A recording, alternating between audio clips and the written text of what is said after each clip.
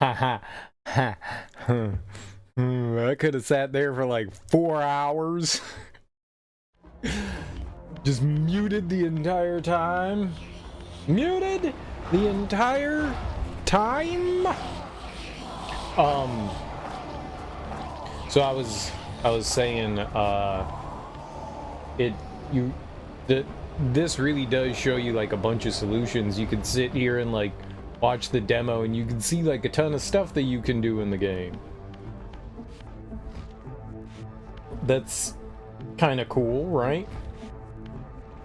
That's kind of cool. But also it like shows you all the answers. Yeah, see, it's sketchy for them too in the demo. I jumped at the wall and we didn't grab the wall. That exact same thing happened to me. So the last time we played this, we where did we get to? We beat, the last thing we did was we beat the boss in the snow areas. So man, that was the dumbest boss in the game. That was literally the dumbest boss in the game. I thought the boss before that was bad, and then that one happened. So the boss is completely immune, and you have to drag him all the way over to where... you have to drag him all the way over to... There's like a furnace room, and you just blast him with the furnace. And the furnace blast kills them. But man, like, I mean, you know all the bosses are gimmick bosses. That's a given. So it's like figuring out what mechanics and stuff. But like, never in the game prior to that were you able to like move out of the room. You'd always been in like an enclosed arena. That is a much better designed gimmick boss. When things are like self-contained. I don't mind the idea that, you know, okay, you've got to burn this guy, but like every once in a while he'll like chase you. He'll chase you through like the level, but sometimes he'll get caught on things, he won't move forward. And so it's kind of hard to tell whether this is like an intended behavior or not. And for the most part, it kind of felt like it wasn't. Because every once in a while, he would turn around and just go back into his throne room. So it would be like one of those things where you're like, well, I guess this isn't intended, you know? It took way too long to figure it out, and I think that's a, like, genuinely poorly designed boss. Like, that's... If everything that you can do for a fight is self-contained in a room, you can go, yeah, okay, we can figure things out in here. When you have an entire level to try to figure out what to do, that's not great. That's not great. Maybe if the boss kind of like followed you along throughout the level, kind of like Nemesis or something like that in like Resident Evil 3 or Mr. X in like 2, where you know he's constantly like popping in and you're dealing with him in like small spurts and stuff like that.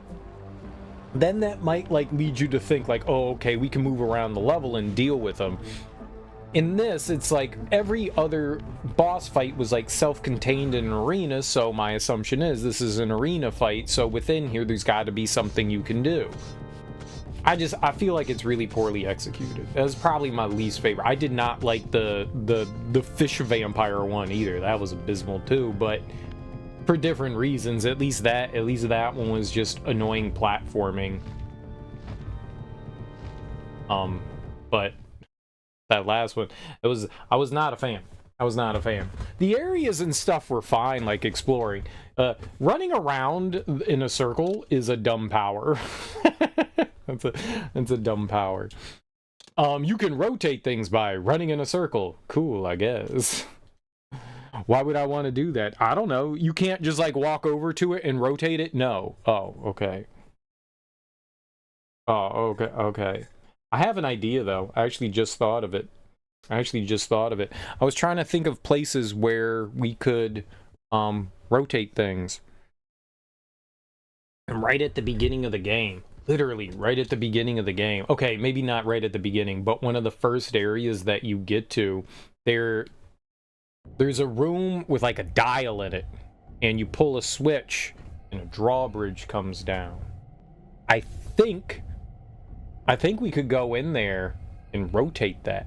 I'm gonna do that. I don't remember where that is.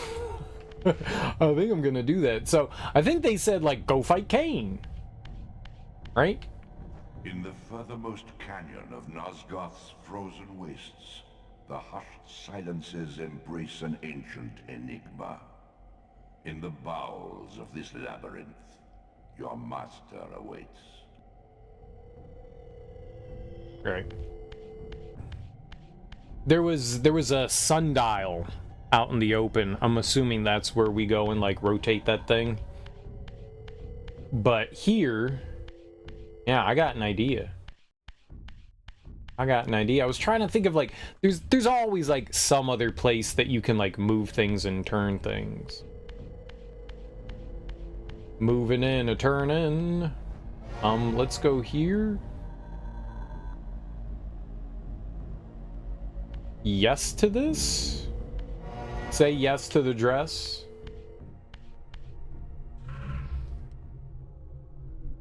I think this is what I want. Actually, we might be able to go to the second one. We might actually be able to go to the second one here. Not you, but... Oh. What's this one? No. Where's this one? I think I want the one that's the 3. But where does this one bring us? Maybe this one will work.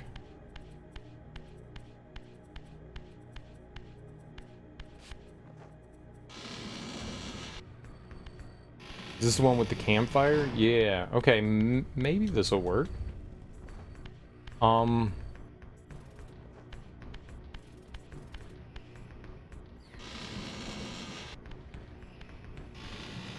Is it just right here? No? Did we go too far?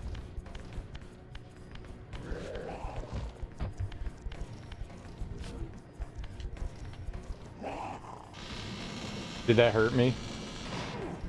Yep.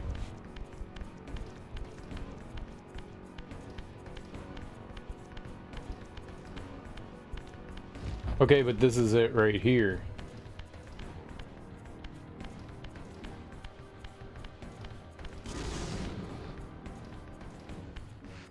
What?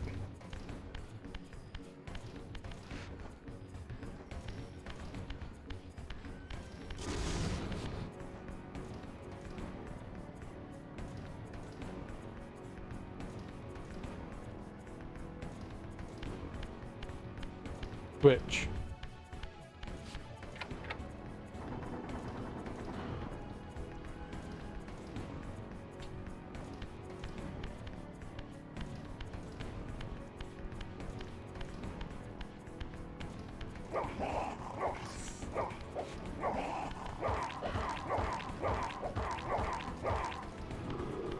Oh, I can't do anything about that guy.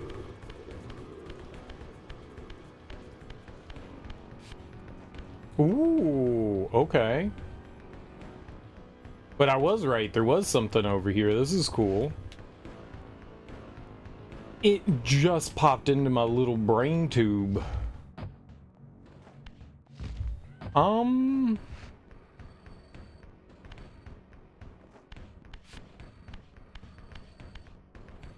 What am I doing here?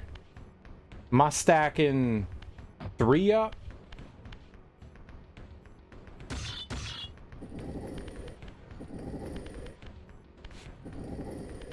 I could see that.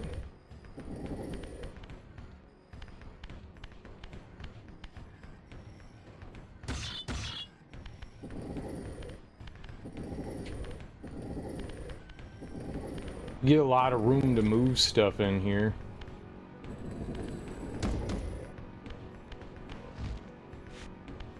I guess I'll throw this one over the ledge. I think that's what we're doing, is doing a 3 stack here. Hey, why do you have to put your fingers inside that for it to work?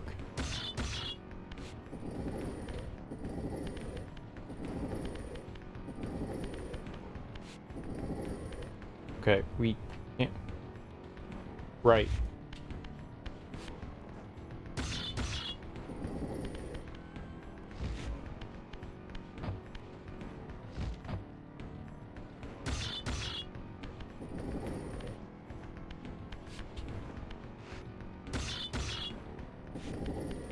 Go.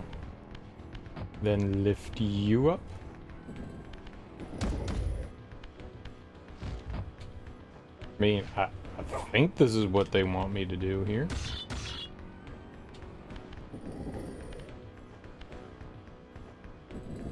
Lift. Alright, yeah, maybe we have to push this against the wall too. I don't actually know. Maybe we could do it midway? That's hard to get up to.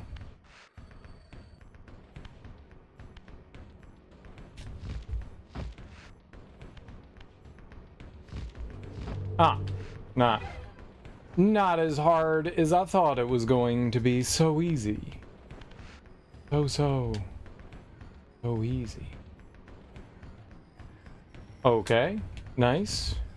We got boner us. Very good. Very good.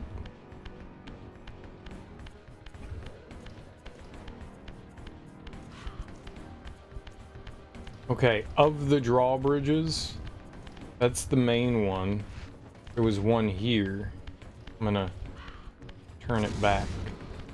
Yeah, to there.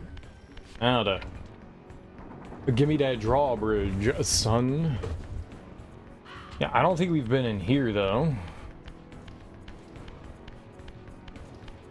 I'm just gonna ignore you. A health'em. Bloink.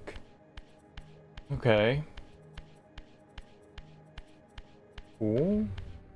I know where one other is.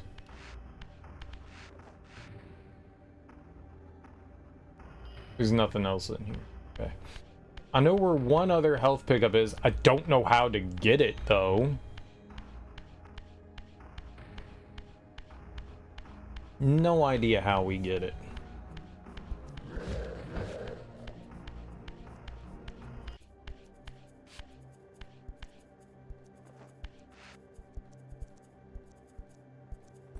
Okay, yeah, so we rotate it here. And then there. Definitely haven't been in this one.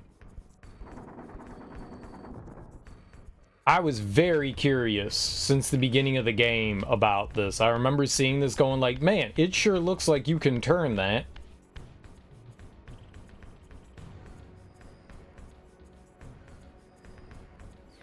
Go for real, that's it. It's just like, here, you can pick up some magic. No way. No way. That's it? That's it?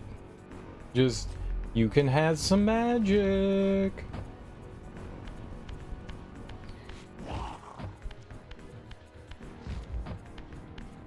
Is really that lame?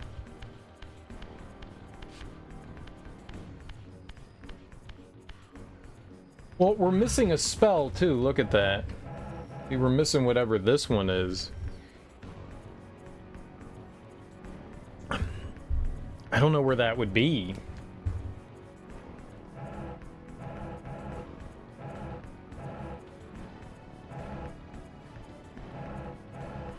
It's the third one, too.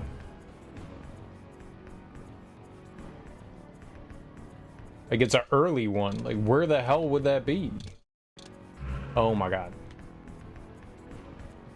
Where the hell that gonna be? Okay?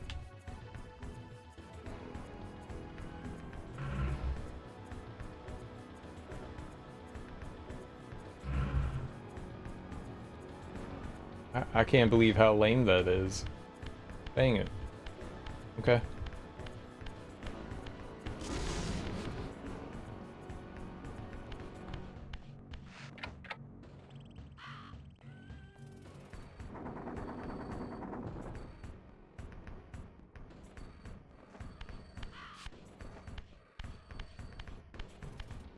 Alright, I don't think that there was anything else along here. I think we got everything that we could. There was the path off to the right side, I think, and that led through some gates, and then there was another one you could kind of like swim through. I guess it wasn't really swim through, but you can get to the other side and climb a wall.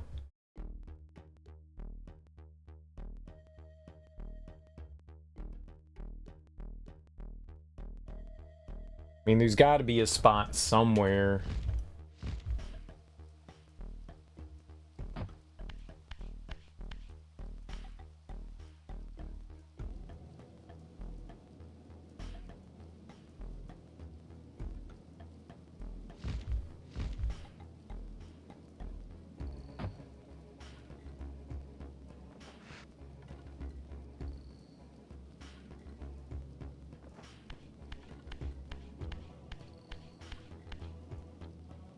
Now we're in the Kingdom of Three.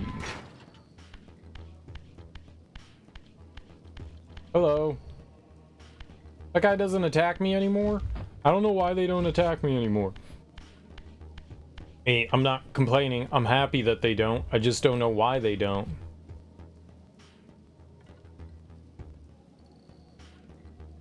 Like, they did at one point.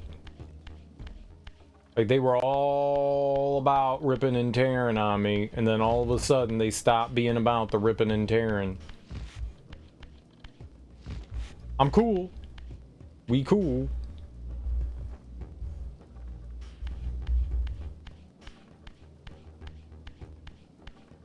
I just don't know why that is. I haven't really gone back and explored the other kingdom that we were in. That one was really big. One with all like the bells and shit. We haven't been back in there. There very well could be something in there.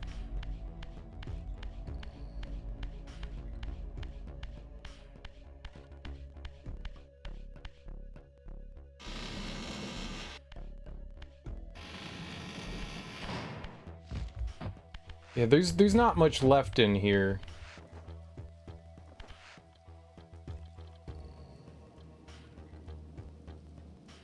We went all down through there and explored.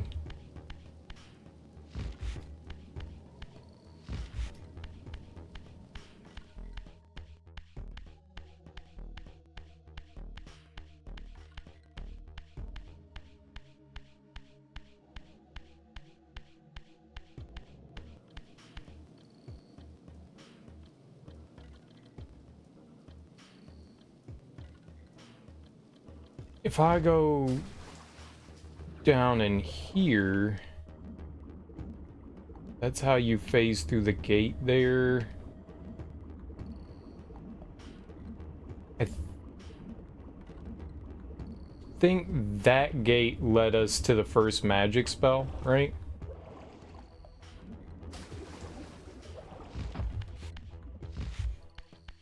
I believe.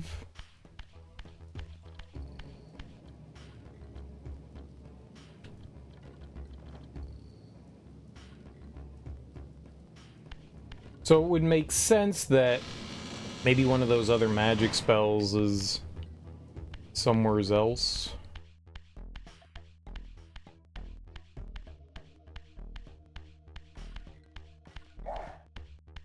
Rawr. You know, you don't ever really get stronger per se. You know, you get the Soul Reaver, which allows you to do some decent amount of damage, but it's like Link's sword beams. You know, you only get it at full health. So mean, if you're an idiot like me, you're not going to be walking around with it, you know?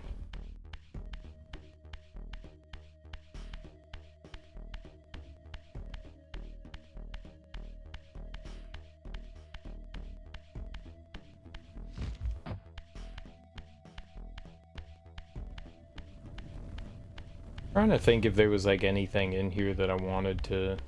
I don't think that there is.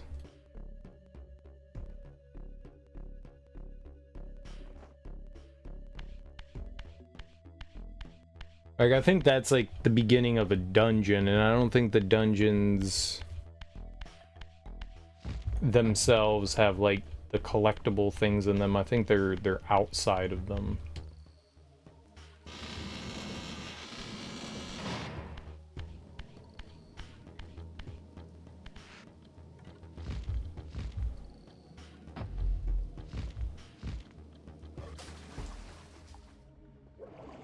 I don't know why you didn't grab that ledge. Probably because it was on a slant. I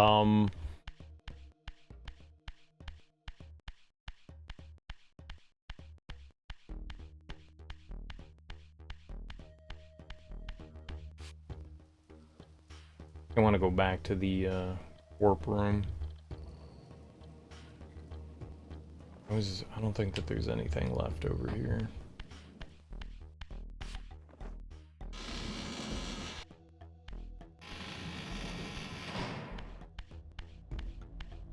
Alright.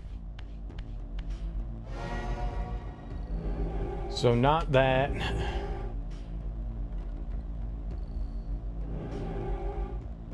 This is the second one. So that's the human town. Maybe this? Maybe this is what I want?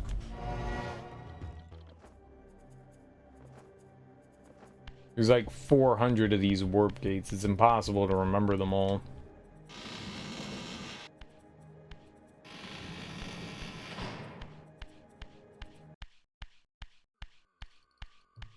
Yes? Maybe? Yeah, I think so. I wanted to...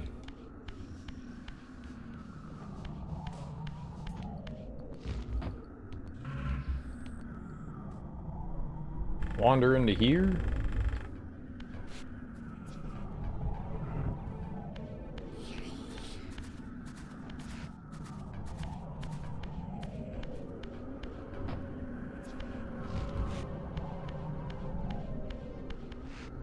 Oh, that's right. This had, like, the spiders. They're not spiders. I've seen spiders. The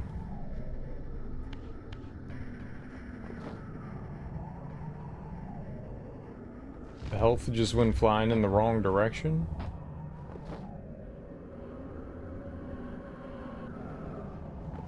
Sure.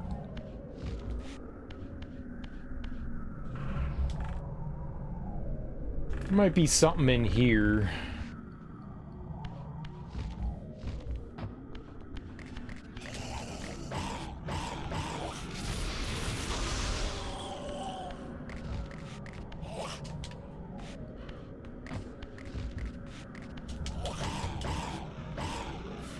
This is close. I thought we got hit there.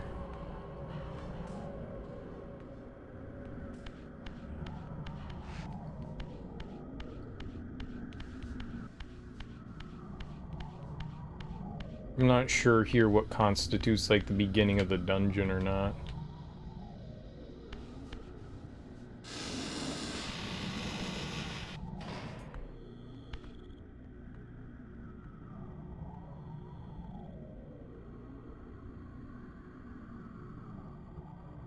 I remember wandering through here. I don't think that there was like anything out here.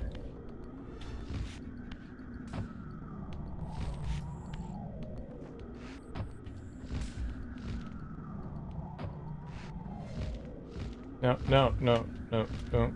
Stop. Jump into the hole. Right, but... no.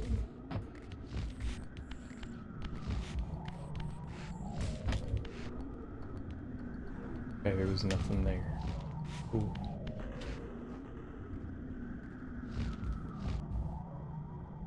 That does look like there's something on the other side. You some bitch!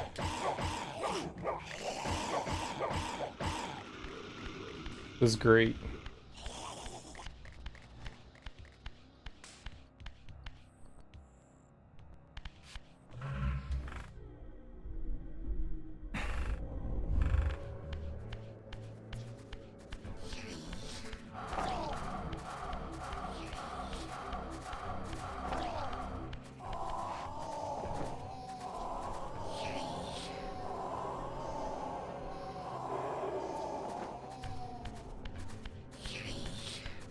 I see Bonobo, how you doing? Welcome on in. Who this nerd? Look like he be walking around with calculators and pocket protectors. Get out of here. Stomping around with his big ass clod hoppers. You think this guy looks badass? He a geek. Raziel, a big old geek. He does look kind of cool with his like meat flaps on his back and his like missing lower jaw. Who says you need a jaw? This shit always freaked me out. No wonder he keeps it covered. Dude, if you was missing your lower jaw, I don't think I'd want to see that. I'm glad he hides it from people. This is very kind to him. Very kind.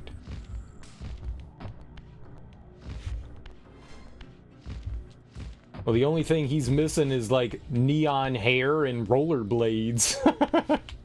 I'm sure they couldn't quite figure it out. I'm sure. They probably tried, though. They probably tried.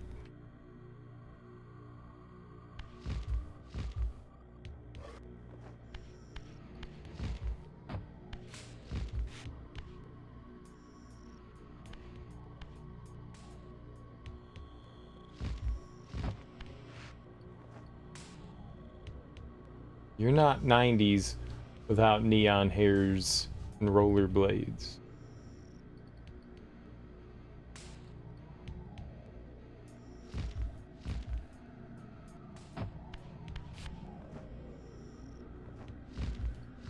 You getting there though? Can we make it? Have you ever played the series before?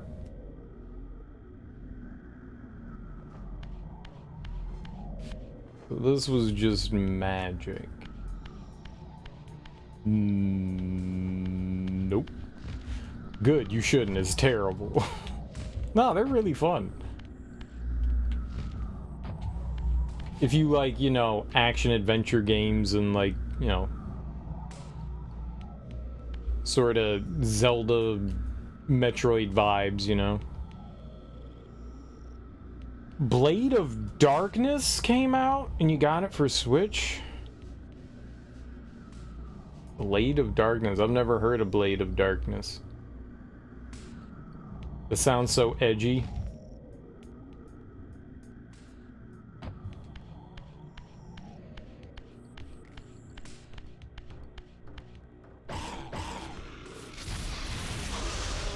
(2001). It's a hard game? Oh. Like an action RPG? Well, kinda. Ahead of its time? Can't say I've heard of it. Who made it?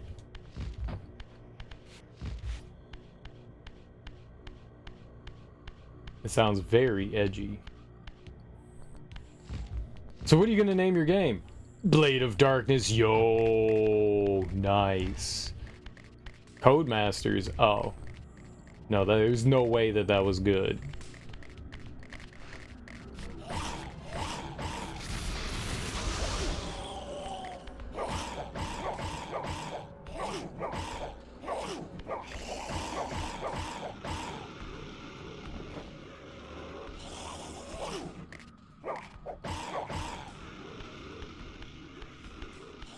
Severance? That sounds a little better.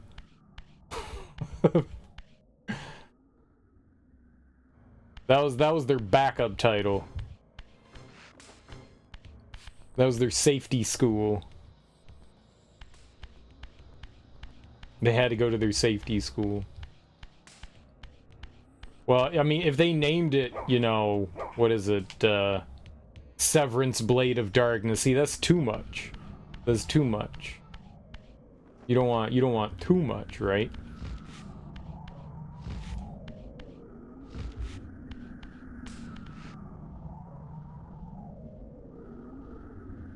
It's a lot of fun. Nice. Yeah, I can't say that I've ever... So they remastered it recently?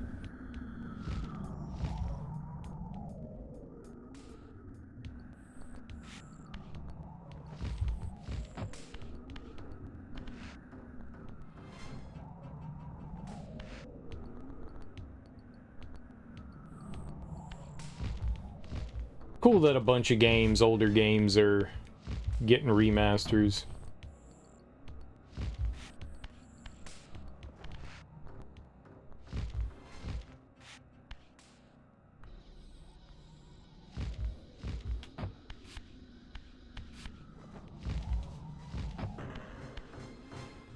Can I, like, squeeze through this?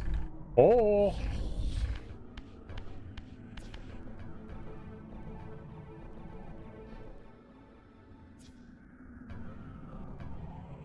What?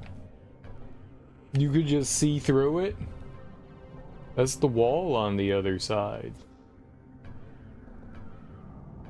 Is hollow?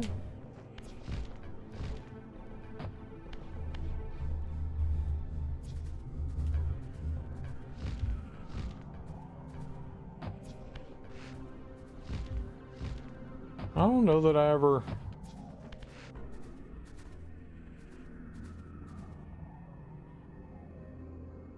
Weird. Yeah, you could just see through the wall down to here. That was weird. I guess there's nothing in there.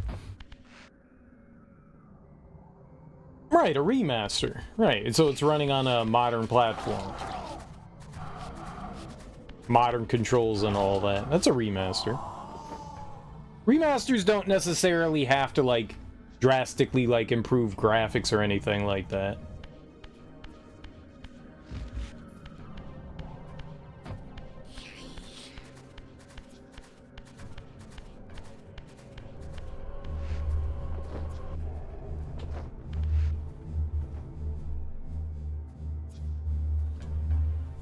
That's cool, though. That's cool. I mean, have you ever heard of Shadow Man? Night Dive recently, like, remastered that one. They didn't, like, upgrade the graphics or anything. They just kind of, like, modernized the controls and made sure it ran on modern platforms. And then added in some, like, cut content. That was pretty cool. I don't know what the cut content was because I don't remember the original one, but they did. And they added a hard mode. You should not play hard mode. No one should. No one should. That game was not well optimized for hard mode.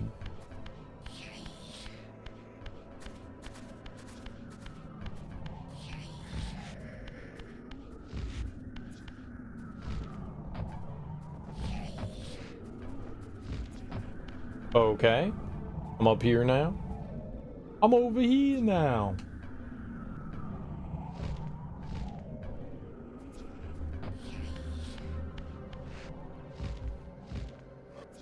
That's cool. I'll have to try to remember to check out Blade of Darkness at some point. I wonder...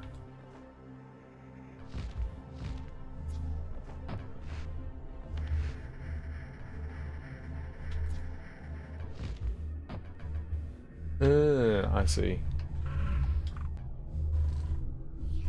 You're also looking at Shadow Man? Yeah, Shadow Man, actually it reminds me a lot of this. This and Shadow Man have some pretty strong similarities. They're not identical, but They definitely have some very strong similarities between the two of them.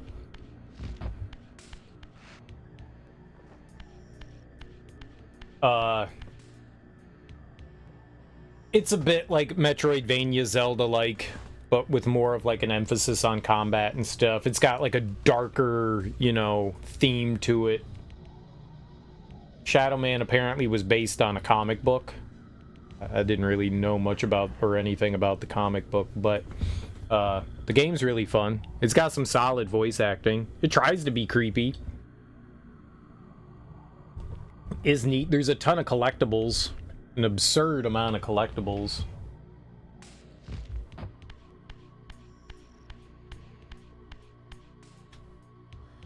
Absurd amount of collectibles.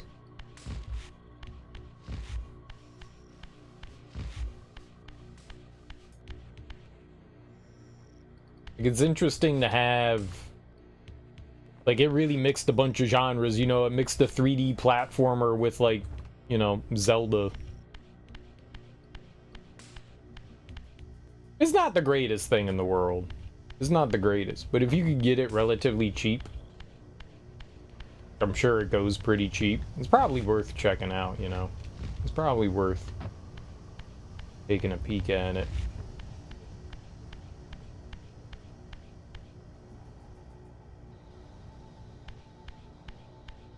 I mean, like I said, I wouldn't play on hard, but if you play on normal, you're gonna have a pretty fun time.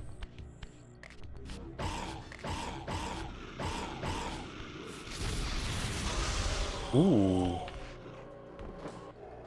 Okay, yeah.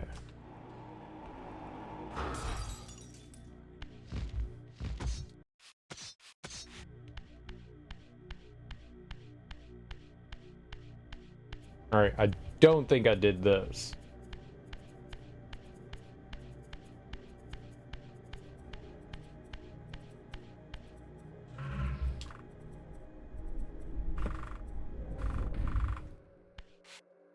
Hard mode was added just for the new release, and it's rough. it's real rough. Me being the psychotic person that I am, I play like all the games on hard mode, and that one's something special. One's something special. It's definitely hard.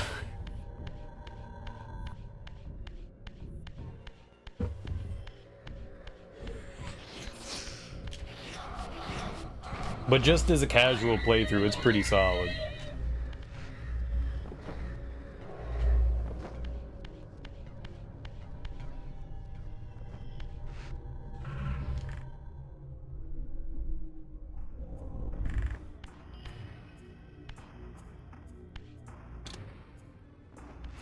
What? I picked up like a baton. You want me to do something with this baton? You wanna do something?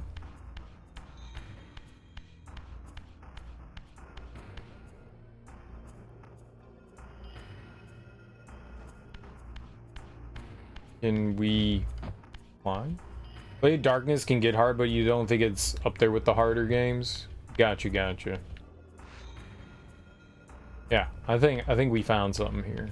Definitely not been here before.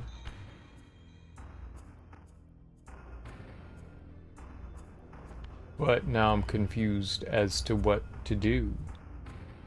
What do? What your threshold is for hard? An entire fist in the butthole. Does that count?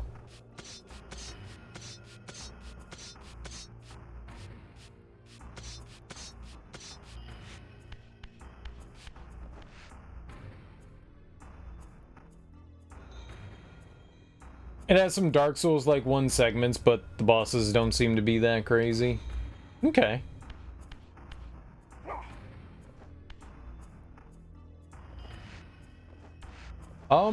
What happens if I do this? Yep. Okay, well, I don't get to keep holding on to the whatever that is.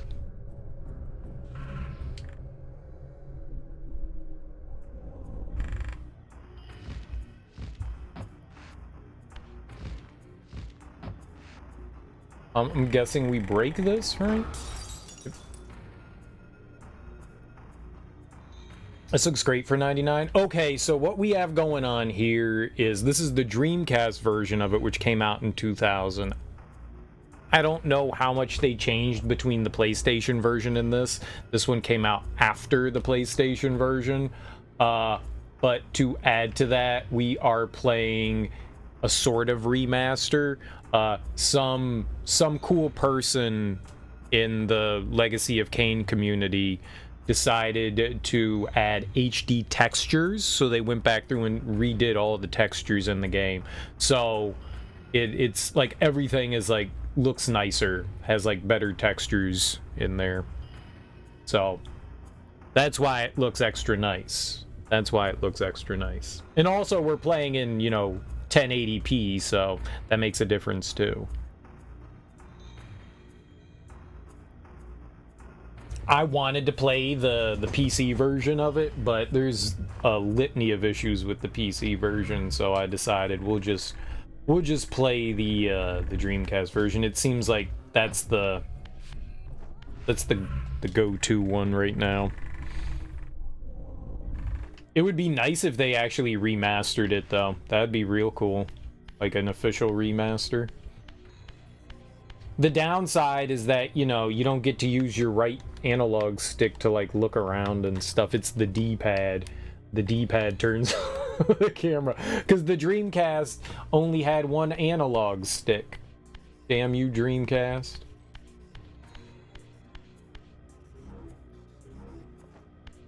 Oh, do I run around this?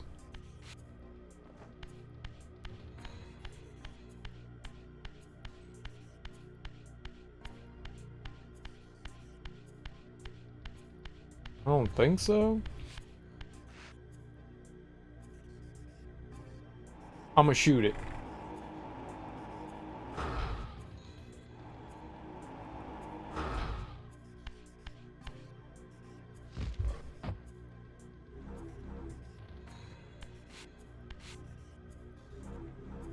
Okay. Let's go into the other world. Is anything happening here?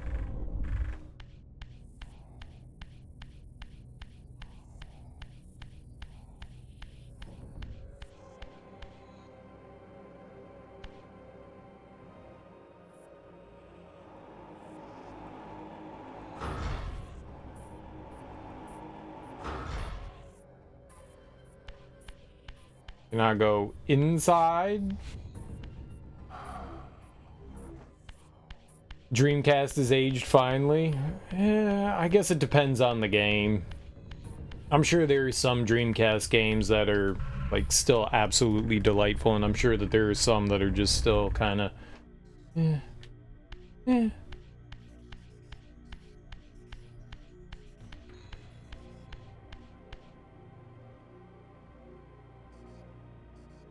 Oh, it's hitting the wrong button there.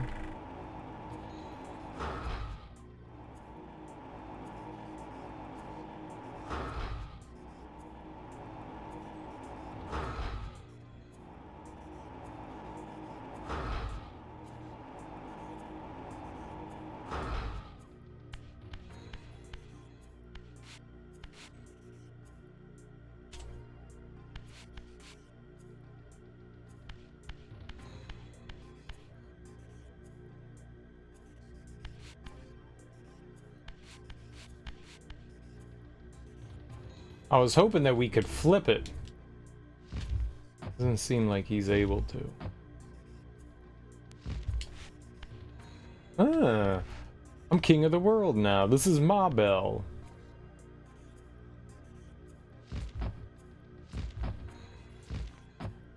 Ma Bell, I got the ill communication.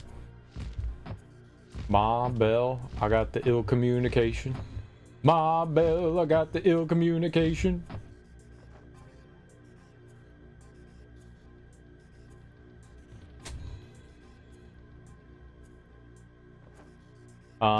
Well, I don't think that was it.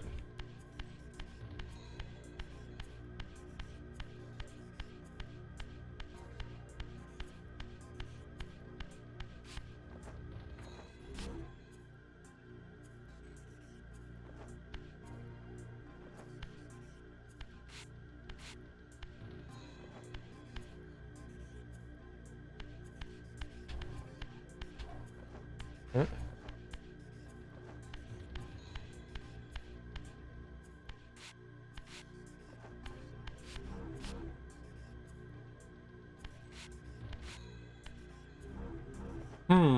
There's something we do here. I don't know what it is, though.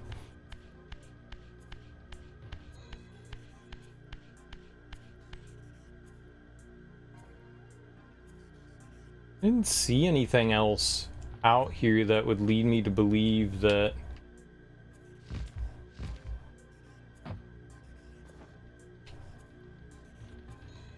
Oh...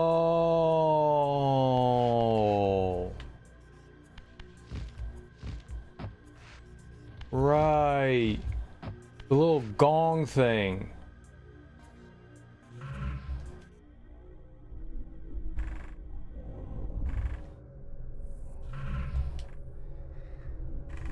That thing. This thing. We need this. This is why this was here. I need this.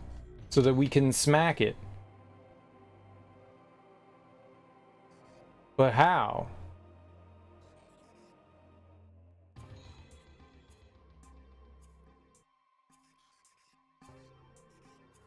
Huh! Okay, I don't know where it went. It's over there somewhere.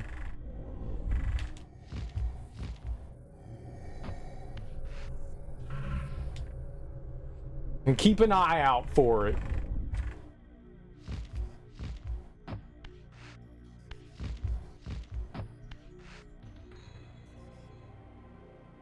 It landed on the ground right there.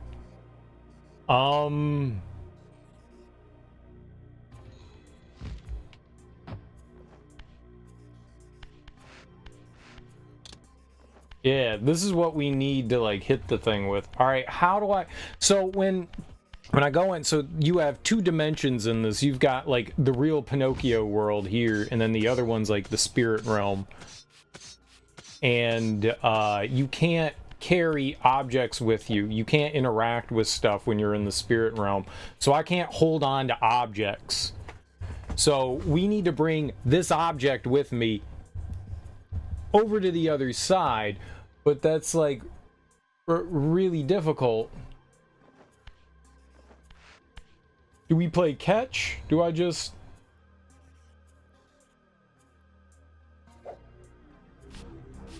No.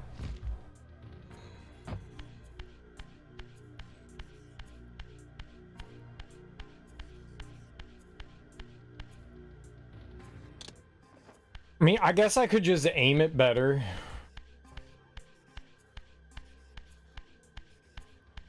It doesn't look... A lot of the times when you throw stuff, it gets stuck in the wall. But this doesn't look like it gets stuck in the wall. It looks like it bounces off the wall. So maybe if I throw it a little bit better, it'll just go to the other side. What's up, Sean? Like there? Let's find out.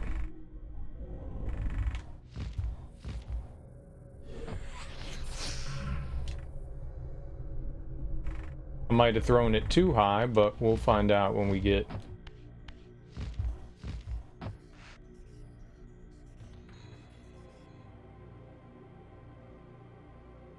Is that it right there? I think that's it.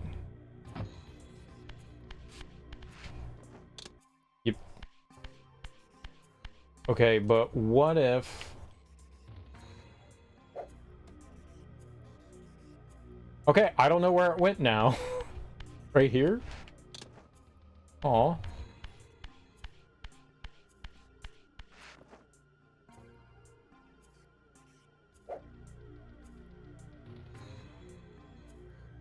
Okay, I think I threw it up there. I don't see it down here. Yeah, okay. Good. I think we got it up there. Doing some research, according to this, Nintendo has lost 5 patent infringement lawsuits in Japan from 89 to 2020. They also won a bunch too, so... One of their more recent ones, one of the ones that just took place, was against Kalapal, and they literally changed their patent right before the lawsuit so that it more closely represented what they were suing for, which seems really devious, and the fact that they were like allowed to do that is kind of fucked up. But they won that lawsuit because they right before they, you know, sued, they changed their lawsuit. They've won some too. They've definitely lost some, but I believe they've won more than they've lost.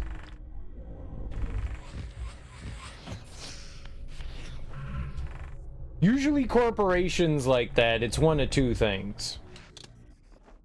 They'll sue because they feel like your product too closely resembles what they have, and what they're hoping is that rather than going all through arbitration because it's extremely expensive, you settle outside of court for usually undisclosed amounts and different things.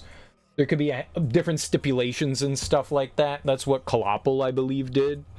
They settled outside of court because, you know, indie companies don't have a ton of money to go through long litigation and arbitration and all that. They don't have the money to do that.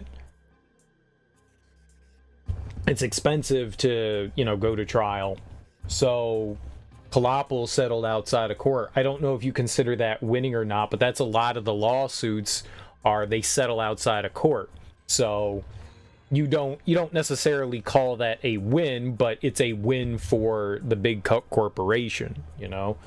You give them money, and then there's like terms and agreements that, you know, they agree to, which, I mean, according to whatever the PAL people, they said that they were gonna like ride it out. I don't know. We still don't know much of anything regarding the lawsuit and the patents yet, so your guess is as good as mine. Chances are that it'll be settled outside, you know, they'll just come to a settlement agreement. Chances are. That's usually how these things end.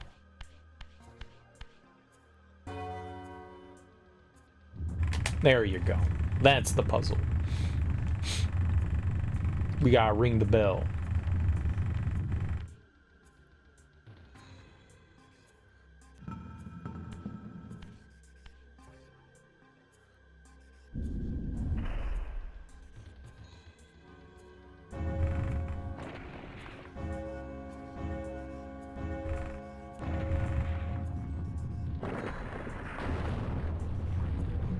The fuck?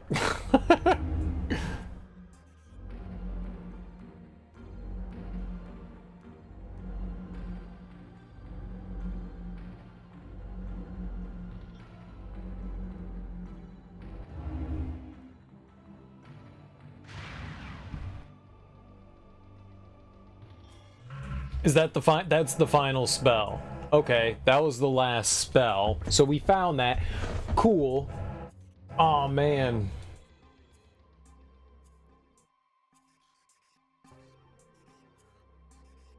Alright, that's dope.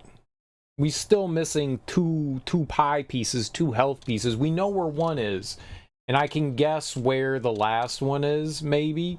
There's an area we haven't yet, like, gone through, so maybe there's one in there. But I don't know how to grab... Yeah, oh, well, yeah, let's see what it does. I don't know how to grab this other item.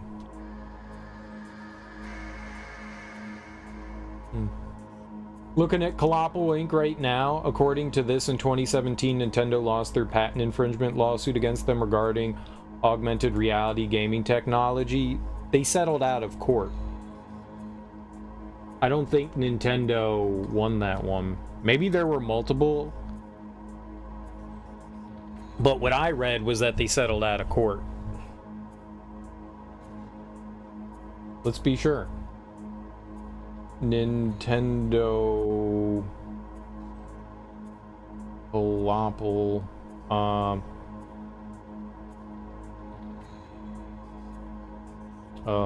Lawsuit. I'm gonna look at settlement. That'll give us answers.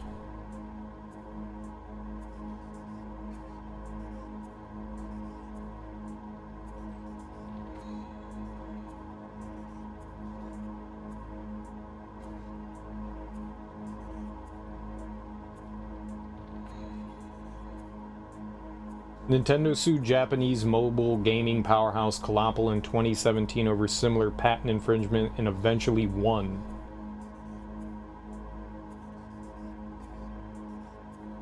So no, Coloppal didn't win, they lost. They paid them $21 million plus licensing fees for using the patents.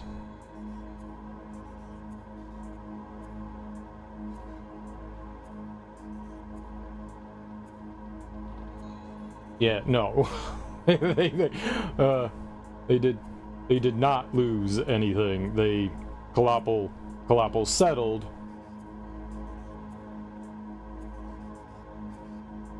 $3.3 billion yen.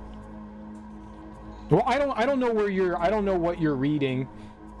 People sometimes get wrong information. I don't know what you're reading or where you're reading it. In 2017, Nintendo sued Japanese developer Coloppal over patent infringements in the free-to-play mobile game Shironeko Project. According to an official statement, Coloppal has agreed to pay 3.3 billion yen, which is about $30 million. Coloppal is a major smart device developer, making titles like Tsum Tsum Land for Disney. Released internationally as Coloppal Rune Story, Shironeko Project is an action role-playing game with touchscreen controls. In its lawsuit, Nintendo claimed Shironeko Project violated 5 of its patents, including a touch control system, including using a joystick on a touchscreen. That's absurd. The violation appears to be in reference to a patent introduced for the Nintendo DS wrist strap, which doubled as a joystick-like control for the handheld. Shironeko Project introduced what is called a Punicon mechanic, having players drag their fingers across the screen and tapping to unleash attacks. Nintendo's claim covers placing arbitrary coordinates on the screen and then dragging it like a joystick motion. That's absurd that you can patent something like that. Like you can't use touchscreen controls. Around the time the suit was originally launched, a patent attorney on Yahoo News Japan indicated that the claim was rather complex and that Nintendo's original patented control scheme was wide-reaching. You think it's possible to call it what it's known as a killer patent. Earlier this year, an analyst, Sirkin Toto, pointed out Nintendo asked for more in damages, increasing the amount to the equivalent of $47 million, up from the original $42 million. The argument was that Coloppal continued to violate Nintendo's patents since the lawsuit first filed. By April, the amount had apparently increased to over $92 million. Subsequently, Coloppal writes in a release announcing the settlement, the company determined that it would be best to resolve the matter as soon as possible through a settlement and has now reached an agreement on the settlement. The terms of the agreement are that Coloppal will pay Nintendo a total of 3.3 billion yen as a settlement for the lawsuit, Coloppal continues, including future licensing, and that Nintendo will withdraw the lawsuit. Because of this settlement, Coloppal will record extraordinary losses in the third quarter. The settlement of the lawsuit will have no impact on the company's consolidated business results for the fourth quarter of the fiscal year. So Nintendo won that lawsuit by settlement. I mean, that's not really... A settlement's not really winning a lawsuit, but it is kind of winning a lawsuit. You know, you feel as though that your case is not strong enough to push forward, so you settle outside of court, and usually lawyers draw up agreements of what you can do. What happened with them was that there was licensing, so they licensed the patent from Nintendo, which is a lot of money. When it's like one of the main devices, when you license patents, that's a lot of money that can be spent. That could be a lot of money, because if that license, you pay for a license and it's within a time frame. You don't usually get lifetime licenses. So they'll say like, hey, this license is for like 5 years. So you'll pay somebody $5 million to use their patent for 5 years. When that time period runs out, either you renew that license or you remove it from the store, or you remove those mechanics. It's like in Rockstar, in like the Grand Theft Auto games, where you have music and stuff. They licensed all that music for a set period of time, whether it's like 5 years, 10 years, 15 years, whatever, what have you. That's why over time you see less and less music in those games, because they lose the licensing rights, and it's not worth paying it anymore because your product is no longer bringing in that money. So they just let those things lapse and then take that stuff out. But this is on a bigger scale. Not looking good for Pocket Pair? Who knows? Who knows? Maybe Pocket Pair will go the settlement route, and then they'll license out the patents. It's absurd. We'll have to see. We'll have to see. It's still very early on, and we don't have a lot of information. We'll have to see.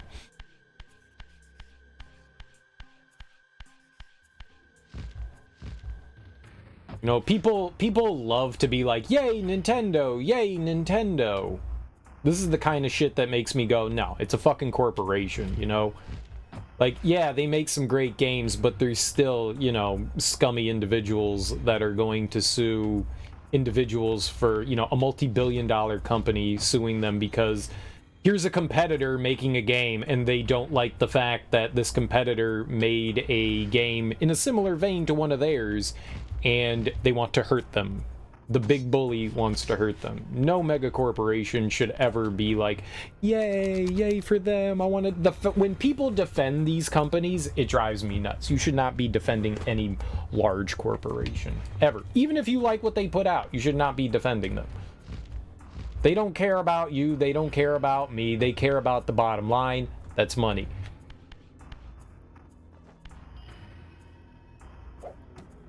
So, fuck Nintendo. Do I like Nintendo products? Absolutely. But am I going to worship Nintendo? God, no. And I don't know whether I agree or not with what's happening in the lawsuit until I see more information on it. Yeah, it's probably not looking great for Pocket Pair. It probably isn't. But Pocket Pair did get a ton of money in early access. So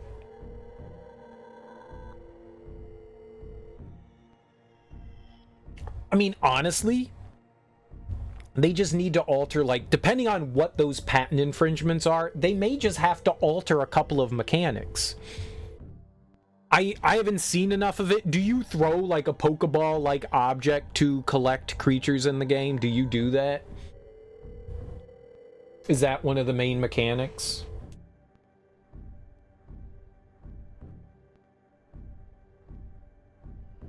Riding around on the Pokemon, that's absurd. There's games well before Nintendo ever rode around on. I don't think you could ride on a Pokemon until, like, well, I guess it was like in the first one, right? You get to like ride on the ocean and stuff like that. You throw a PAL sphere. Okay, so you throw a ball to collect a PAL. They may have to alter how that mechanic works in game if they want to keep selling it. They may have to, depending on what it is. I think that that's what the lawsuit is about. That's the patent that Nintendo has, that you can't throw an object at an animal to capture it, which is absurd, which is fucking absurd that you can patent something like that, the mechanics behind it. But maybe they just change a couple things about it, and bada boom, bada bing, they're all right, you know? Maybe they just need to alter some things about how you do it. Maybe you don't throw it. Maybe you just hold the ball out and a laser beam shoots out of it and it absorbs the creature. Then you're fine. You know, they might just have to make an alteration to how that mechanic works, and then they're free and clear. It all depends on what those patents are and how that kind of stuff works, which I'm not entirely sure about. But it may be something that, you know, okay, the game comes down for like maybe a month while they do some like repairs and stuff like that. It's no more absurd than what's actually happening. You throw the ball at them, and they get turned into a ball of electricity and get zapped inside the ball. I mean, shooting out a laser beam from it and having the laser beam absorb them, you know? I mean, like, who fucking cares?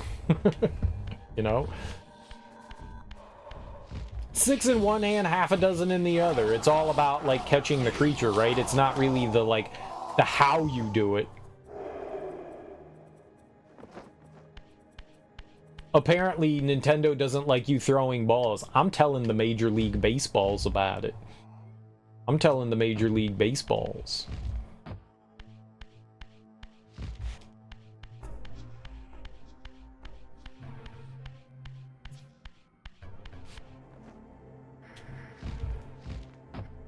Ooh, nice. I didn't think we were gonna latch onto that. Okay, so we found our final spell. Let's go see if we can figure out how to get our final health. Well, the last one I know of here.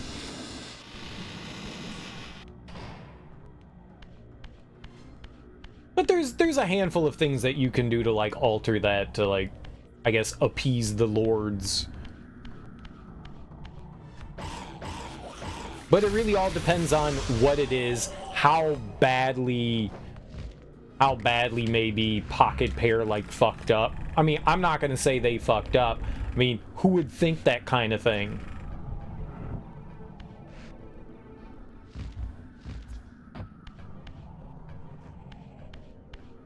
There's a lot of factors that go into it. But chances are, I doubt that Power World is going anywhere. I doubt that Power World's going anywhere.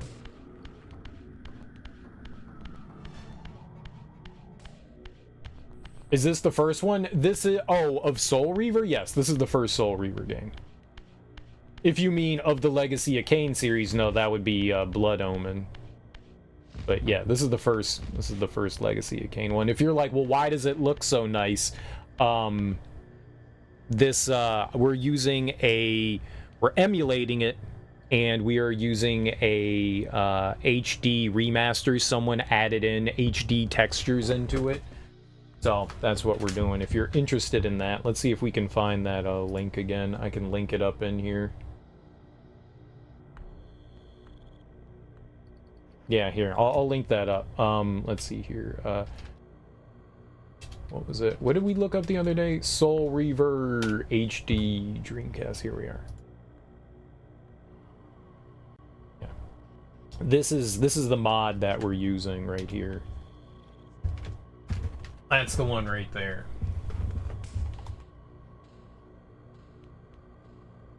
And that some cool community member of the Legacy of Kain series took it upon themselves to add, you know, a texture mod to it. It's really cool.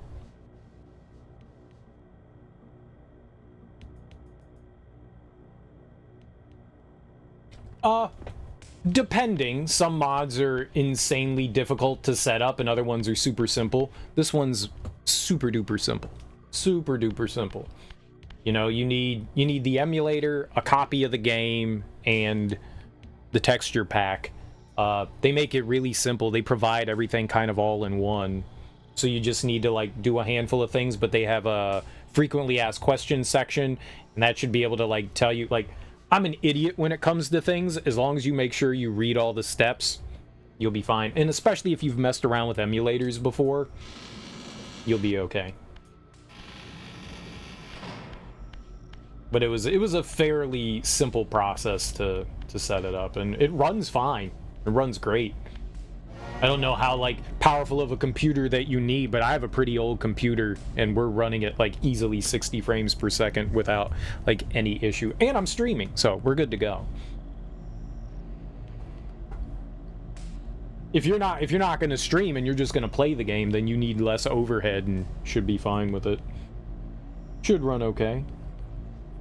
Depending on how old hardware you have. Yeah, I wanted to look up and see. What do we have? Where's my notes here? Yeah, no worries, though. How you doing, how do I say... how do I say your name? Hespink? At the disco? Hispanic. Ah!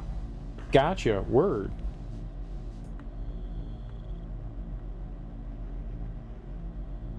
Well, welcome on in, Hispanic. Where is the skeleton? Uh-oh. Yeah, where's the skeleton thing here? Huge skull. Ah, it's a little square thing. Alright. Yours is relatively old. You built it back in 2017. Dude, mine's older than that. You're fine. You're fine. Mine's way older than that. I still have a 1080 Ti. Stream sometimes, but it's mainly just for friends who want to watch. Yeah, like I said, if you're just playing on your own, you shouldn't have an issue. You just upgraded your graphics card and RAM. Nice, dude. What'd you get?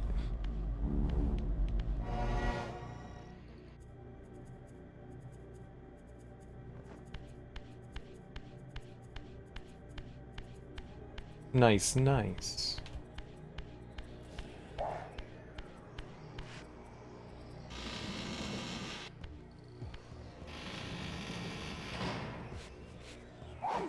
No! Bad!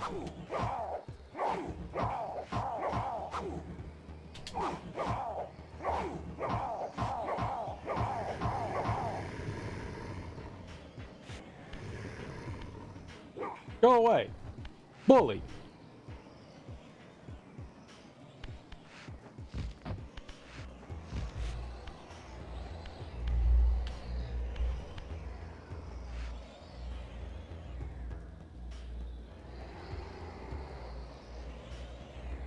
One of your friends donated his 2080. Dude, badass. And your brother got you 32 gigs of RAM? Fuck yeah, man. That's dope. That's dope. Shit, your computer's like 12 times stronger than mine now. Way to go. That's awesome. Dude, friends that give you free things?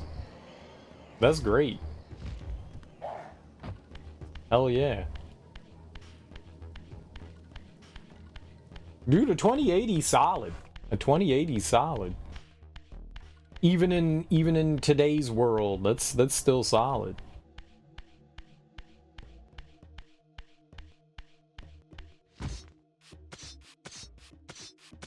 Friends who are constantly upgrading their stuff and need to get rid of their old stuff. Well, not only do they need to get rid of it, but they gave it to you. You didn't have to pay anything. They weren't like, yo, man, buy me a beer.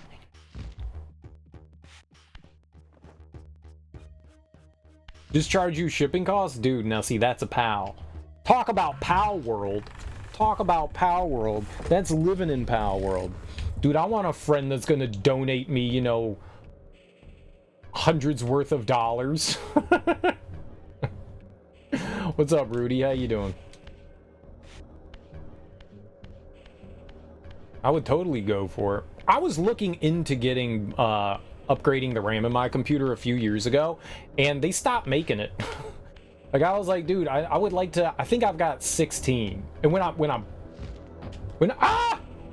no, scammed.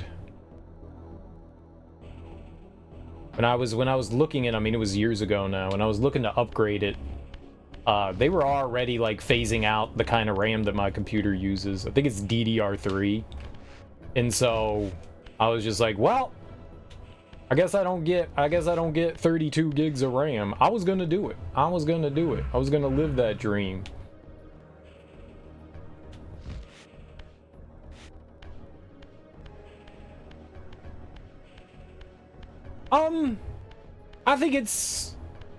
I don't think it really matters. There's some things that Intel does better, and there are some things that AMD does better. Like, single core is definitely better on AMD, and multi-core is definitely better on Intel. I don't really care one way or another. And Intel over the years is kind of like fallen off a bit, and AMD has stepped up their game a bit. I think I would still always get an Intel over an AMD, because I've never been burned by Intel yet. They're a little bit more pricey, but you pay for your quality. But I think AMD has definitely like closed the gap in that regard. Their processors have definitely stepped up. Intel paid Windows to sabotage AMD. I hope you're not naive enough to think that, like, all companies do that kind of thing. Like, literally every single one of those big mega corporations do that kind of stuff where they like pay to have an advantage in some way or another. Why in the world can you not land on this, man?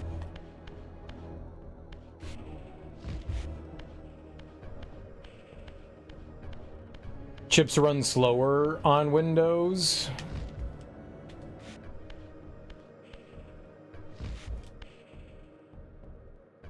I haven't heard this rumor before, but it's naive to think that corporations don't pay other ones. I mean, look at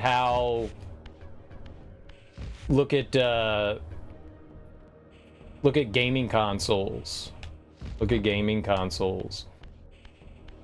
AMD, you know, AMD and NVIDIA went into a bid war over, you know, what computer chip is going to be, graphics cards, processors, and stuff that are going to be inside the newest consoles. And AMD won out in that one. That's huge for them. That's fucking massive. It's true. Well, you know, I don't just believe when people say stuff on the internet, Rudy. I'll look it up. I'll look it up and we'll verify things, but I generally don't. When people say things and they make claims, I've noticed that a lot of the times people are wrong. So it's better just to like research things. You can say it's true, but I'll believe it's true when I actually do my own research.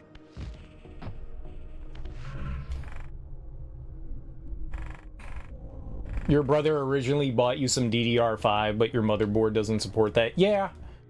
Yeah. That's one of the things when it comes to upgrading your computer that you have to look out for sure, is compatible stuff. I've had to upgrade my motherboard more than once over the years. You know, you get a new CPU and it's like, all right, well, time to do it.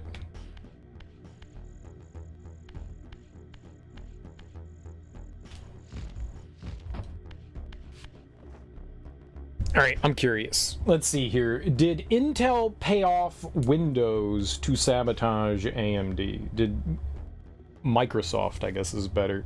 Did Intel pay off Microsoft to sabotage AMD?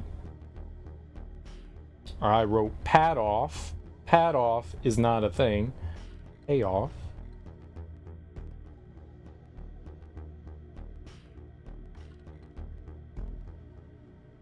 I doubt you'll find evidence.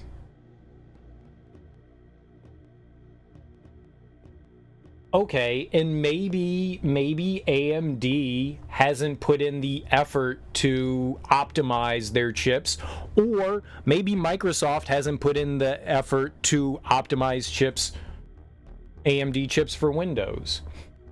That's always possible. Could be a two-way street. Maybe they feel as though, since there is a smaller market share, and there is a smaller market share of AMD stuff out there, that they don't need to put in as much time and effort into optimizing Windows for AMD chipsets. That's possible. Intel has a huge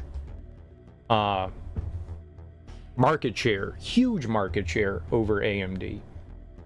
AMD was near bankruptcy coming into CPUs. It wasn't until just relatively within the past like 7 or 8 years, they were like on the verge of like shutting down that part of their company.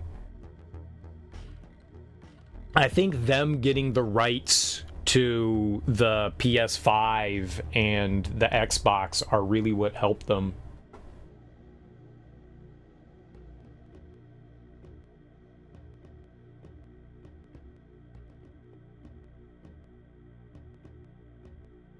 Yeah.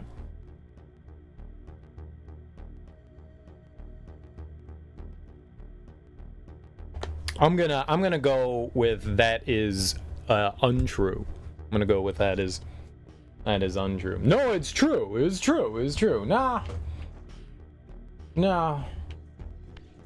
No, if you can't point to evidence and you can only point to the fact that, you know, maybe these chips run a bit slower, that's on Microsoft's end, that's on... might be on AMD's end. Intel's crashing and burning, their stock prices drop. Well, let me tell you something about the stock market. Prices go up and down.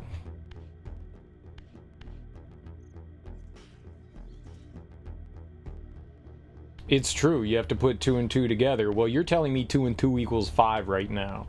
You just gotta believe. The Earth is flat, man! I'm good. I'm good. You can conspiracy theory. I'm not gonna. Yeah, but why is it like that? I don't know, and neither do you.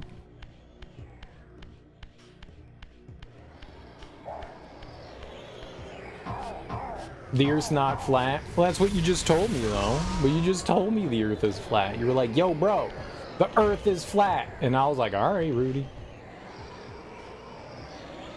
Whatever you say, bro. Alright, how in the world do I get over here? I can't glide over there. That's too far. There's a brick there preventing me from...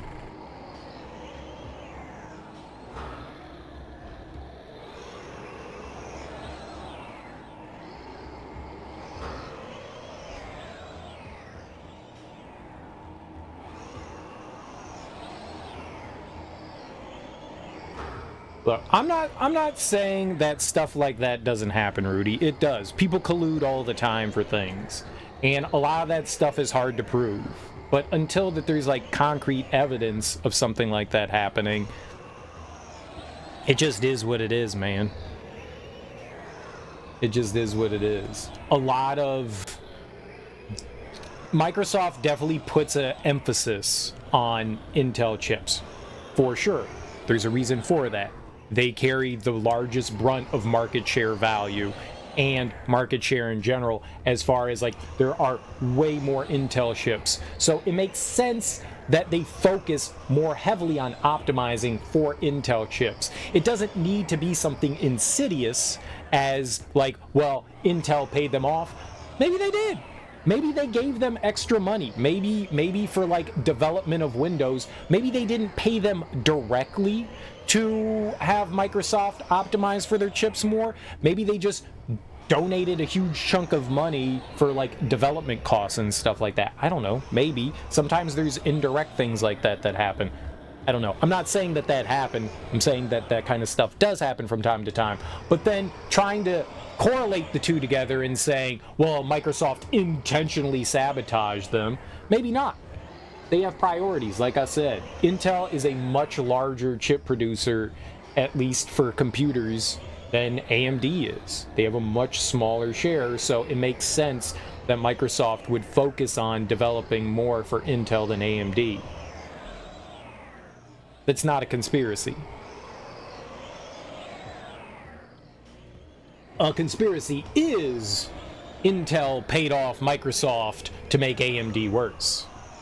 It's possible that they did. It's possible, but things like that aren't super uncommon. No.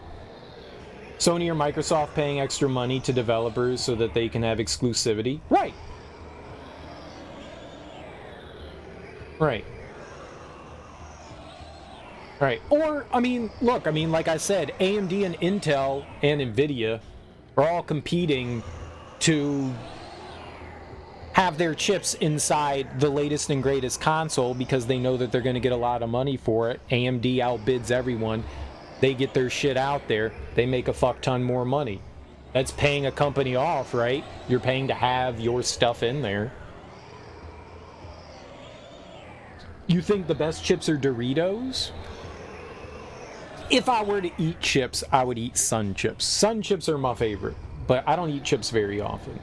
But if I were, it'd be Sun chips. I like the cheddar. That's my jam. I don't know the last time I had a Dorito. I honestly don't know the last time I had a Dorito.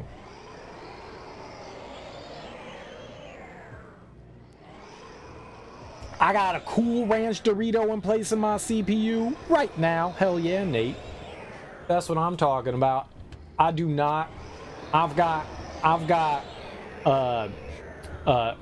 spicy butthole burner. I got spicy butthole burner. That's why my computer runs so hot. That's why I be shutting down sometimes. It's just like, it's very hot in here. And it's like, I'm gonna take off all my clothes. And it's like, no, you need your clothes, computer. I just reminded you, I recently discovered popcorn chips. Popcorn chips. So they make, I mean, it'd still be a corn chip. How's that different?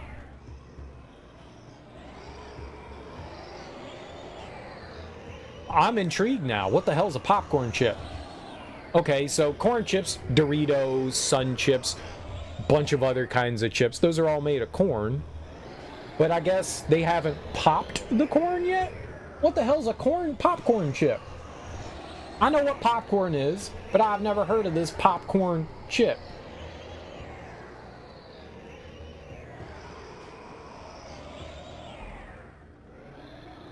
The fuck is a popcorn chip? Alright.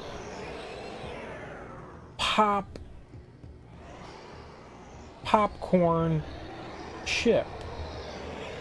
Popcorn chips. Popcorn. How the fuck you make popcorn into a triangle? You can't control that.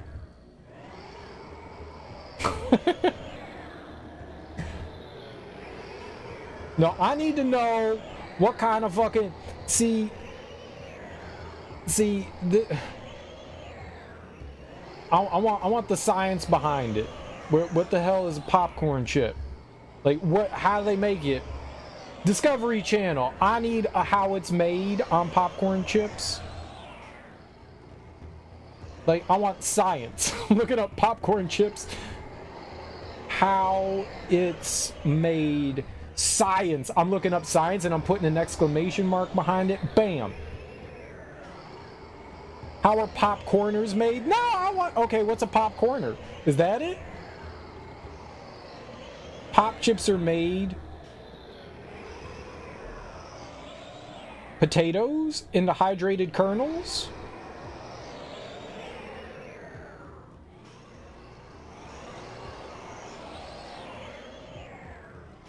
They mold them together with cookie cutouts. Probably. They are grown. Okay, don't go to Cora. The first answer, they're grown. I'm not reading your answer on Cora. Get out of here. Don't go to Cora. Cora's full of heathens and idiots.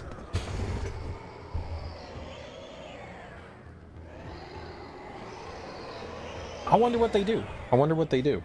I'm curious. I wonder what they do. All right, let's switch into this world. Did that do anything?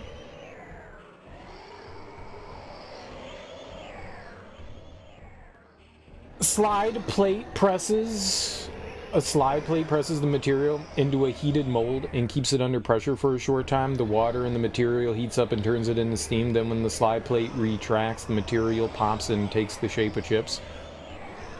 That sounds like really complicated, but also really cool. I could see that. Like doing the pressure thing. There are these like, someone told me about this the other day, these like popcorn cannon things where I think it's a Chinese invention where they put the kernels under pressure in this like smaller container, and then you unleash the pressure after like I think steam cooks it, and when you unleash it, it like shoots into like a bag, and all the kernels pop when they come out. So it's probably something similar in a process to that, I guess. But they're somehow molding them, which I find interesting because I don't understand how that would work, but I guess if you have pressure in a lot of different... I just don't understand how it keeps like the triangular shape though. like the kernels pop and, you know, you're not really like trying to like mold them. I guess maybe because of the water that's in there. Maybe that helps, I don't know, shape it. I like sun chips, but I don't really eat chips, Rudy. I don't really eat chips. What are your favorite chips?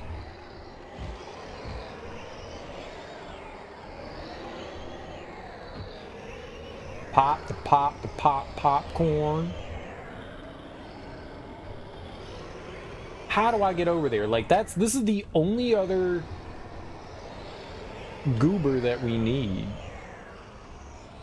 Yeah, well, I would assume whatever's containing them, they have like a mold, and that mold is triangular shaped. I'm sure. Oh, I can't do it in this form. We have to be in other form.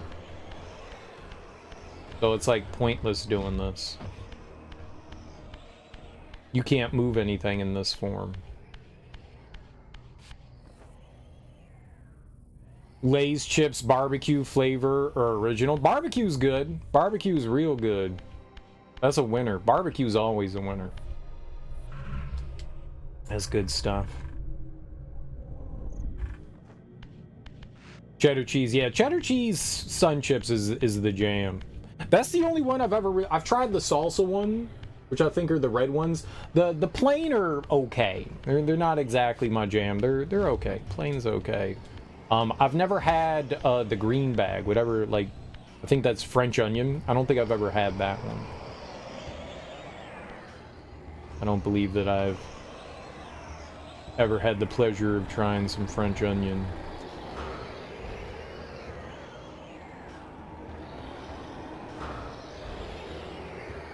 Yeah, it looks like it just, like, dissipates over there. Is there any, like, magic I could do? Music.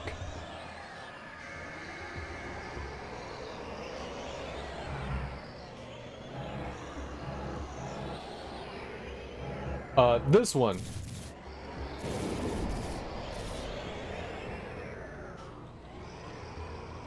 I've read the entirety of the Bible.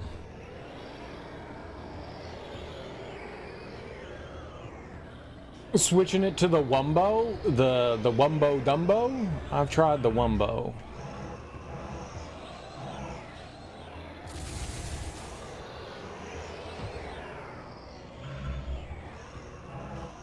We have tried the Wumbo. 1-2 Wumbo.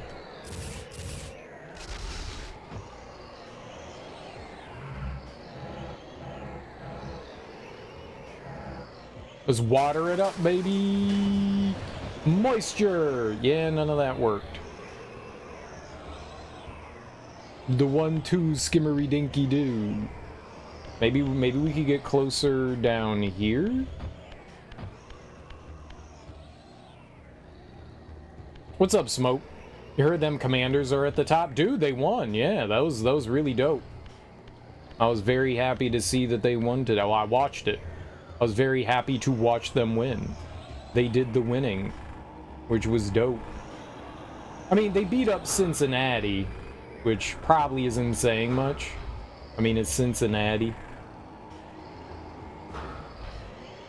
Washington football team and Cincinnati are a bunch of, like, children playing football, like two-hand touch football in their parents' backyard, so... Neither team is exactly, like, a shining example of, like, amazitude. Yo, did I touch it? I think we did it. I think I did it.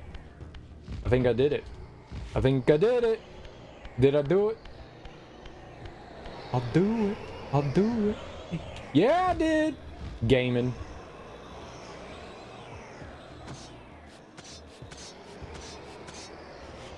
I seem to remember there being an air one that you can use to lift you up. Oh. I don't think that that's what we wanted there. Maybe. Alright. Now we just need one more.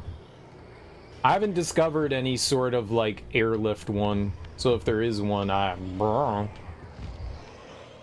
I haven't really used magic too much, to be perfectly honest. Like, outside of picking it up and going, oh, cool, I think I killed one enemy with it.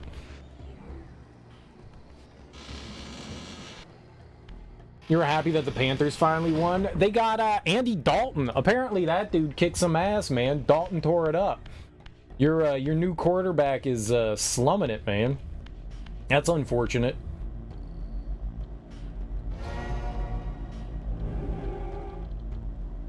Okay, so is it this one? Okay, I can't go in there. Is it this? Hey, a win's a win. No, I mean, apparently he had a really good game. I like it when, like, the vets can step in and you're like, yeah, there's a reason why you've been in the league for so long. The other half is not losing. True. Don't lose.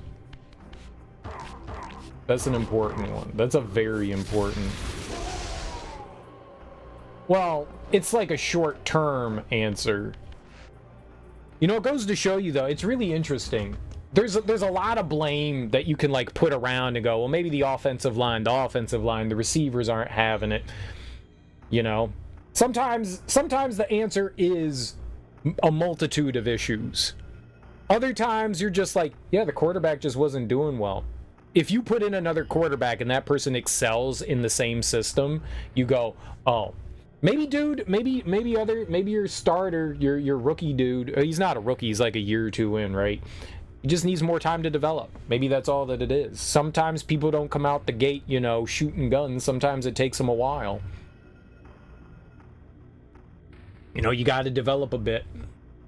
You know, it takes a year or two. And it's good that's why you have the vets behind you. Someone like Andy Dalton can come in and tutor the young quarterback, get him up to snuff. Didn't do too bad last year. We didn't win much, but we weren't losing by a lot. Yeah, you're competitive. Maybe he just needs to get like another, I don't know, you know, a little bit more experience under him. Or he might just not be the one, you know? That always sucks.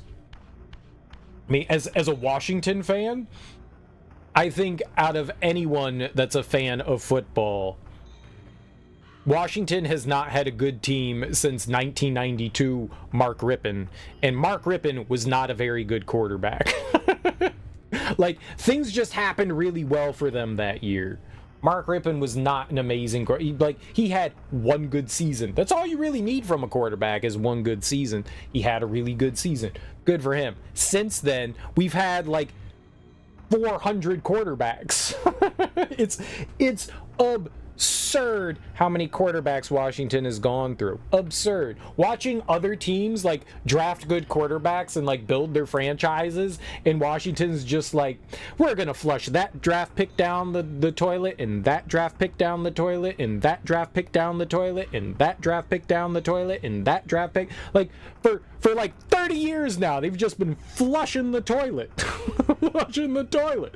So I understand. It's a process. It's a process. Sometimes your head coach ruins quarterbacks. Say like Patrick Ramsey or Jason Campbell or fucking Robert Griffin III. All of those quarterbacks had potential, but you had terrible coaches that couldn't say no to a young quarterback or refused to protect them. Patrick Ramsey was a quarterback that Washington had drafted, and the coach literally said, I refuse to protect the quarterback. That dude had so many fucking concussions. Same with Jason Campbell. Exact same situation. That dude had a bomb of an arm. Maybe wasn't the most accurate, but you could tell, like, this guy had potential, and he got shell-shocked because the team decided not to do something for him. Like, it's a lot of different things.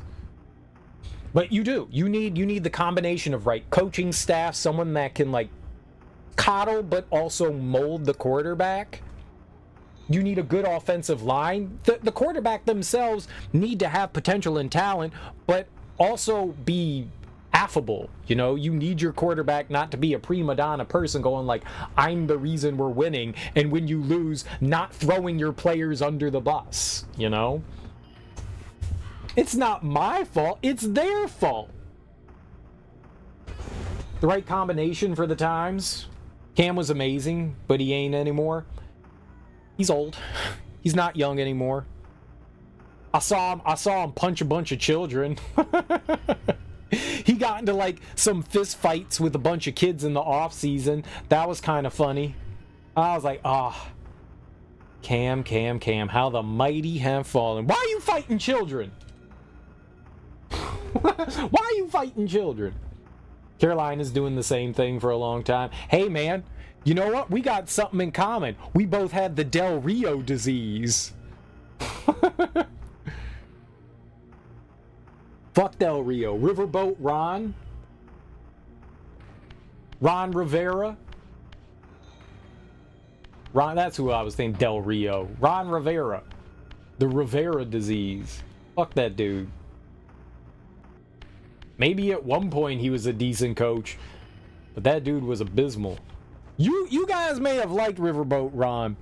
He came here, and that dude had no idea what the hell he was doing, which makes me think that it was everyone else around him in Carolina that made those teams good and not Rivera.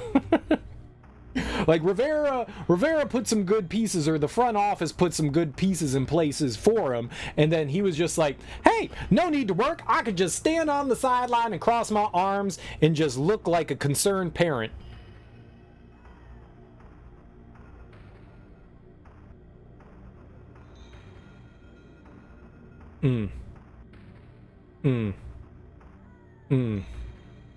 Fuck that dude. Fuck that dude. Must have been life advice from Cat Williams. Cat Williams is such a goober. That's the only way to describe him. He's a goober. He's a goober. Like, he is this weird mix of like industry, like insider information, and just weird conspiracy theory shit. And like half the shit he says turns out to be true, and the other half is like fucking Terrence Howard, 1 + 1 doesn't equal 2, don't believe the masses. Like, Cat Williams is definitely on his own planet. 100% on his own planet. But sometimes he's just throwing darts at the board, and sometimes he hits a bullseye, and you're like, damn, alright, way to go, Cat. And then the other 90% shit that comes out of his mouth, you're like, dude, you need help. You need, like, serious help. You know anything about running or coaching football, but all the players loved him? But I wouldn't give to have our 2015 team back. You guys were good then. You guys were good.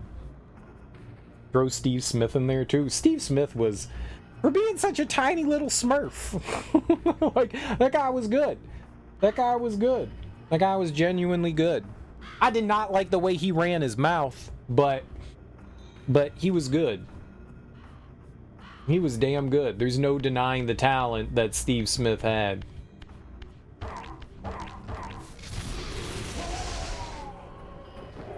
I don't especially like players that love to run their mouth. Like, it's cool. Like, during a game and shit like that, run your mouth. That's cool. You gotta talk trash, get into other players' heads. But when the game's over and you keep doing that, you got problems, man. You got real life problems. Like, that's unnecessary. Like, if you were like 17 years old, I'd go, yeah, I got you. You're a kid. You a grown ass adult. And you're like talking trash to like your neighbor. Like, yo man, I'm in the NFL. You ever won a Super Bowl? Don't come out of your house until you win a Super Bowl. You a little bitch. You stay in your house. You can't come out and pick up your newspaper. Yeah, alright, dude. Cool your jets. It's alright. Oh, you think Steve Smith didn't instigate? Steve Smith is an instigator. Steve Smith is 100% an instigator. 100%. That guy's an instigating fool. He's just looking to talk trash to someone. He wants that shit. You look at Steve Smith and you're like, sup man, the fuck does that mean? I'll fuck your mama. Oh, okay.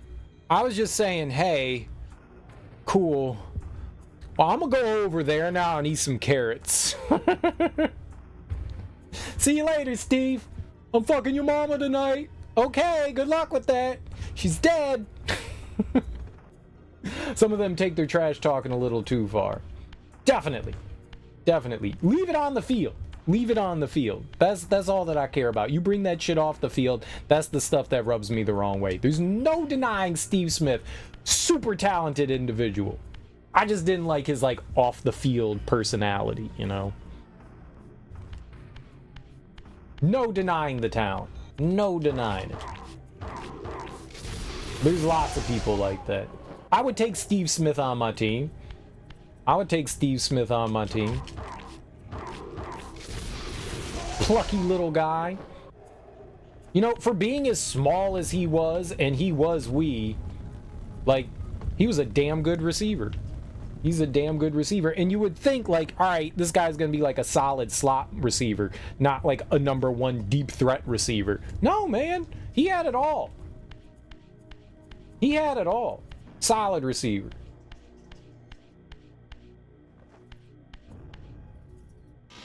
Love the talent. Maybe not the guy. Love the talent.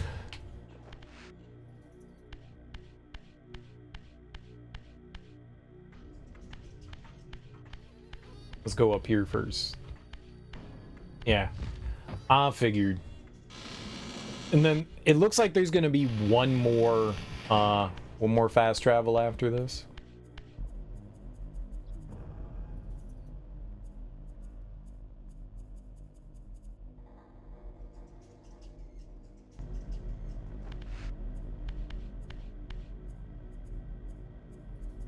Kind of looks like a guillotine, right? Sort of, kind of. Little guillotine action. I'm not taking a picture of this one. I think. Luke Kuechly.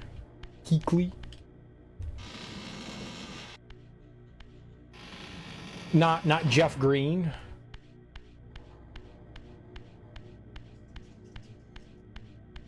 Jeff Green was like the lifeblood of the Panthers in those early years.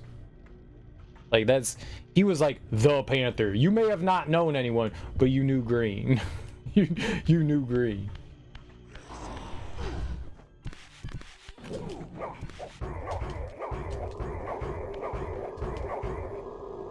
Yeah, Teek's birthday was today.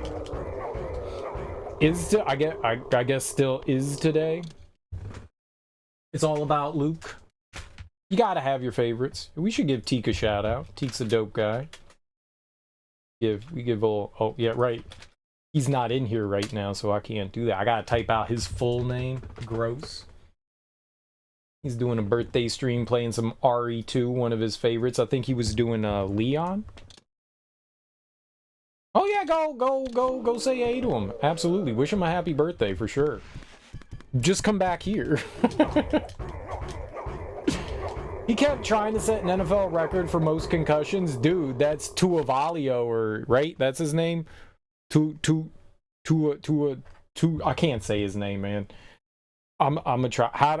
Every time I see I hear them pronounce his name and I'm like, got it. And then I see it spelt, and yeah, the Miami quarterback. Now he needs to just get out. He needs to get out. He needs to stop. Like, I get it. You're young, man. This is like his third or fourth year in the league. Like, he's super young. But dude, you need to get the fuck out. Like, you need to stop. Like, that's it. That's it. That last concussion, he keeps diving head fucking first. This is why quarterbacks aren't supposed to dive head first. This is why you slide. That guy's gonna have so many issues. It's horrible. I feel so bad for him too. I feel terrible for him. Yo, here we go. All right. Oh. Stop it!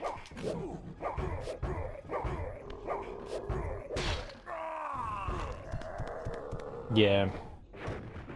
He's gotta retire. There's no way. You know, maybe you'll get like a job on a team being like a QB coach or something like that. Like, you're young, you could do something.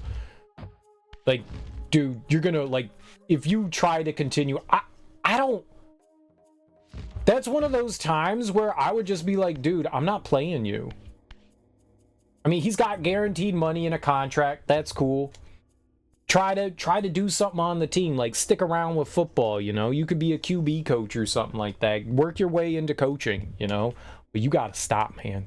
You can't keep going like that. Like, you're young right now, and so you probably don't realize it. You got a lot of life ahead of you. Look at all those people like Junior Seau, you know, where, you know, years down the line, you're still young, you know, you're in your, like, Junior Seau had a lovely personality, seemed to be like a great person, but all that CTE shit, like, you don't want that going to your head. I mean, I want to say that Antonio Brown has a lot of CTE issues given like how he behaves, but also I think he's got mental issues beyond that. I think it's not just CTE. I think that dude is just mentally imbalanced. But I bet you them concussions have not helped his mental state, you know? It just goes to show you like how serious that shit is. Just look at these former NFL players and what's happening to them. Like, that should give you some sort of reality check and make you think about stuff, but you're young and you don't think about that shit. You know, when you're young, you go, I'm invincible, you know, nothing can touch me. That dude needs to get out of the league. Like, as his coach, I'd be like, I recognize your talent, but I am not playing you anymore. You can't. You just can't. What?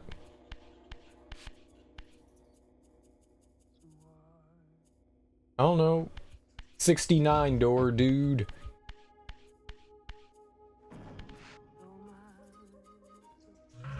Do I have like a spell that opens that? Here, let's go into the other dimension.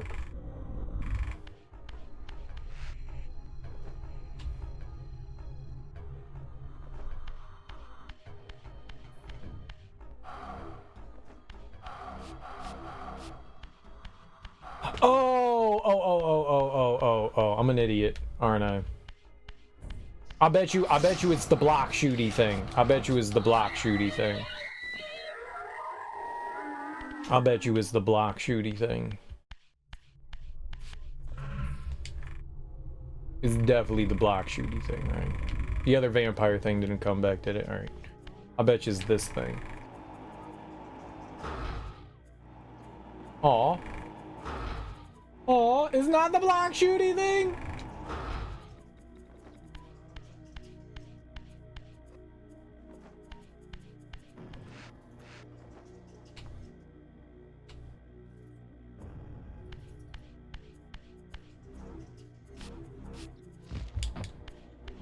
Oh, did I not turn it? Okay, so there's definitely something here. Yo, they got me. They got me. They got me.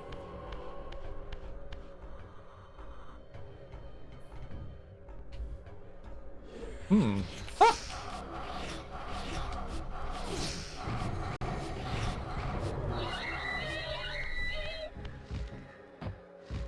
Why'd that sound like a donkey?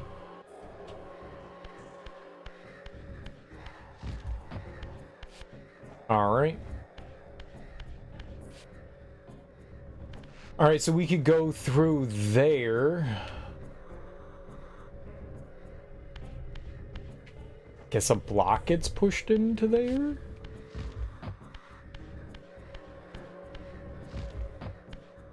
Something goes here. It looks like we're trying to open up that gate.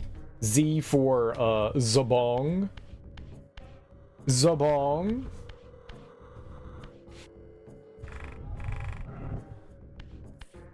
Alright, well, let's go. Oh.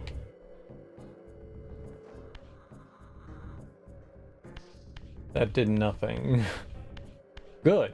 Good, good. I didn't want that to do anything anyways. Lame. Alright, I guess let's become a real boy again. There is this rotating thing here.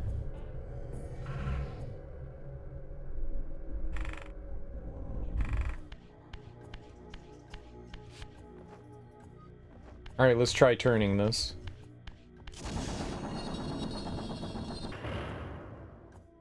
Aha!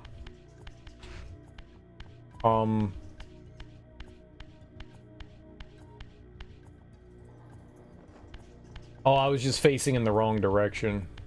That's the exit. I thought it was facing the other way, so it doesn't matter which side we go down. Both of them are the same. Yeah, okay.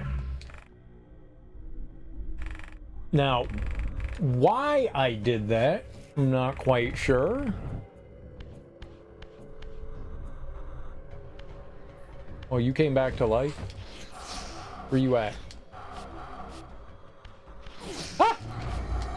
You turd.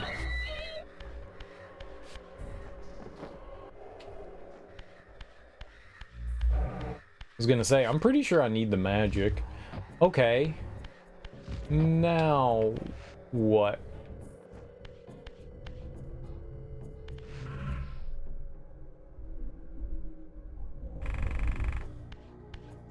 There were blocks in here before, weren't there?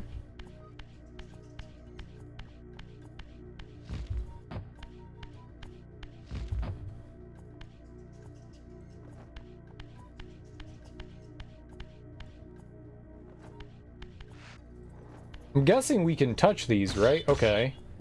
Do they have...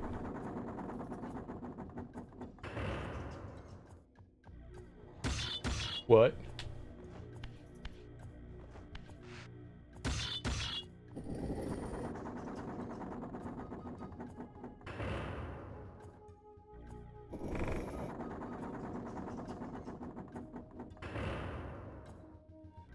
Okay, I think I get it.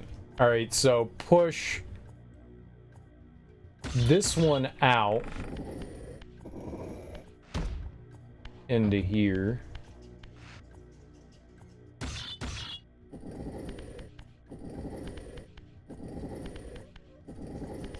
I could go through your body.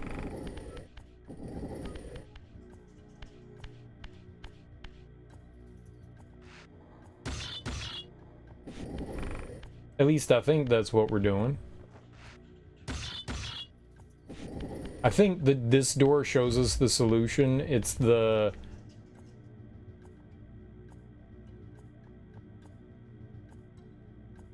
whatever, the boy sign and the Zeta. I'm a real boy. Alright, that closes. But we don't do this yet. I have to... we have to go around here. And then push this into this one so the other door opens. Okay. And then go back through here to the other side, back into that big atrium area, push the block up, and then we just have to move back in between these. So I put the Z, I put the block into the Z, and then that one into the other one. Oh, but then, oh, and then we will, okay. And then we come back into that main area and then open up the two. Like, turn the thing, and it'll open up the front door.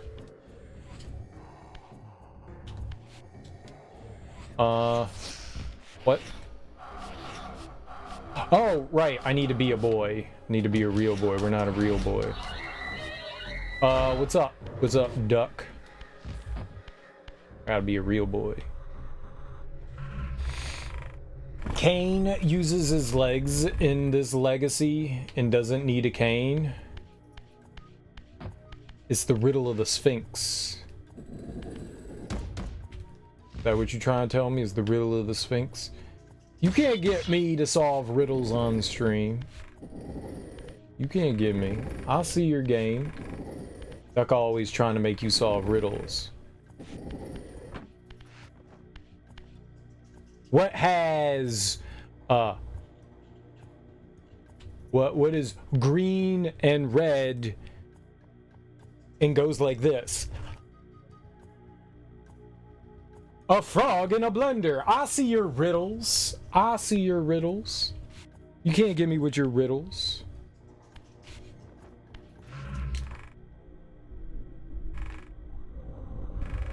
You can't get me with your riddles. We're riddle free in 2003. What year is it?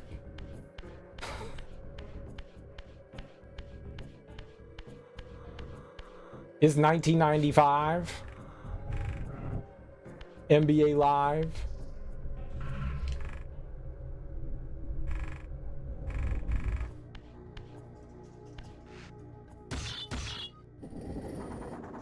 All right.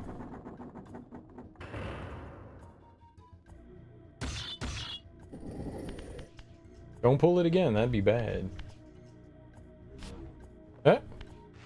Wow.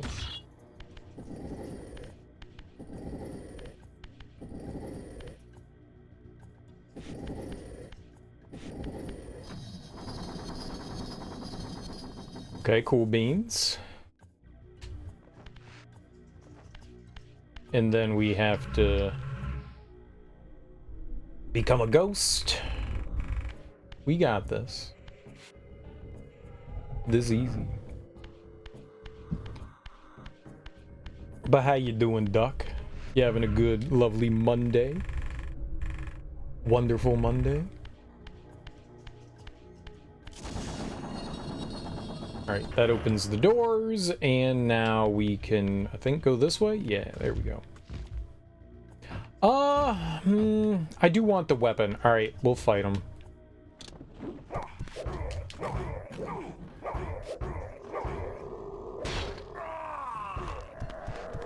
I do want the weapon here. It's good to have it, especially if I get hit. We can kill things. It's always good. No, no, no.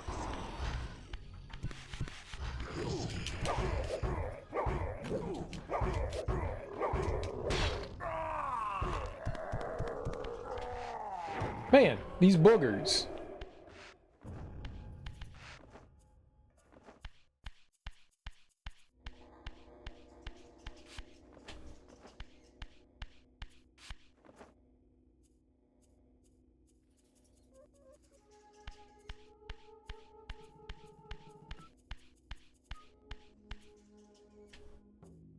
Okay. Looks like we can turn that. I guess a door here is gonna close, maybe? I'm gonna go this way first.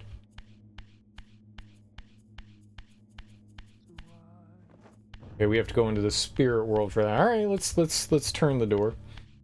We'll turn it to face towards this.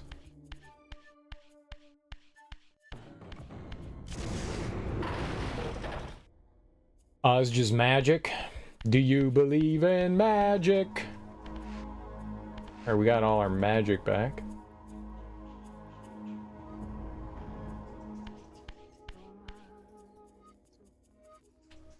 Does turning it anywhere else do anything? Didn't seem to do anything there. I don't know. Alright, well, we lose our weapon. Let's just put it down right here. That's unfortunate.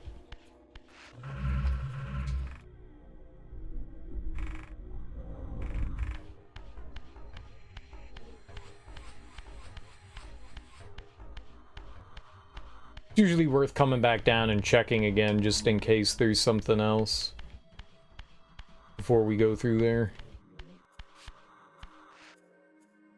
Also need health. I guess that's where we're going, is up there. Get some health here.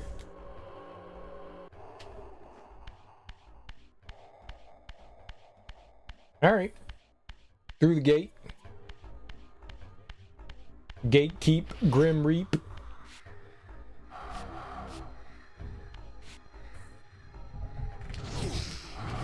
That was nice. That's nice. Donkey noises!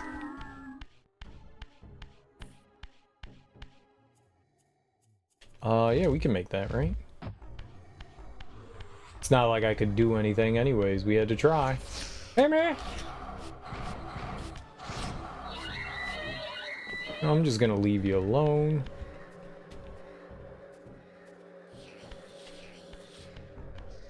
Okay, I can't do anything yet. Where's the... We become a real boy zone again?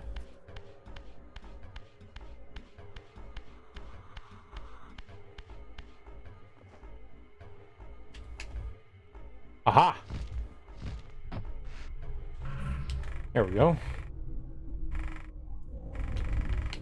Look, Mom, a real boy!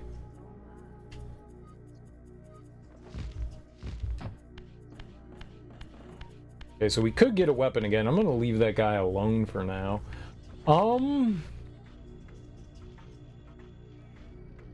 Interesting. Okay, so I need like a block that we can stand on there.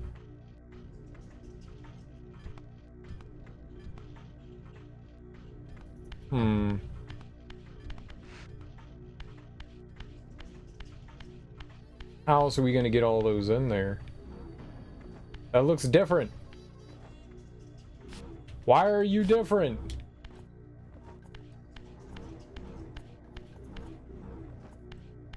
So we could put one block in, but I would never get both in.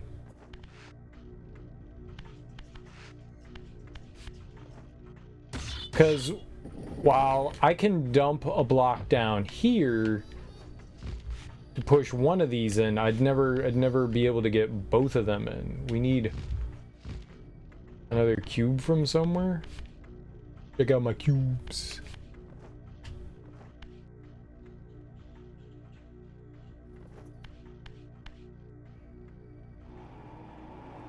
Oh, yes we can. If I can push them this way, hold on. Does this push them? Perfect. I didn't realize that it pushes maybe any block. Oh, okay. I was gonna push the block down into here and then push it forward. I was overthinking. I kind of forgot that we had this. We don't use it very often. Easy peasy. Fuck. Alright, let's kill this guy. Hey, there's very little chance I'm like killing the dude without taking damage. I find it really hard not to take damage. I'm not good enough. Especially these guys, they spit at you and they usually don't miss. Yeah, there's enough time in between your attacks that they can get something off. It's really hard not to take damage. I'm also not dodging either. That would probably work. Do I not? I guess we have an... Oh, right. We did the magic thing. Okay, that looks like a crack that opens up like before in the spirit world.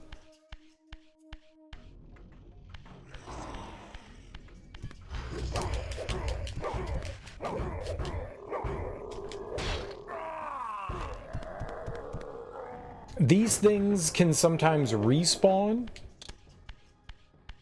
when we transfer.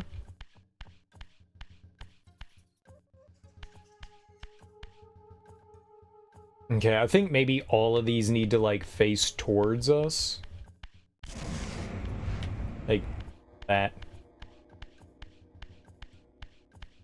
Like face towards the middle. There's a better way to state that, right? Face towards the middle.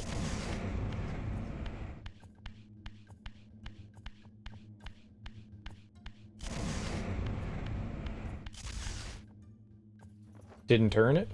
Lies. Atina turned.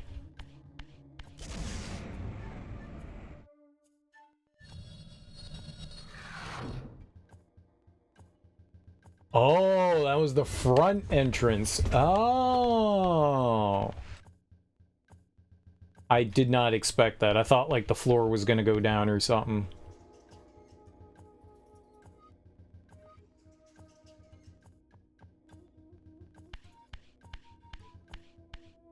Alright, well there's something over here too. I wonder what this is. Just magic. Oh. Oh. Ah!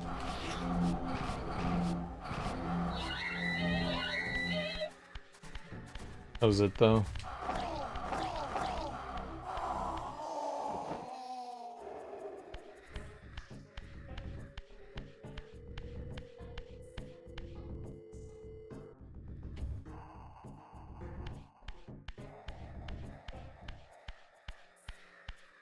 Well, there could have been, you know, something worthwhile in there. There wasn't. You know what there was in there? Disappointment.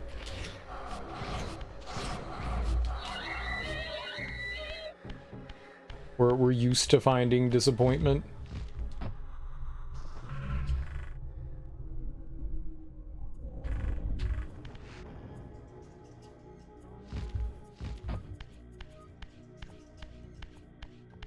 I don't think I can keep that weapon even if I wanted to.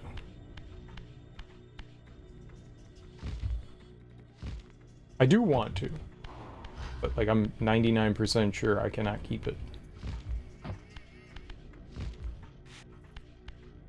Because I think we have to go through, yep, that.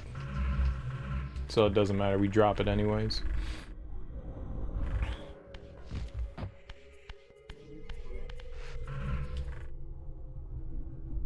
Oh god! No, no! They love doing that. They love doing that. Putting an enemy right outside those, like, transfer gates. That's so dirty. That's so dirty.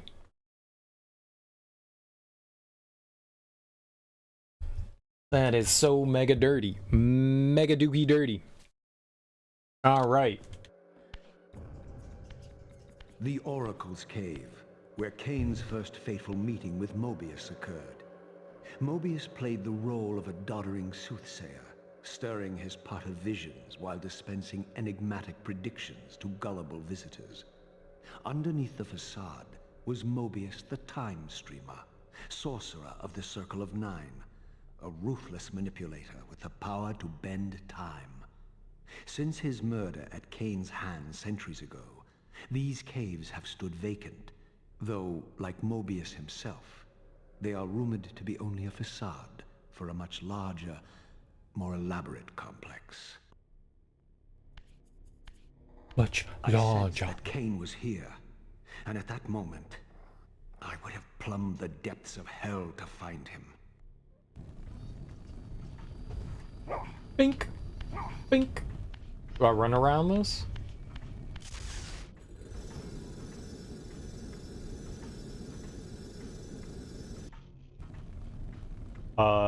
Yes? The answer was yes.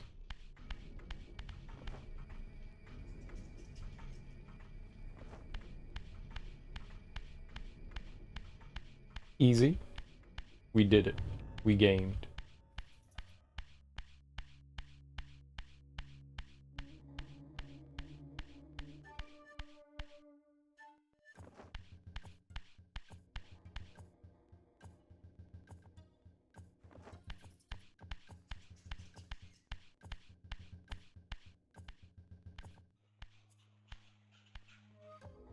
This, I deduced, must be the man himself, the Time Streamer, Mobius. He seemed not at all the impressive figure I had imagined from Kain's boasted exploits. And yet, even this cold image radiated a certain undeniable power.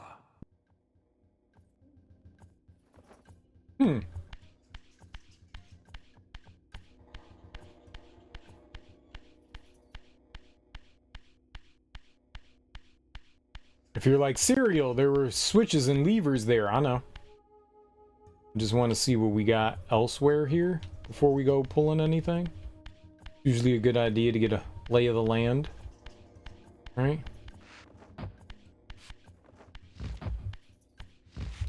Okay.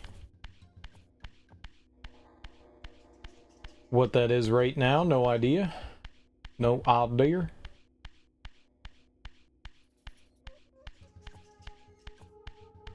Doesn't look like there's anything else in here. So, pull the switch. Pull the switch.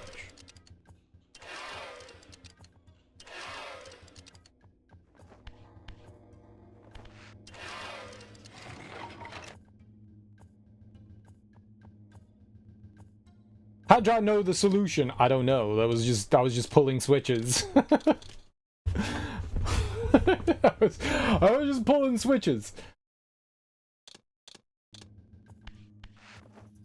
I was just doing random shit. Literally just doing random shit. Honestly, I was gonna turn it to midnight, and then it just worked. was like, you know what's good? Midnight. Not 6 a.m. That's the vampire hour. Alright, well, this other thing opened up. Sure. I love solving puzzles. Puzzle solver extraordinaire right here. Easy baby game. Maybe this all gives you hints. Maybe it was this symbol that was on the clock. I actually don't know. Wee.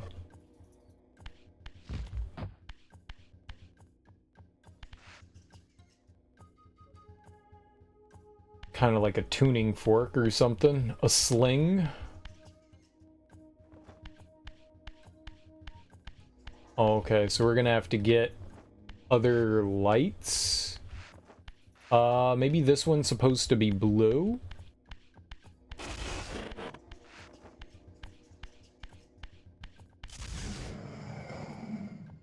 Okay, that works.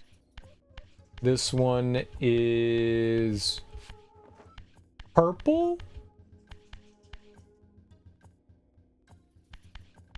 I know how to make purple. Do I? Do I know how to make purple? I do. I do know how to make purple. Booyah.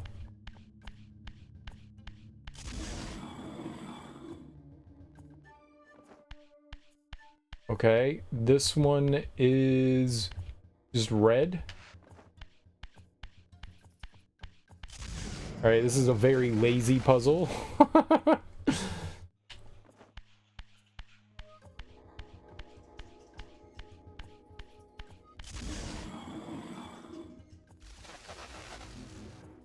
Oh, I solved that one already. I'm a genius. That is literally the hardest puzzle you will solve in a video game.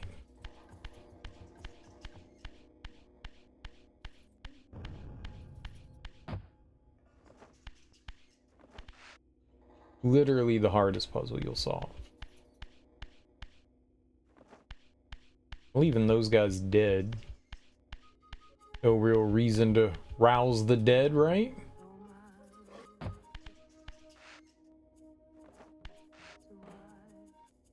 Someone singing to me?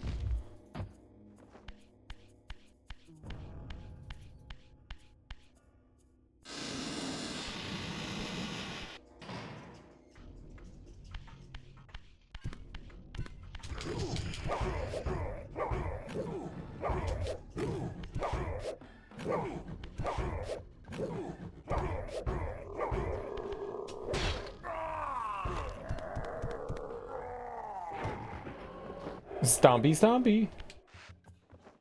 All right, what do we got here? We got some symbols on the door. We got some symbols on the ground.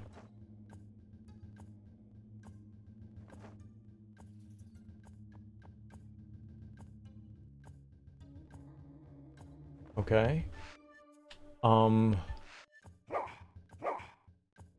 Do I pick this up? Oh, okay, so I do. This is red. So red gets pointed towards the circle skull thing. Where's that one? Right up at the top. So let's move to the left.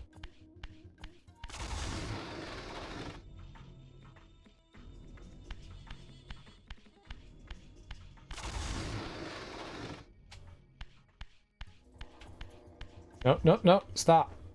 Run the correct way. Did you go the other way? Okay, so there's that one. Then yellow, right? That's yellow. That's the bottom one. That's the 3s. Where's that? Where's yellow? That goes one this way. And the green one is the double triangle, I guess. I don't know what else to say that. That's this one.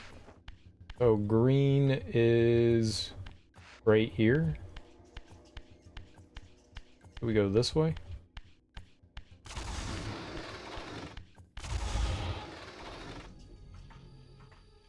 Well, they're actually making you utilize the run in circle thing. It's stupid as hell. Like, you could just literally have a lever and you could push it to line things up, but they're like, nah, run around it. This is a lazy power. It's a real lazy power.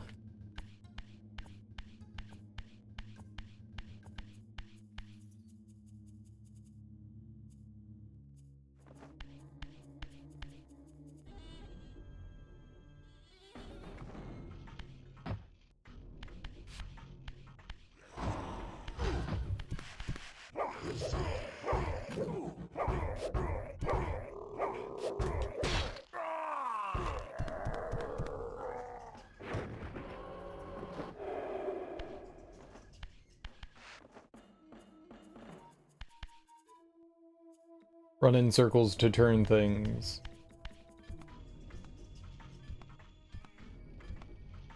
Oh, I guess they want us to, like... Oh boy.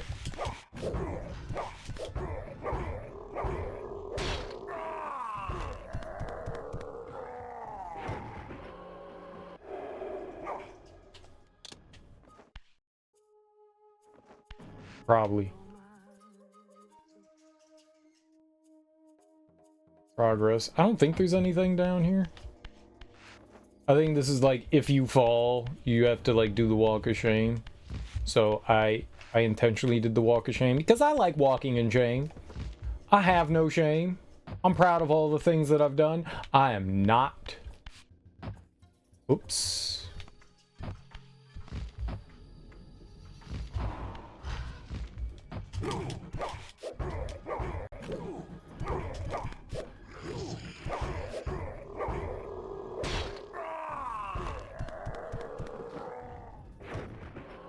Give me your juice. Okay, there's a... I don't know where we came in from. There, I think? Maybe we're trying to head up there? The door there, too? I don't know. Your pals are making your pal spheres. How's my progress? I mean, we're making progress. We're moving.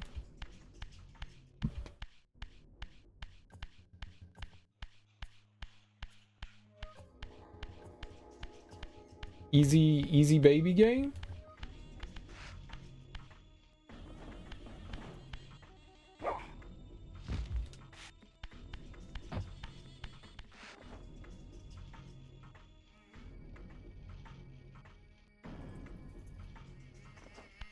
Oh.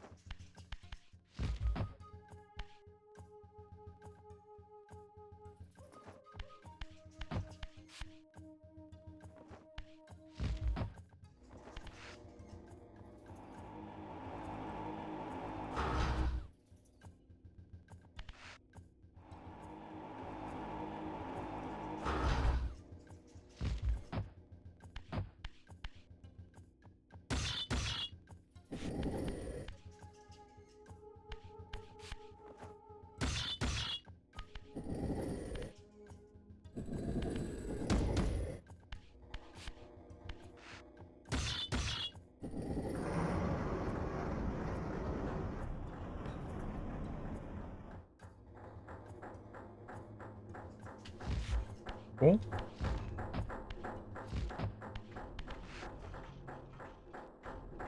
Oh, neat. Okay. We started up a mechanism here.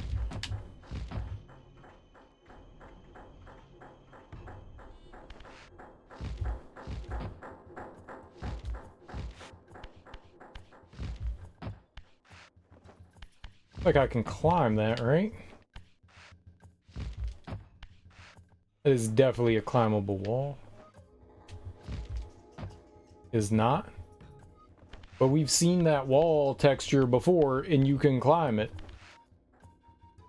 I guess there's nothing to climb, too. That's like the climbing texture. Why would you do that?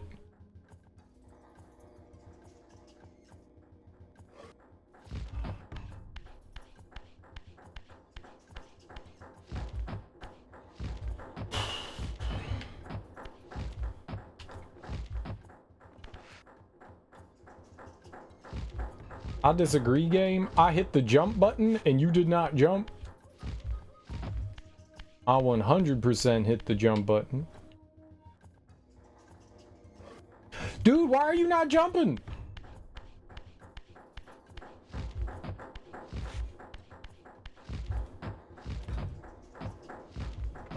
I can't see. This is great. Okay. Look at all these jumps I do. Why are we not jumping there? Why am I running off? I mean, I probably can like go down further. I'm just afraid that I'm gonna like well overshoot it as Raziel does.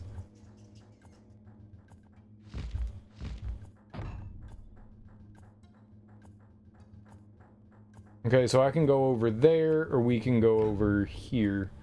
I guess we should see what this is for. Oh, shit. That was not what I was trying to do. Maybe we can climb this? Yo, hell yeah. Alright. Apparently I'm taking damage now for reasons.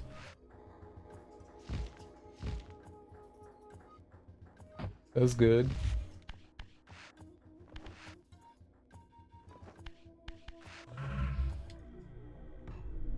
I love it.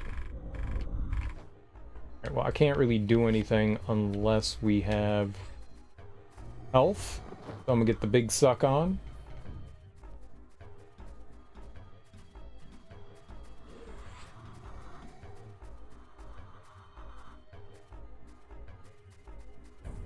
Do I really need to go down there? Like, if I go through there, there's nothing I can do. I need health.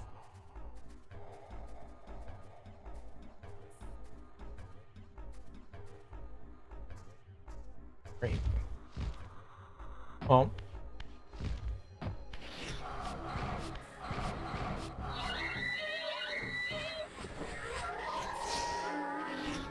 Where are you?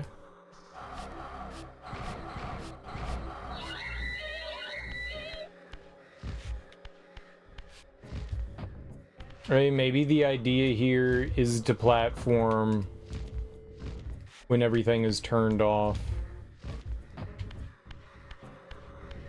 What? Oh, you could just jump onto this one. You don't have to do that first one. Weird, man. I don't... Oh, dude, why do you not jump?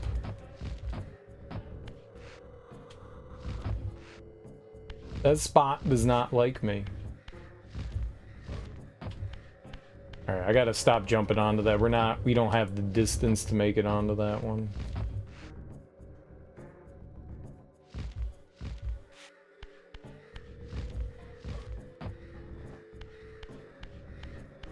I'm afraid of getting too close to the edges because Raziel likes to just like fall right off. I need some like momentum going into it too.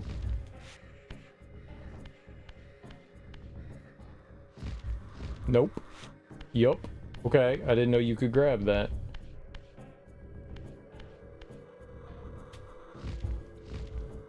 Yeah, there's no way I'm making that unless we do this. Okay. Then up here. No, God. Fucking damn it. Okay, there's gotta be a place somewhere in here to like turn back into... that's not gonna do it though. I don't want to be in here. Fuck, man.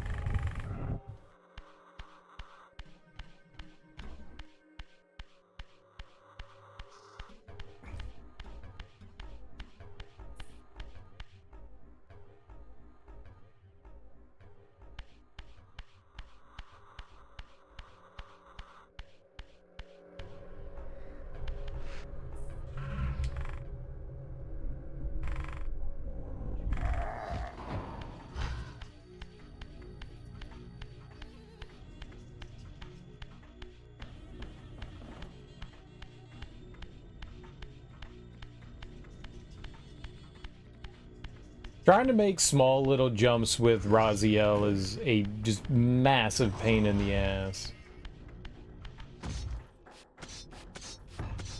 He commits to just doing massive jumps. So doing like small little tiny jumps is way more of a pain than it should be.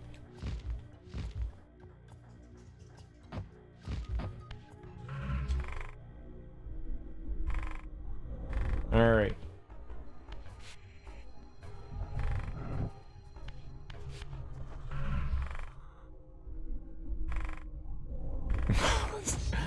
Well, it was more frustrating than it needed to be.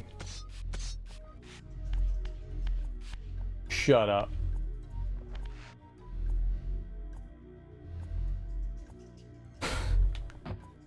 I came in here for magic. Man! Well, I guess there was no way of knowing what was going to be in here, right? No way of knowing. Well, I definitely feel like I wasted my time. Thank you. 0 out of 10 would do again.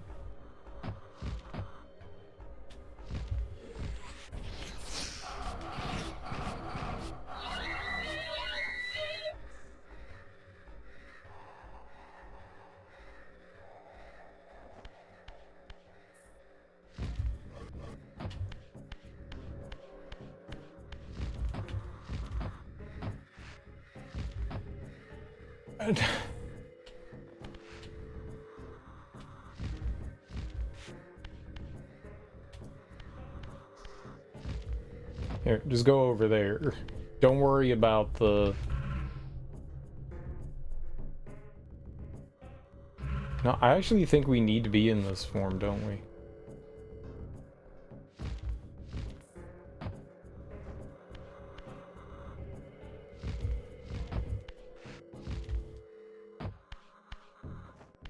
Because there's a gate down here I guess we're going through, right?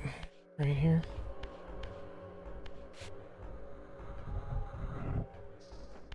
Oh, wait.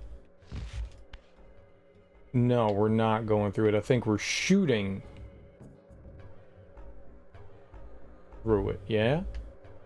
I don't think we can actually do anything in here.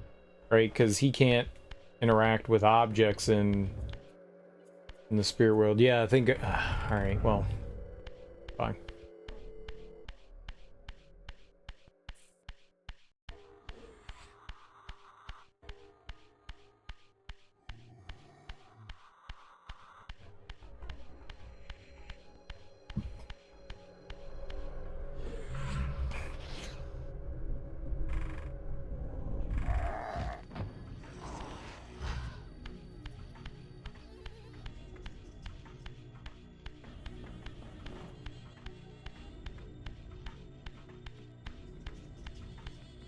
There was a vampire dude up here. Wonder if we can sneak up on him.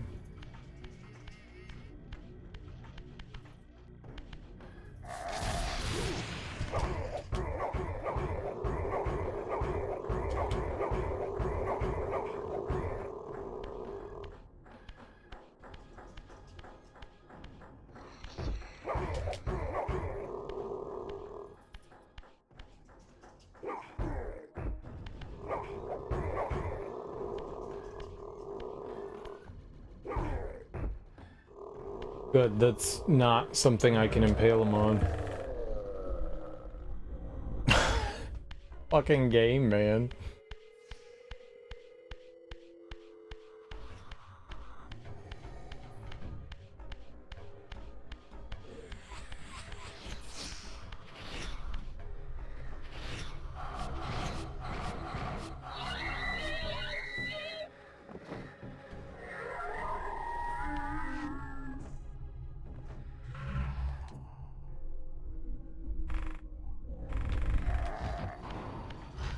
Yeah, you can't get, like, I'm supposed to kill him? I believe?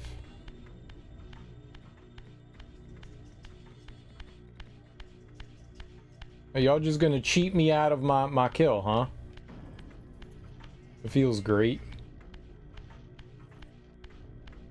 Alright, I'm gonna hit him with the sword. There we go. Alright, well apparently you can't sneak up on those guys. They stab you before you have a chance.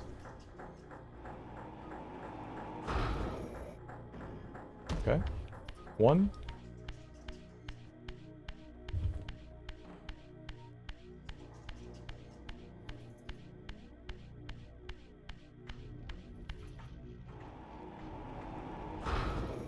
Two.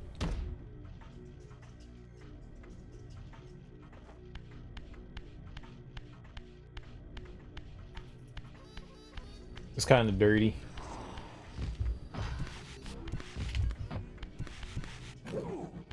Cool.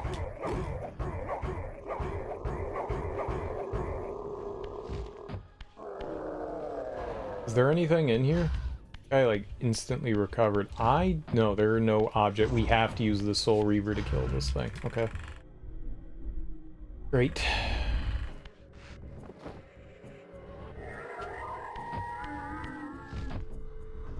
I have no idea where it is coming in here.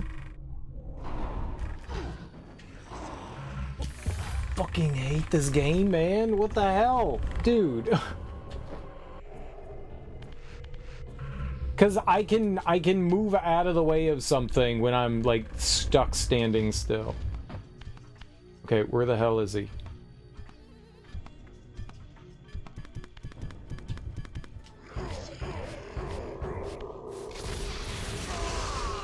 Good lord, man. All right.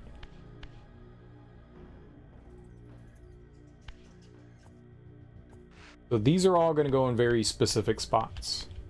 This one goes here. Right there. All right.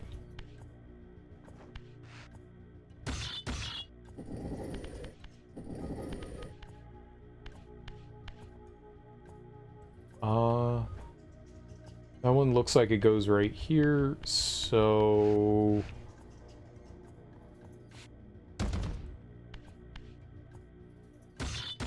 No, I'm holding left trigger, man.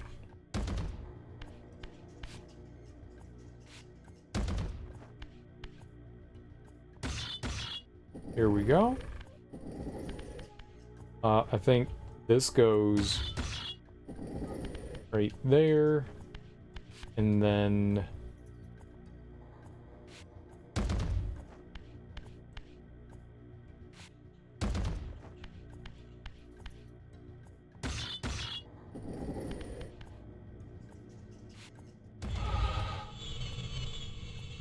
not like they're hard.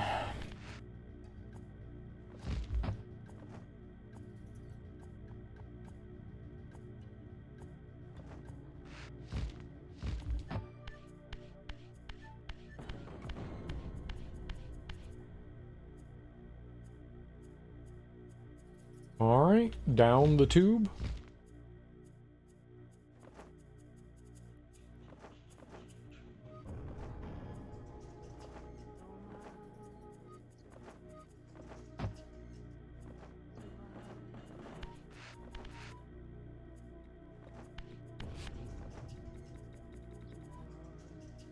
This is a pretty long pit, huh?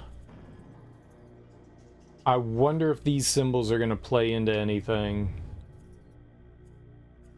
Tuning fork, triangle, boy. T-Pi Z. T-Pi Z.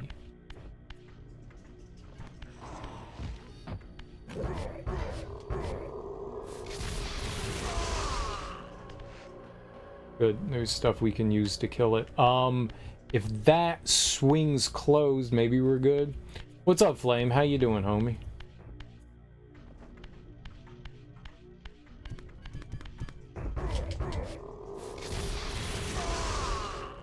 Okay. I'm doing peachy. Well, about as peachy as one can be. Hi, chai.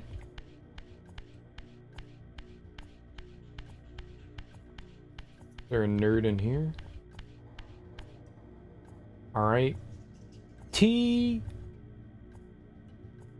I-Z. T. I see. I don't remember which ones were which. Fuck you. Tuning fork T, triangle pi, circle Z. UT.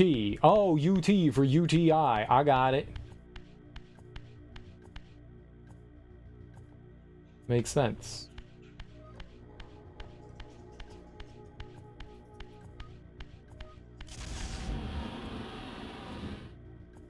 Gotta get them urinary tract infections.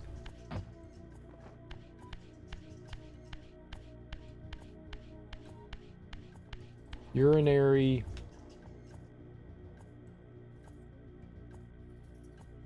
This one's circle.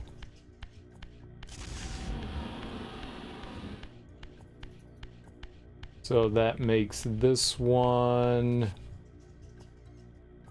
urinary tract infection. UTI. Ultimate tractor inspection. Exactly. What?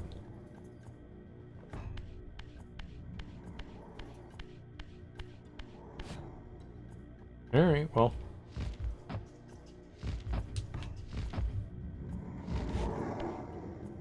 Whee!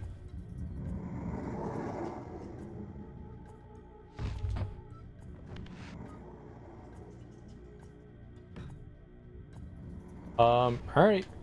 Switcheroo-doo.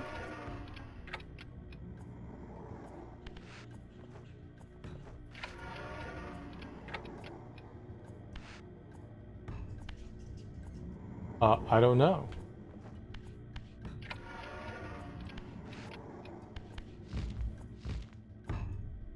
What?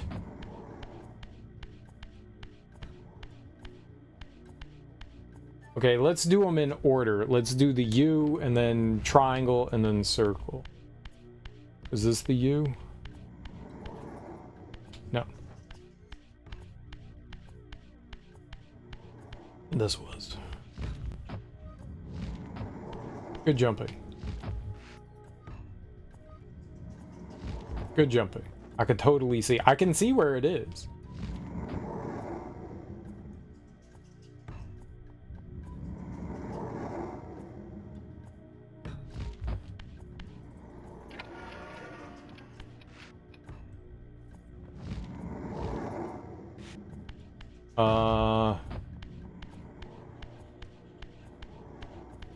That one we turned up.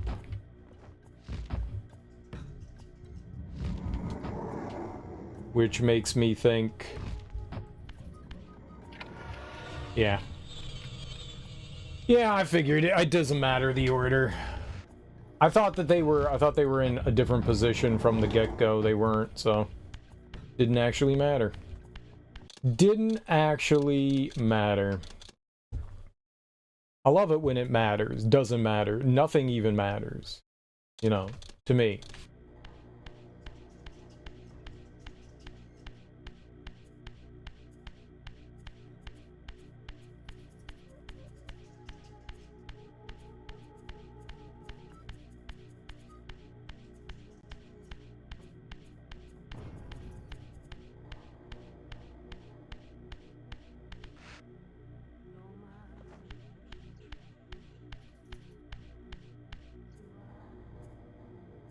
There's a bunch of long-ass corridors that don't go anywhere.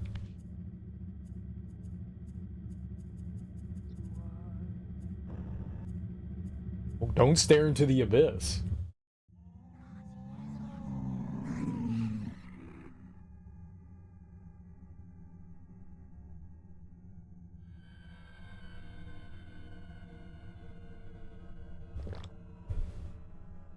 My arrival in this miserable age. What trickery is this? It is no illusion, Raziel, but a glimpse into the currents of time itself.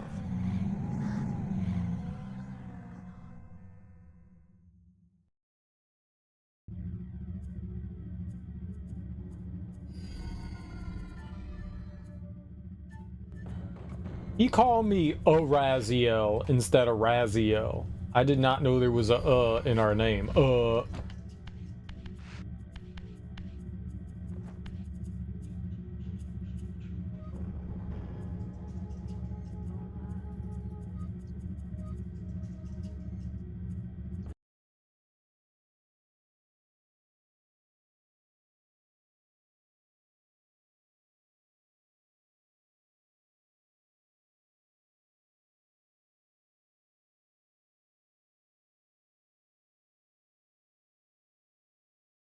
What?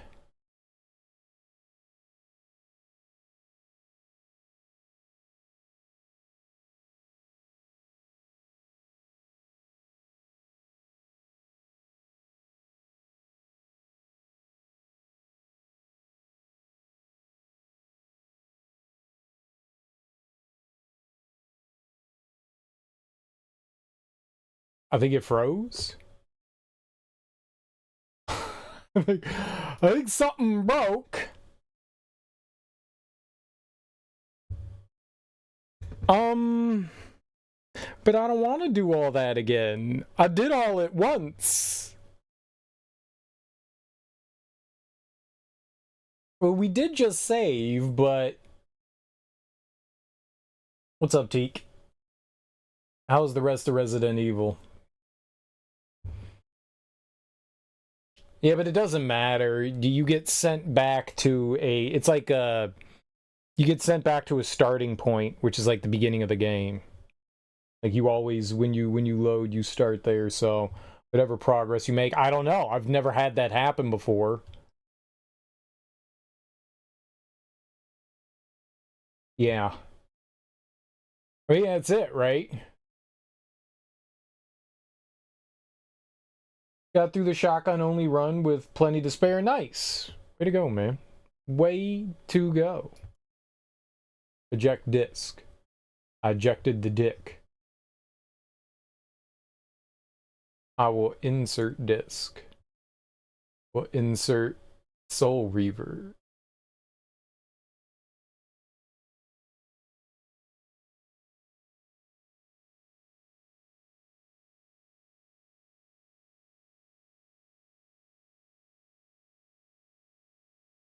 Close game. God damn it.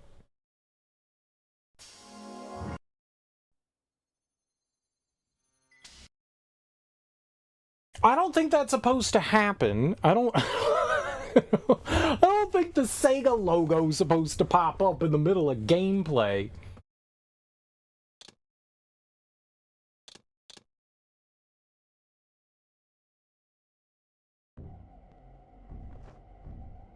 Oh, fuck me, dude. Alright. Don't interact with that again, I guess?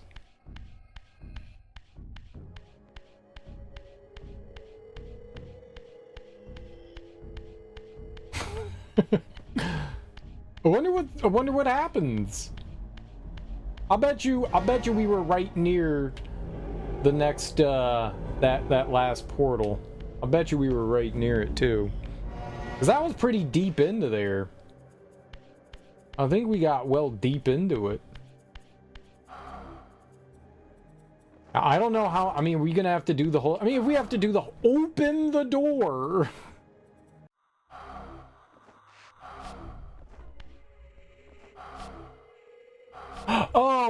Oh, I'm an idiot. We need to be a real boy.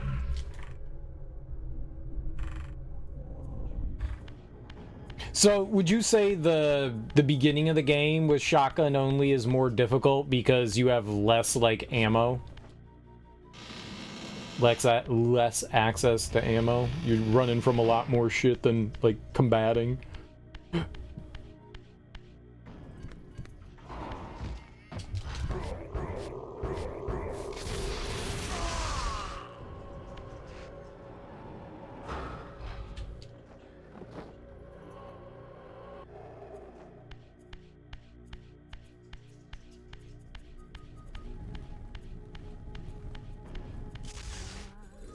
I wonder how much of this stuff we're gonna have to redo.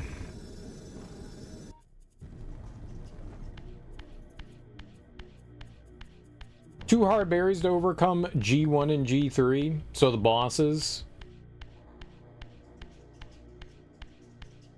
So how do you get by them? What do you do? Okay, but is all that solved? Is this open?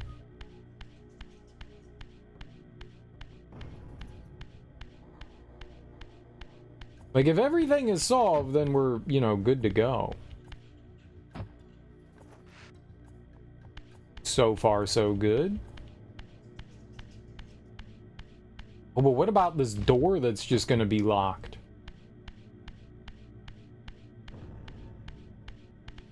Yeah, I want the weapon.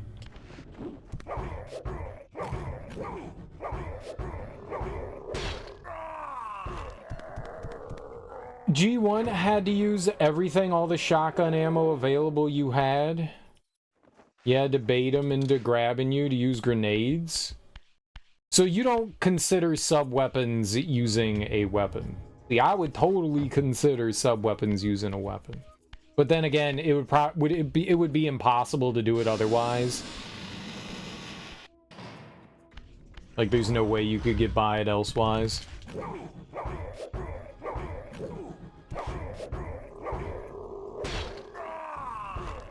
So it's shotgun and defensive items. Would it be possible to do it without defensive items?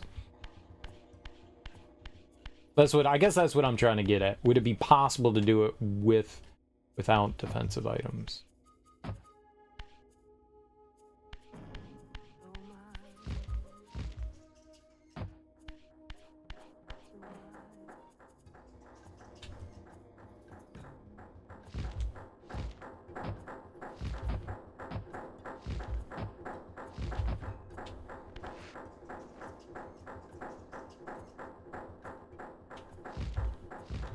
Like, you get grabbed and stuff. I mean, that's kind of somewhat out of your control. Mathematically, maybe, if you didn't use shotgun at all. Could you get through all of the police department without using the shotgun? Is that conceivable?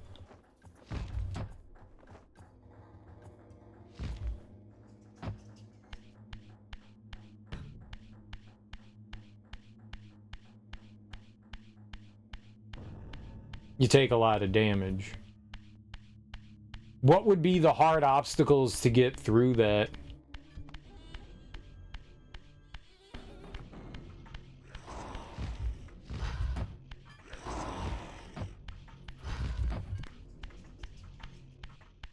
So how's this gonna work? The door was closed. Oh, it's open now. Oh, okay, cool. So basically, we have to do this puzzle again. That's cool. I like how it moved.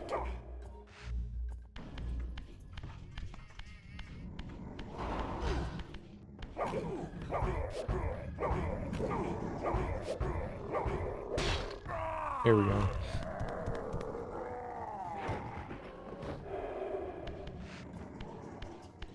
Like, as long as you're not getting grabbed, right? You're alright? Alright, maybe we have to do all of the switches here.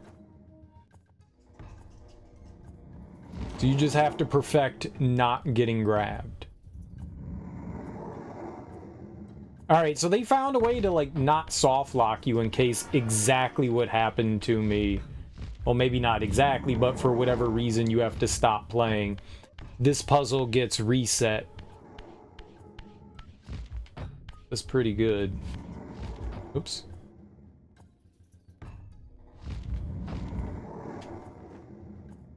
That's probably the smart thing to do. While it's annoying having to redo it, it prevents you from, you know, never making progress again.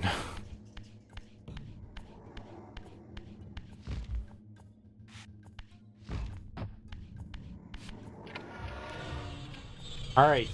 Don't interact with the magical black.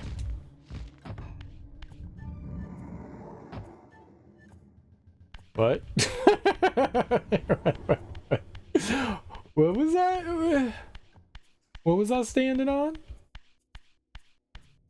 Without using the shotgun at all in Raccoon Police Department, there'd be 1 virtually unavoidable zombie, 2 other difficult to avoid zombies, and 3 more that you could avoid but would be a pain.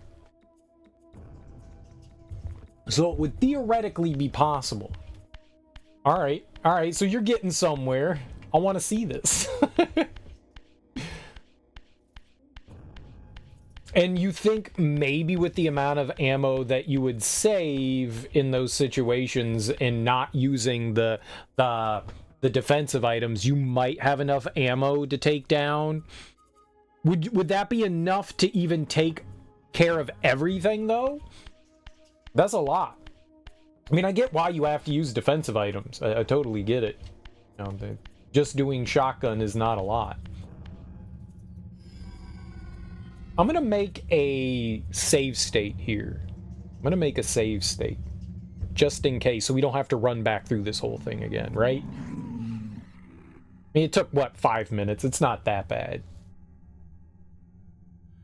I thought that was gonna be way worse. That was...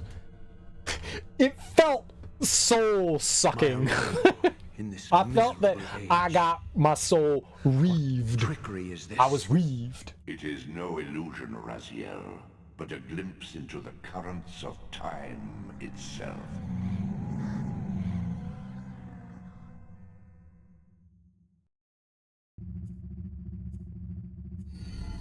Okay, do not inspect wall again. I don't know if we have to inspect wall again. We might. But I'm gonna make a save state. There we go. Just on the off chance something else heinous happens. I don't like using save states, but because of the crash. It took a knife, 2 grenades, and all your shotgun. All I saw was anus pop up. I'm trying to read something and Smoke's over here, but hey man, what about buttholes? I got a butthole story to tell you guys in a second. Because it took a knife, 2 grenades, and all your shotgun ammo to kill G1. I'm not sure if I conserved all your ammo at that point, it would still be enough. Now, he has weak points, right? G1 has weak points. You shoot him in the eyeball, right? As long as you make sure that all your shots are hitting the specific weak point, right? You might be able to, yeah? Theoretically, maybe. You know what would help? You know what would help? There are mods that you can see health bars. So you could like you could give yourself, let's say, infinite, you could get to that fight, make a save, and then give yourself like infinite ammo and put on the health bar mod, and then you could see what exactly it would take to get through it. And then you would be like, okay, I got you. And you only missed the eye once when you did it? Nice. I was perusing the internet. If any of you guys remember the early heydays of the internet, I don't mean like the 70s. I'm talking about, you know, like late 90s, early 2000s, there was I hesitate to call this a meme, but it was a meme. There was a lot of those, like, you know, videos where, like, you would get jump scared, you know, oh, look at the cute little pony, or stare at this picture for, you know, 30 seconds and something, you know, an image will pop out, and then something horrendous would pop out. Well, there was something called Goatsy that happened on the internet. If you don't know what Goatsy is, I highly suggest you not look up the image. It's a little disturbing. It's a man spreading his anus open, and is gross. It's gross. But I was perusing the interweb today, or not today, just maybe like within the past like week or so, and I saw this gif of this gentleman. It was just his backside, and he was kind of like waving his ass back and forth and kind of like spreading his cheeks, and his butthole opened up to like the size of a fucking grapefruit, and I was like, oh my god. Oh my god, man. Like, your sphincter muscle, like, this dude's gotta like walk around with a diaper. The first thing, I was highly disturbed by it, but also I thought, like, dude, you don't poop or fart. Like, that's impossible. Gas just comes out your butthole and you gotta walk around with the diaper because your sphincter's all fucked up. How do you get to that point? Like, how much butt stuff do you have to do to destroy that sphincter muscle so that it just opens up to the size of a grapefruit? Like, that is so fucking disgusting and wrong. And wrong. Like, what are you doing? Like, what are you doing? What are you doing? A precursor to Tube Girl? I'm not going to ask what Tube Girl is. I don't remember that. Maybe I blocked it out. Maybe I blocked it out. Tub Girl. Tub Girl. Tub Girl. I don't know why I said tube. Tub. There's no E there. Either way, it was very disturbing. It was very disturbing. And it just reminded me of old Goatsy, and I was like, ah, fuck, I hadn't thought about that in a long time. Well, this is gonna haunt me for a while. Dude, I had a dream this just today, and it was literally this butthole chasing me. This giant open butthole chasing me.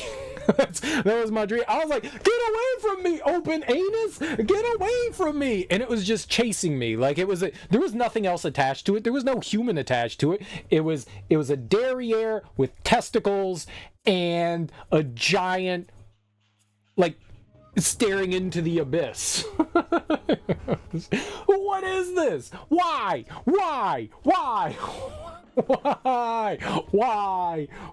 Fuck you, brain. Think of a bathtub and a chocolate fountain. Kind of like 2 girls in 1 cup kind of thing.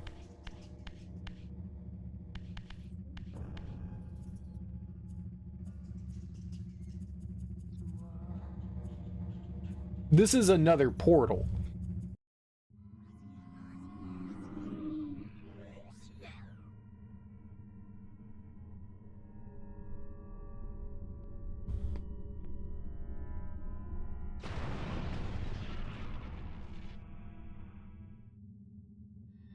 These apparitions torment me. Has this all been foretold? That's what I'm saying. Like, maybe it's not replaying the past. Maybe this was the way that Kain knew everything was going to happen. Because Kain has the ability to time travel. Now we have time-traveling vampires. We already did before, though. That was in the first game, too. Maybe what's supposed to happen is if you interact with these, the cutscene's supposed to play again, but for some reason, shit, like, flipped out.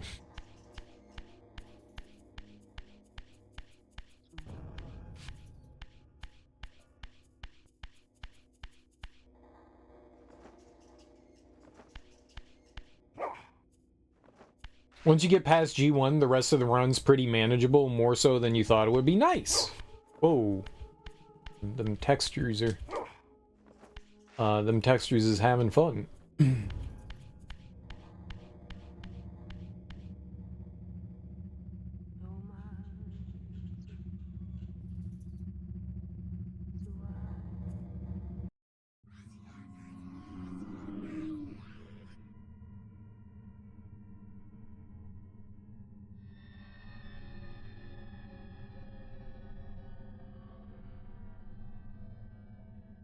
Impossible.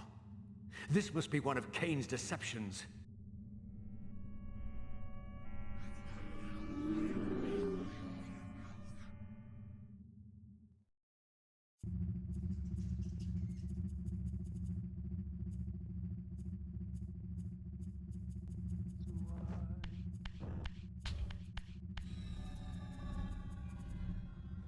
You never tried a shotgun only run? I've done a couple of only runs. I did a knife only in Resident Evil 8. That was fun. That was hard. Did that. And I did a rocket launcher only run. But I had infinite ammo, so does that really count?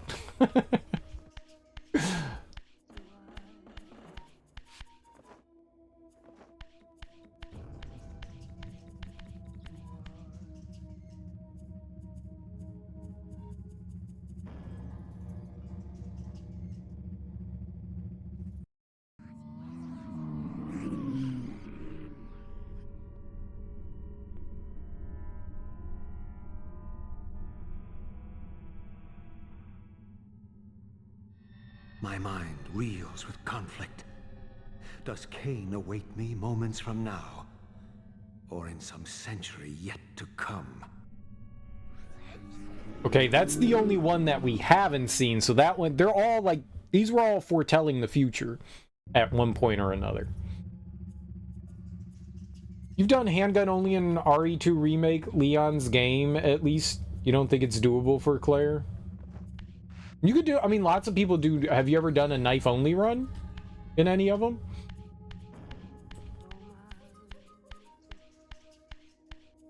Oh, I think this is the wrong way, right? I think we were going this way.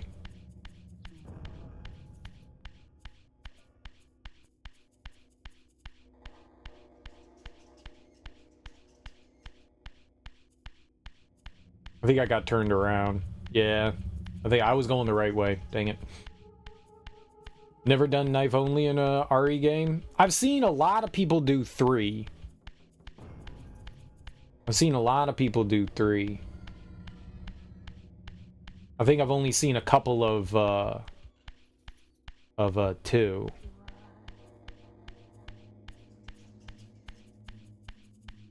I want to see Teak do knife only.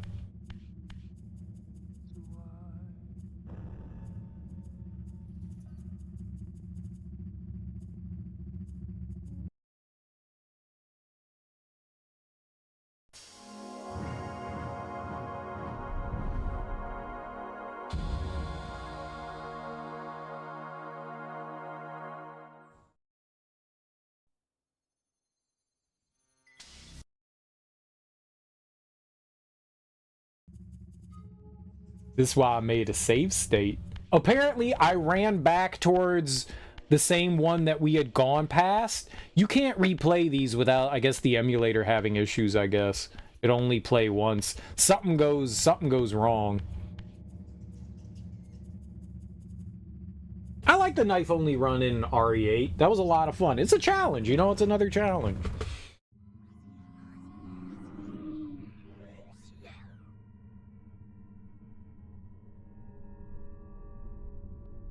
There were definitely some tough moments in it, too.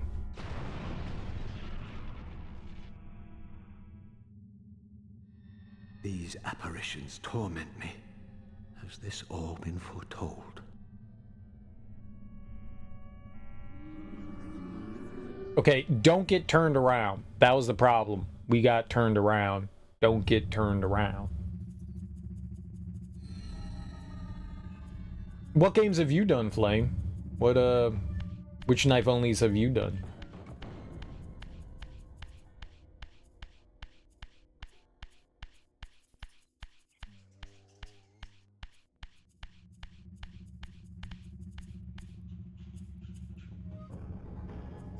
One, the remake of 1, and Code Veronica. Holy shit, Code Veronica has got to be rough.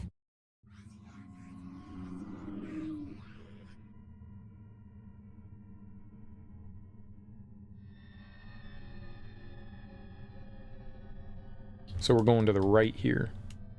Don't get turned around. Impossible. This must be one of Kain's deceptions.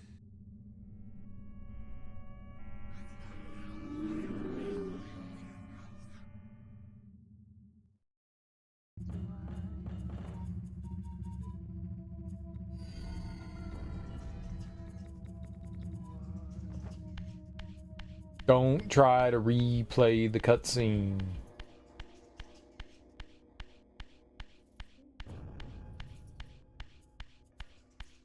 Some bosses only. The knife in Code Veronica is OP. Really? Code Veronica is actually one of the easier ones since the knife is kind of broken. Why is that? Why is it so powerful? Like, what makes it powerful? Is it kind of like the like frames per second thing in like remakes, like 2? Like if you turn you turn all your graphics down, you turn you get the FPS up to like 300 and it hits like once every frame, so it's just like and everything dies. Weapon only is more strategy based, which is more your wheelhouse. If you attack downwards, you reduce your hitbox by half, so you can avoid attacks. Because a single knife attack hits like 9 times. Damn, that's crazy. All right, we're going left this time. Left.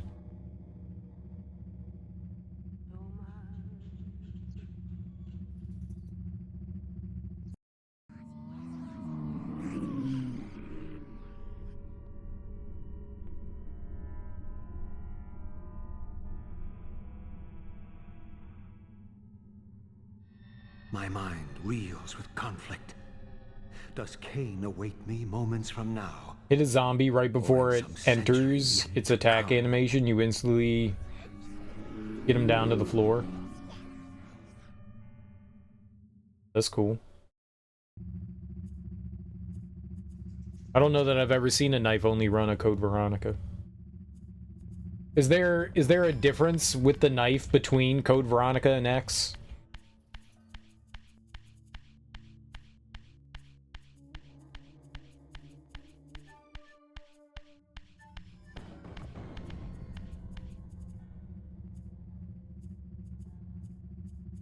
Cool beans. What? Alright, this time to the right.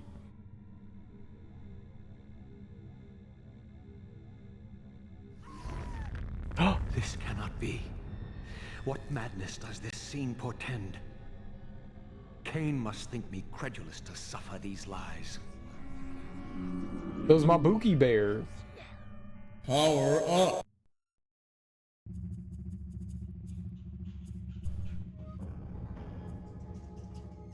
I like Skullface.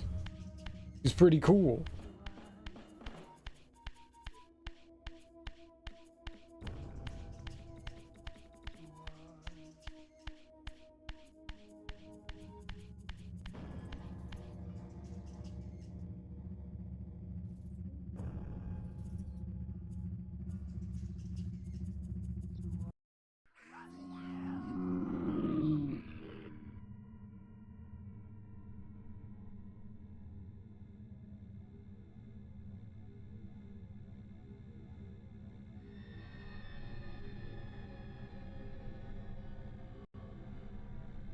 Is this phantasm a conjuration of my mind, or an echo of future events?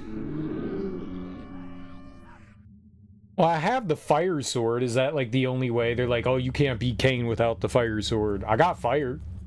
I got it.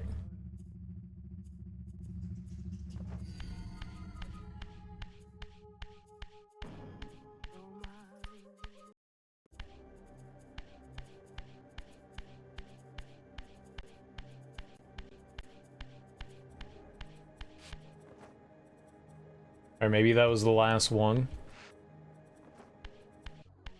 Like, who the hell built this? Like, did vampires, did they have, like, construction outfits and shit? Like, labor unions and stuff?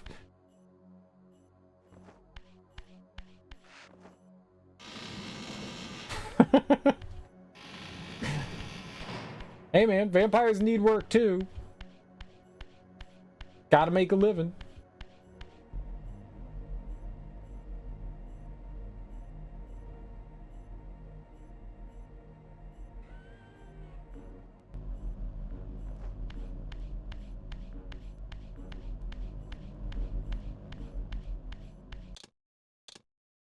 Alright, now if anything happens, we could just fast travel back here.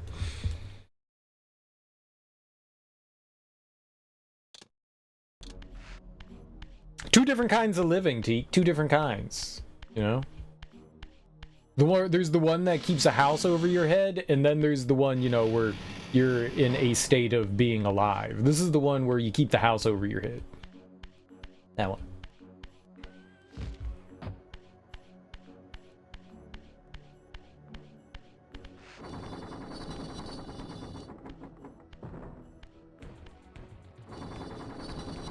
At last. I must say I'm disappointed in your progress. I imagined you'd be here sooner. Tell me, did it trouble you to murder your brothers? Did it trouble you when you ordered me into the abyss? No. I had faith in you. In your ability to hate. In your self-righteous indignation. Lies. You cannot have foreseen all of this. Eternity is relentless, Raziel.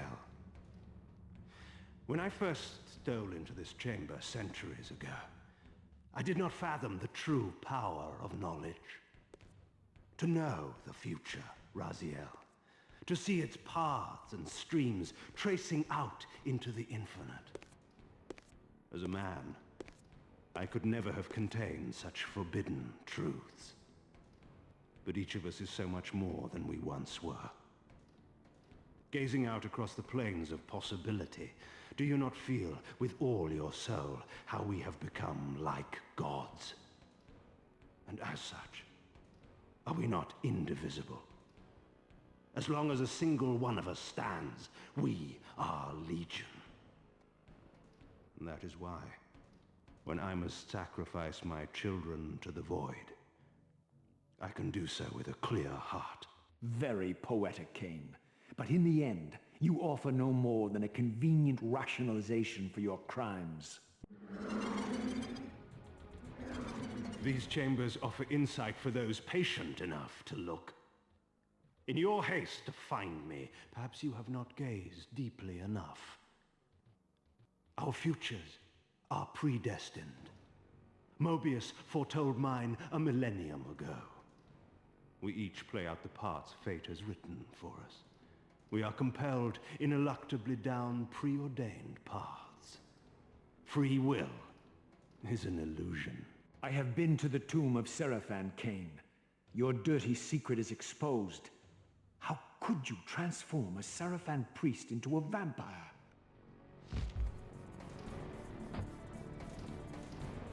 How could I not? One must keep his friends close, Raziel, and his enemies even closer. Can you grasp the absurd beauty of the paradox? We're the same. Seraphan and vampire. With our holy wars, our obsession with Nosgoth's domination, who better to serve me than those whose passion transcends all notions of good and evil? I will not applaud your clever blasphemy. The Seraphan were saviors, defending Nosgoth from the corruption that we represent. My eyes are opened, Kain. I find no nobility in the unlife you rudely forced on my unwilling corpse. You may have uncovered your past, but you know nothing of it. You think the Seraphan were noble, altruistic? Don't be simple. Their agenda was the same as ours. You are lost in a maze of moral relativism, Kain. These apparitions and portents. What game are you playing now? Destiny is a game, is it not? And now, you await my latest move. Oh no!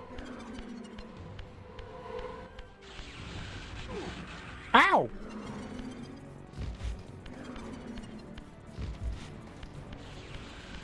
Huh.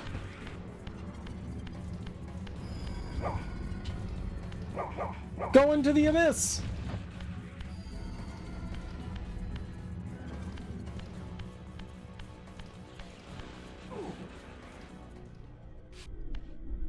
I seem to have perished.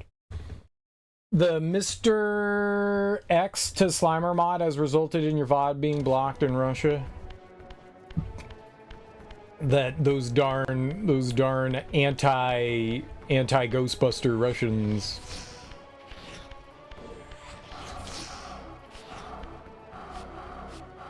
Boo doo doo doo doo doo. Boo boo boo boo boo boo. Boo doo doo doo doo doo. Ghostbusters! When there's something weird, and it's really weird. It's super weird.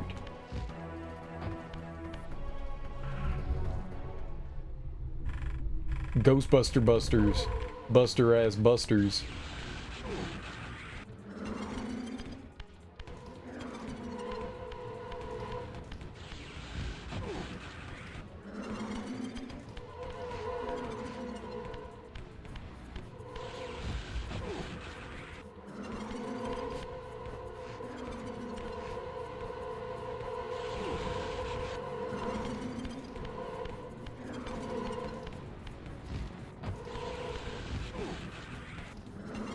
Oh boy.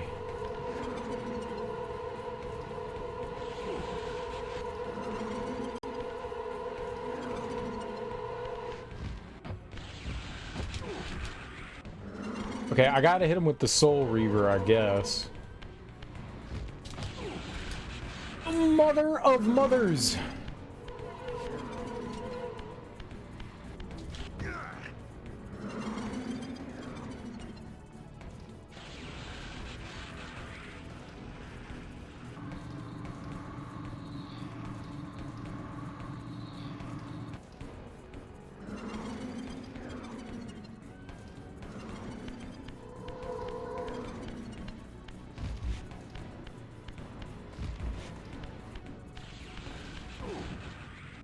Dude.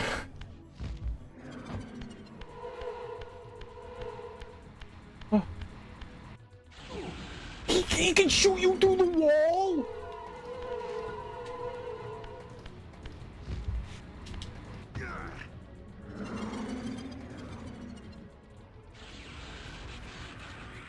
Infinity? It seems like we're powering him up. He likes it.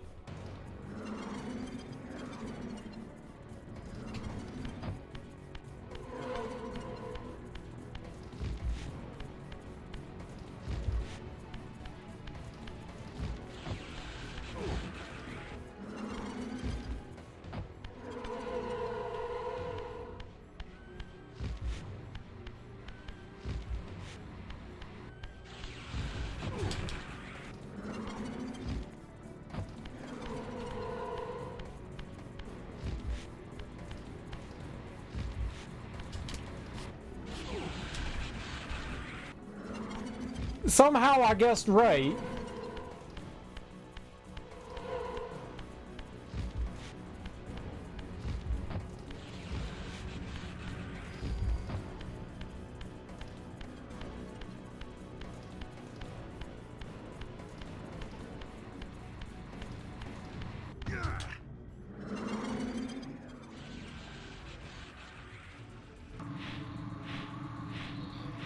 This can't be good.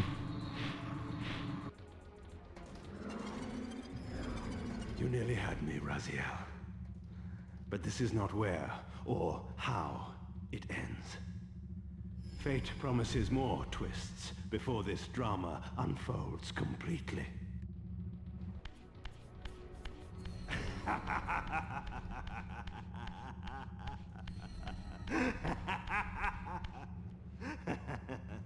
Be warned, Raziel.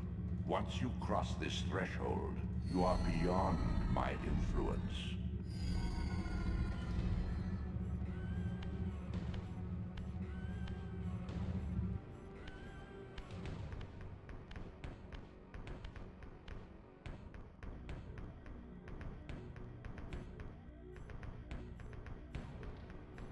Raziel, Redeemer and Destroyer, Pawn and Messiah, welcome, time-span soul. Welcome to your destiny.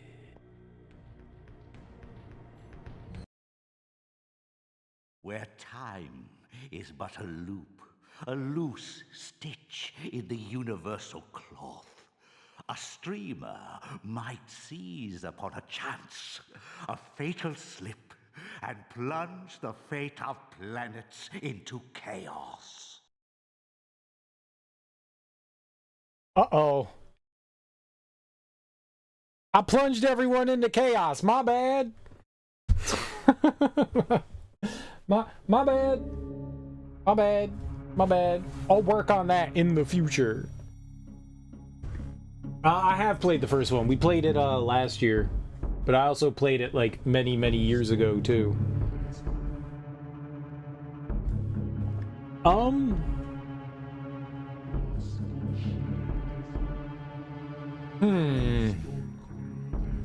This game definitely shows its age as far as like gameplay and mechanics go. Apparently this only came out like 9 months after Ocarina of Time, which is, you know, not not a huge amount of time. I wonder how much Ocarina of Time influenced the development of this game. You can see the influence of The Legend of Zelda on Blood Omen, the first Legacy of Kain game. You can see the influence on it. It's like Zelda with vampires. Yeah, it's got some of its own unique mechanics and stuff like that, but I mean, by and large, it very much is that. You go into dungeons, you fight bosses, you get new tools. And so you can see the heavy influence. So the switch from 2D into 3D, you can kind of tell where they're like carrying over a lot of those ideas, you know, into the 3D realm. But I wonder how much of Ocarina of Time influenced the development of this. 9 months is a lot of time to make huge changes in a game. A lot of time. Like, you could look at that and go, oh, these were some good ideas. Let's implement some of that into it. Like, you could overhaul combat. You know, you could go from not having a lock on and just like wailing to having a lock on and not just wailing. Like, that's very manageable. But I wonder how much of an influence it actually had. That aside, I mean, it very much does seem, you know, very inspired by the Legend of Zelda series. And it takes it and kind of does its own thing. I mean, there's gimmick bosses in here.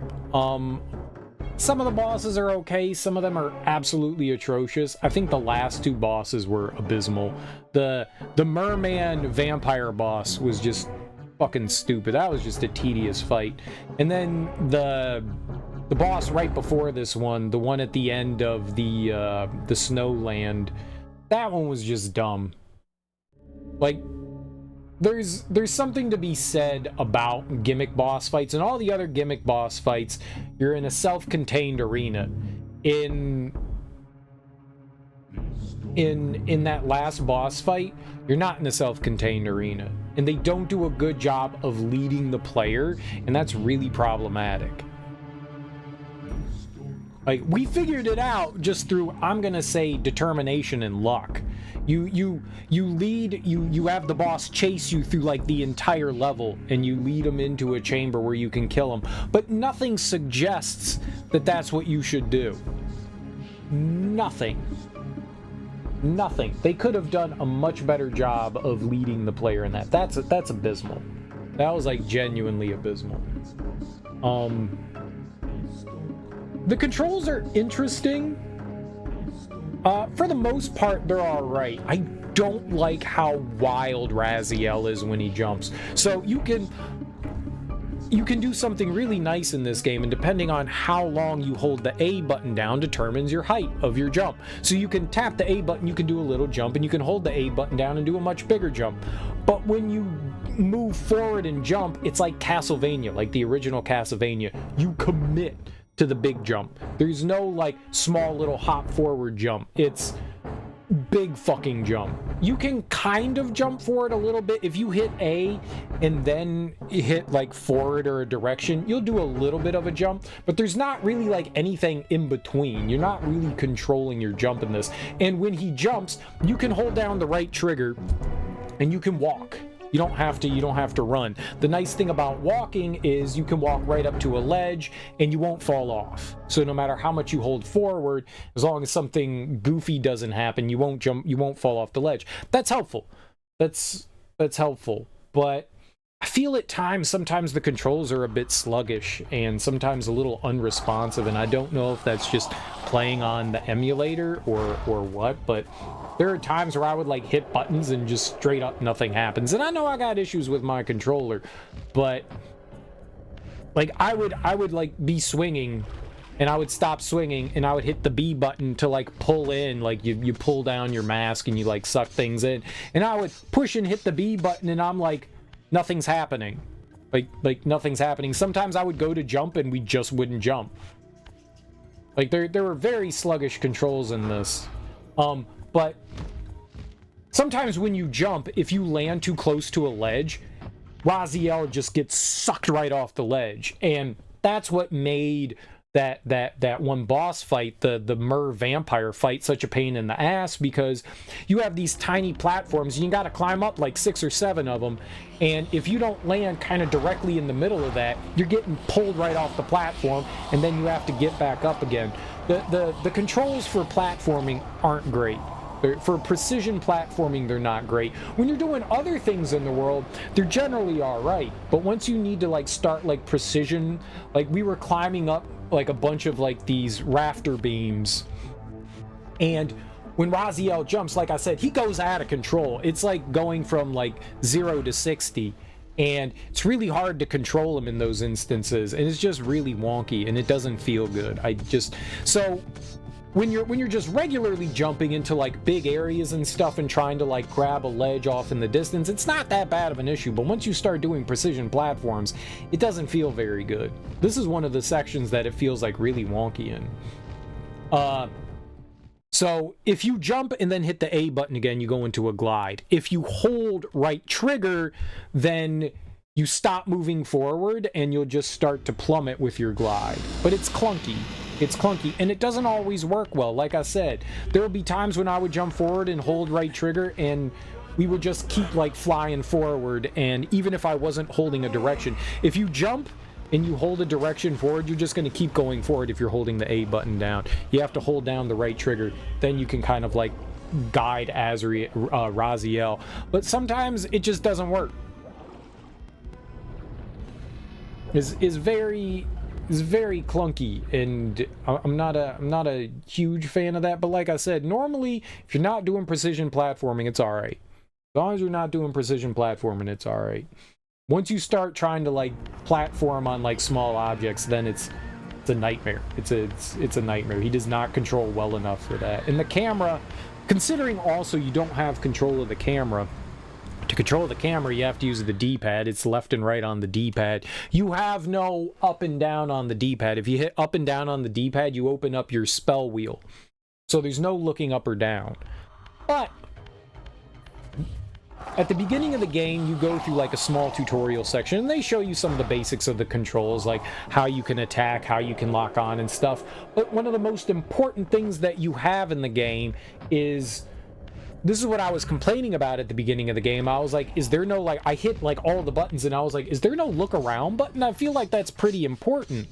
Like, you need to be able to, like, look around. The camera tends to look downwards towards you, and so if you need to see something kind of up in the distance, it makes it impossible, and it happens really early on. Like, right during the tutorial section at the beginning, you're in a pit, and...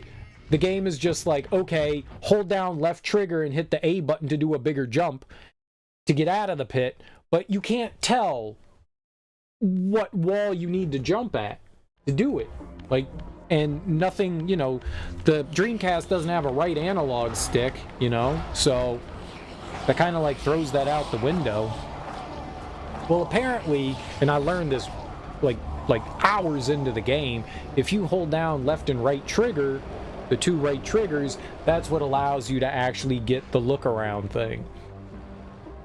That's my fault for not reading the manual. That's my fault for not reading the manual. But I feel like if you're going to go through all that to tell me in the tutorial, like these important mechanics, that look around with the camera is a really important one. And they tell you a lot of different things of like how mechanics work. I don't know why they would leave that one out. I don't know why they would leave that one out. That one's a really important one. Because there was a point in the game that I got to, it was making our way towards the first dungeon, that I was just like, okay, where do I go now next? And it was all because I couldn't look around. I couldn't see up above me. There was a pathway above me that I had no idea existed because it was so high up that I couldn't see it. And so I was like wandering around the world being like, I don't know where to go. Like, there's nowhere to go. And I eventually, because I was so far back, when I rotated the camera, I just saw it out of the corner of the screen that there was a gap there. And I went, oh shit. And I was like, how the fuck are you supposed to know this is there? So I started messing around with the controls again. And I was like, something's got to do something with the camera. And that's when I figured it out. And so that's when we looked at the manual and I was like, let's see what else is here. What's up, Axeman? I'm going to hold that against the game. Yes, I should have read the manual. That's what you do. But I'm going to hold that against the game. I'm going to hold that one against the game. That's definitely something they should have explained to you. If you're going to go as far to have a tutorial section to tell you how to jump and how to attack an enemy, I feel like the camera thing should not be a hidden mechanic that you look up in the manual. I'm going to hold that one against the game. Look, see, they show that here in the demo. They show it in the demo that you could do it. That's what I was saying right there. There it is. But you'd have to sit for like 40 minutes watching that to figure out, oh, there's a camera thing. Yeah, read the manual. Read the manual, man. It's important. Retro games, read the fucking manual. Sometimes there'll be mechanics you don't know about. This was right in that generation of games having more in-depth tutorials. Like, this was like the start of like the most basic tutorials. They don't give you everything. This was right when that like transition was happening. The level design is neat. There's a lot of aimless wandering, and I kind of wish that there was a map. I think that's like the most egregious thing that this game didn't have. They definitely could have had a map. You could hit the start. There's no select button on the Dreamcast. There's just the start button. But you could hit the start button, and you could have thrown a map in there. You could have, had, continue game, save, quit, map. You could have had that in there. A map would have been nice. Most everything is fairly linear. You have kind of like the overworld that has a bunch of branching paths. There's not a bunch. There's like 4 or 5. But a map would have been nice to reference things, because you can get turned around, and it would have been really nice to have a map. And it's something that I don't know why they wouldn't include that. You had a map in Legacy of Kain. It wasn't an insanely helpful map, but there was a map. There definitely could have been a map in this game, and that would have been nice. That's something that I feel like really they should have had that in this. Like Zelda, you fight a boss. Well, I guess you go to a dungeon. In Zelda, you get the key item or your tool or whatever, like earlier on, and then you use it a little bit in the dungeon, and then you use it against the boss. You don't really do that here. You go through a dungeon, usually get an item in the prior boss, and then you use some of those mechanics to solve, the puzzles in the dungeon, and then you go. Then you fight the boss, and all the bosses in this are, like I said, gimmick bosses. Some are better than the others. As a final boss, that was a lame fucking final boss. That was a pretty lame boss. The ending of the game definitely feels rushed. I thought we were gonna fight all of our brothers, and we fight like 3 or 4 of them, and there was like 7 or 8 of them. We only fight a few, so the ending definitely feels rushed, maybe a little cobbled together. Like, the final dungeon's interesting, but it's basically just a straight line. All the dungeons were kind of straight lines, but they at least felt like they had more going on to them. That final dungeon felt really simplistic compared to the others, which is disappointing.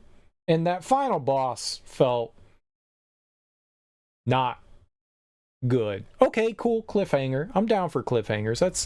That's fine, but yeah, that final dungeon and that last boss kind of felt not great. There were some interesting puzzles. A lot of them boiled down to just like block pushing, which I think it was like the 3rd dungeon that we went into. That one actually had some like interesting puzzles and switches and stuff that you would do. It was probably like the biggest one that we did. The underwater dungeon was probably my least favorite one. That one was just like mega annoying. A lot of the areas kind of look the same.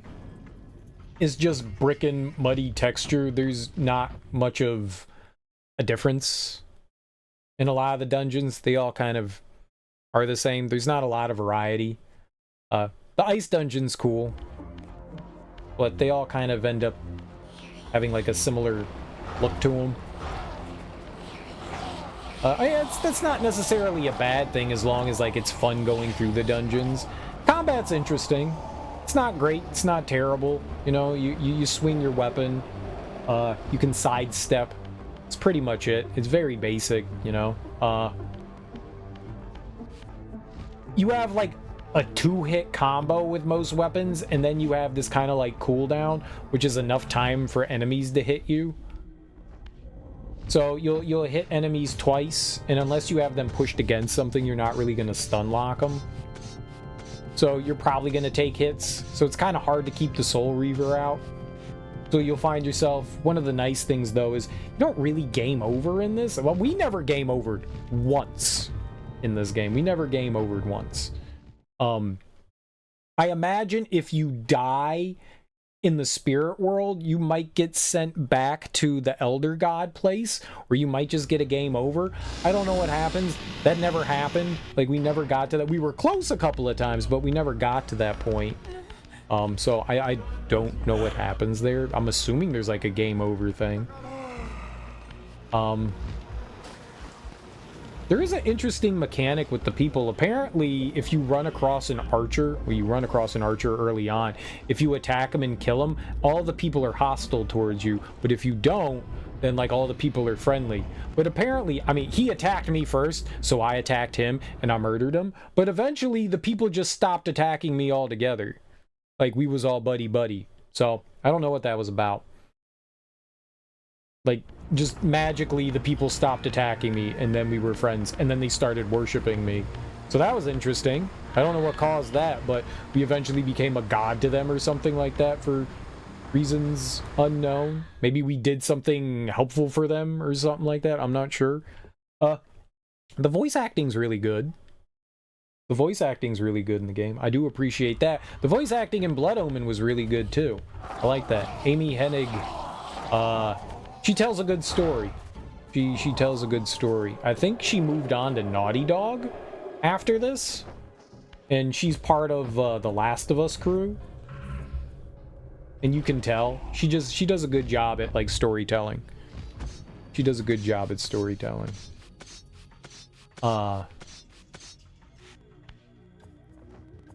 It's a fun game.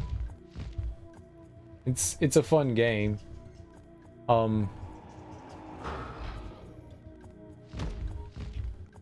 I think it shows a lot of potential. I never beat Soul Reaver 2. I only played a bit of it, but there's a lot of room for improvement in this game, and I would assume that Soul Reaver 2, you know, definitely probably, you know, improves on some of these mechanics. 'Cause there's some cool stuff going on here. There's definitely some cool thoughts and ideas, you know, transpiring. Maybe one too many block pushing puzzles. Maybe that was like their big thing. After you've done like 3 or 4 of them, they're all kind of the same. A lot of them require you to like line up an image, so you're pushing the blocks and flipping them over just to like line up an image, but by and large they all end up kind of being the same. There's a couple of unique ones that you go, oh, okay, that's clever, but by and large they're all basically the same thing, so that does kind of wear on you after a while because it's slow. They're not really hard, they're just like time consuming. You know, just about every dungeon that you go into has a few of them. It's not the... I wish they had tried to, like, they had an obsession over the block pushing puzzle. They were like, yes, do more block pushing puzzles. What's better than 2 block pushing puzzles? 30! We'll do 30. There's a lot of block pushing puzzles on this. I like this a lot. I do not think it's in the same caliber as, say, like Legend of Zelda. A lot of this reminds me of Shadow Man. Shadow Man had some really strong similarities, I would say, to this. Shadow Man came out slightly before this, like a few months before this. Not saying that that had any influence on this, but it reminds me a lot of Shadow Man, where they have the idea of what makes games like Metroidvanias and Legend of Zelda's good. They're just not quite there. They're like on the precipice of like understanding, you know. Copying is the sincerest form of flattery, but you have to also understand the underlying mechanics of what makes those, the design of those, what makes those fun. And this is like right there, which is why I would be super excited to play the sequel, because like this is on the precipice. Like you can see that they have like a basic understanding of what makes those fun. But there's a lot of sections where it's just kind of mundane and there's not much going on, and you don't really utilize a lot of Raziel's powers. Like, you get powers, but a lot of them are like that. Running around in a circle is probably one of the dumbest power-ups in the game. It's one of the dumbest power-ups I've experienced in a game. You run around in a circle to turn things. That's dumb. That's just dumb. That's dumb. There's no like other kind of, that's dumb. Like they don't utilize a lot of his powers. This thing that you do here where you like push stuff to move blocks, you do that like 3 times. They don't really push the mechanics often, and that's problematic. Then it's like, well, okay, we did it, but you didn't really utilize it. Like, you introduced these new mechanics, but you never really use them, and you end up doing like the run around things. I mean, it's just another way, you know, instead of having a handle on something and pushing it, you just run in a circle. So it's like Raziel couldn't turn things until he got the ability to turn things. That would be like, you have unlocked the power to open doors. Cool. We couldn't open doors before? It just seems kind of a silly mechanic to unlock. Like, you can now turn a wheel. Oh, okay, cool. I had hands before, but I couldn't do that. No, you could not. It's just a really goofy mechanic to unlock. Now you can turn wheels. Okay. Great. It's a really weird one to unlock. Like, maybe, I mean, it's stupid, but like if you had like an inventory system in the game and you found a wooden shaft, and now you can, there were all these wooden shafts that you had no way of turning, and now you can put in your wooden shaft and you can push and turn them.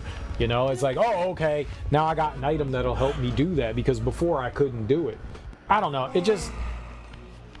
it's just a really weird power to unlock. It feels kind of lazy. It feels kind of a lazy power. Like, some of them were interesting, like the ability to swim underwater. Like, that one's kind of cool. I get that one. All right, so there's a rationale behind that one. You know, if you jump into water, for whatever reason, it pushes Raziel into the spirit world. Okay, cool. You get a power up now to like be able to actually swim in the real world, and now you won't like transfer into there, and they lock a lot of stuff behind that. I did that one. That one's way cooler. That one's way more interesting than being able to turn doorknob. You now have power to turn doorknob. Yeah, that one just felt like what other power could we give him? What if he can't turn things? Yes. And then we can hide things behind his inability to turn things. Exactly. I don't know. It was the least interesting of all the powers, but they really didn't utilize a lot of them all that well. Like, the swimming one, you definitely do a fair amount of swimming to, like, go and unlock things and get to areas and stuff. That one, at least, is somewhat better. The climbing one, it's also silly that he can't climb before that. Like, you can't sink your claws. You didn't think that you could put your claws into the wall before that? No? Alright, cool. Fine. His claws have now been powered up to titanium. Now he can climb in the wall. That's a fine one. Like, that one's, it's a little silly, but, you know, it's not as bad as you've unlocked the power to lift yourself up over a small ledge. That would be annoying. Like, you can't climb up onto this little ledge, even though, like, you could just kind of, like, fall over onto it. You know, there are games that do that kind of thing, so at least it wasn't as silly as that, you know. You at least get to climb some things. Alright. It's a fun game, though. I like it. I like the Legacy of Kain series, or at least the 2 games that we've played of it. I enjoy it. This definitely does not feel as polished as, say, what it's trying to mimic. It doesn't feel as polished as, say, Legend of Zelda. It just doesn't. Nintendo just has that bigger studio, right? Larger budget. You know, they're able to put in that extra Haktua elbow grease, you know, they're just able to do that. You know, I heard that this was like plagued with issues in development, and that's probably a reflection on the end product. You can kind of tell. It's a good game.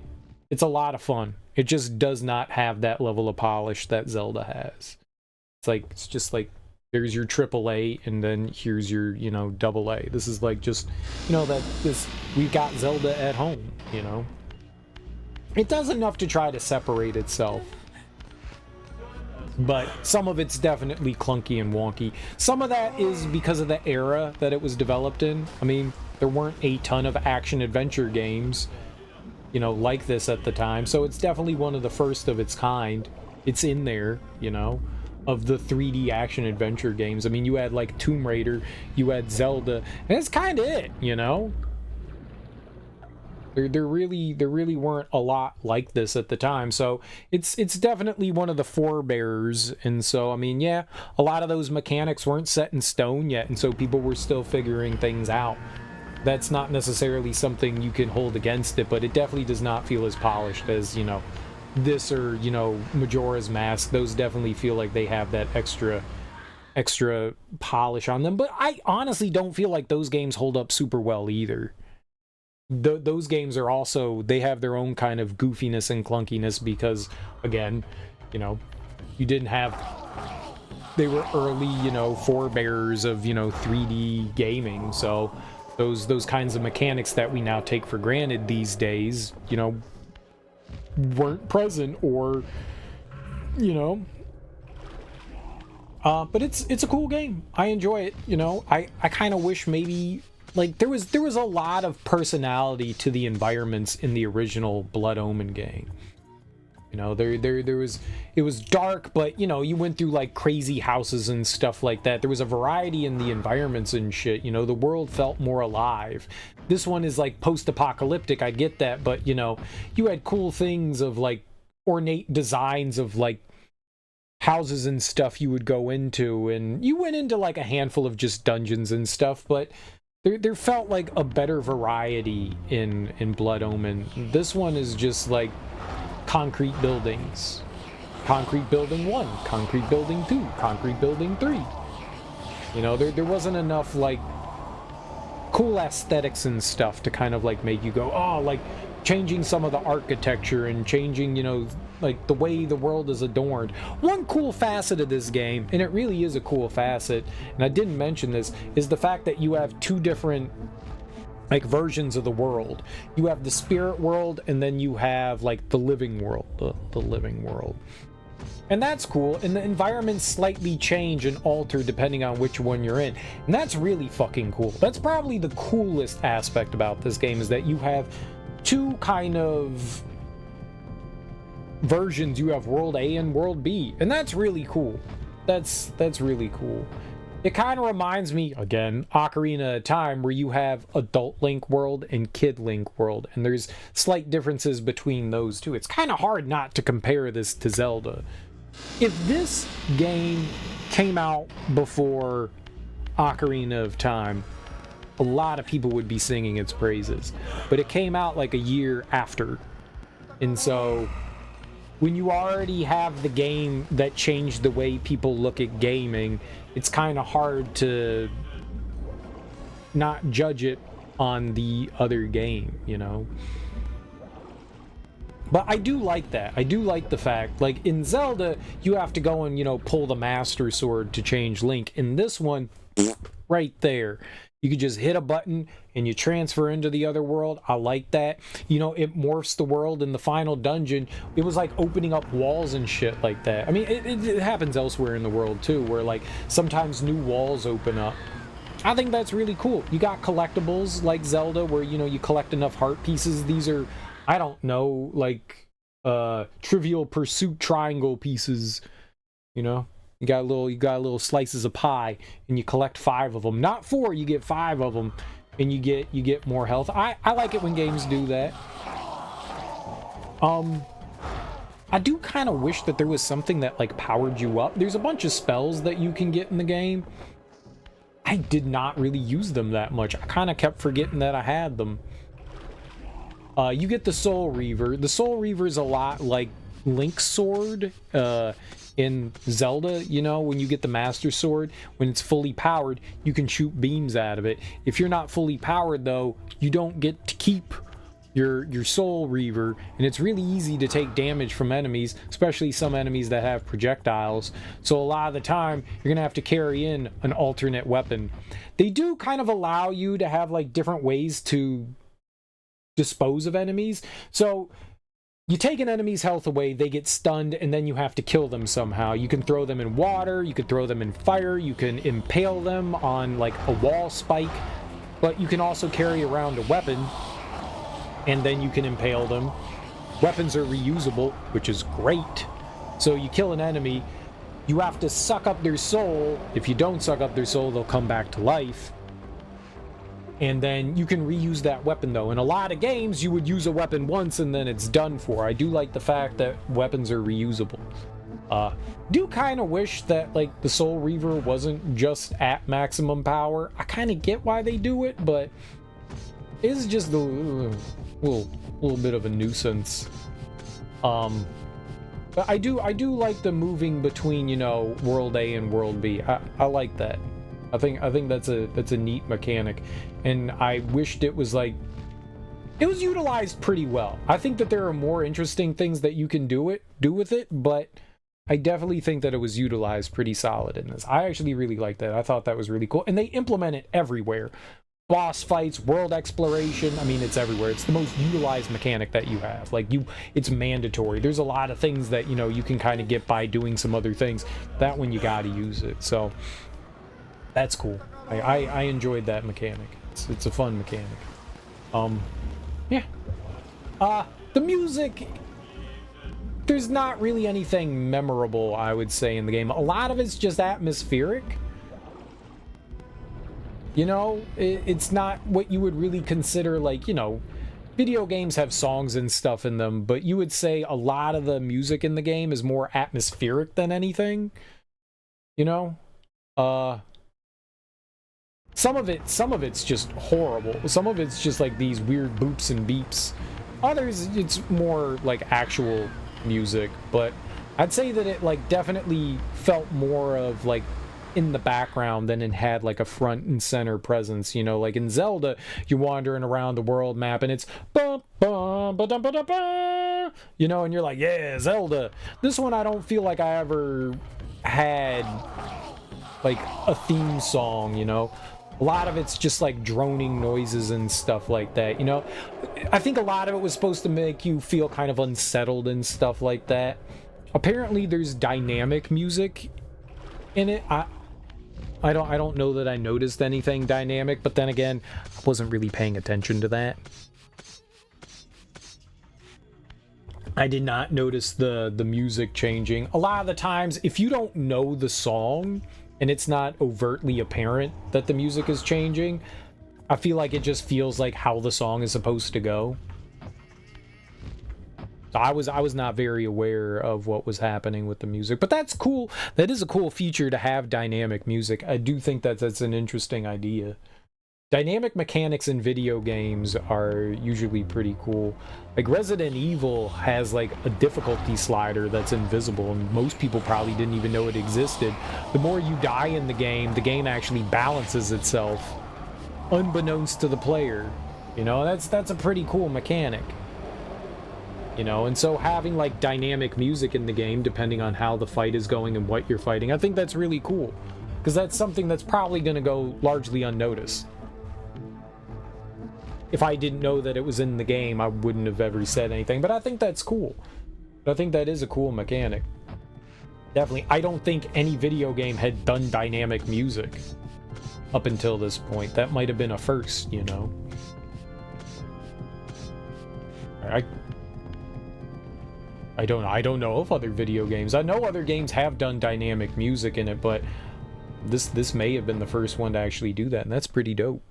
That's pretty dope. There was like a pie piece we were missing. I wonder if we can like go back in and find.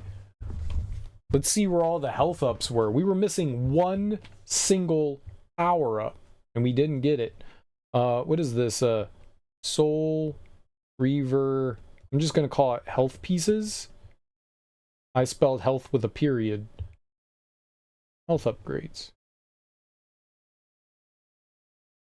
Let's see if we can locate them.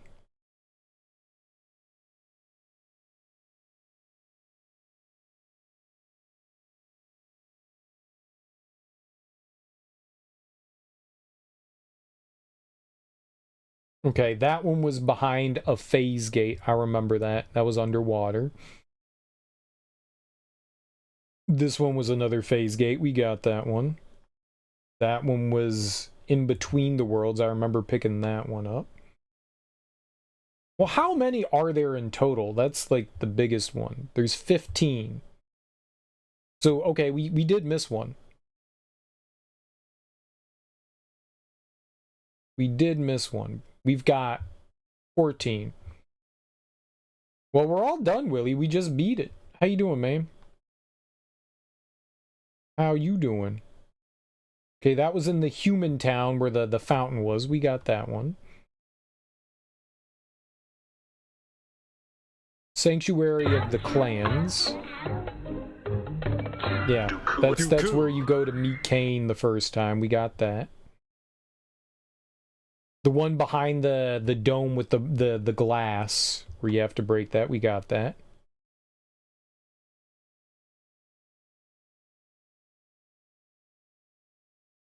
Okay, in like the near where the Elden God was, the exit from the underworld. We got that one. Dooku.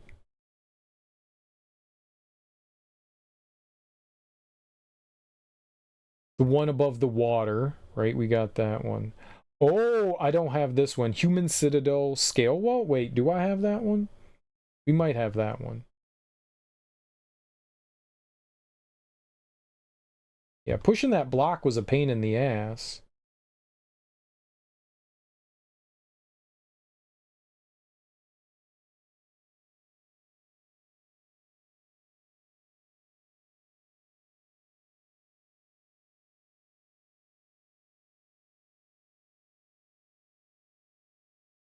That's the turning one. The drawbridge.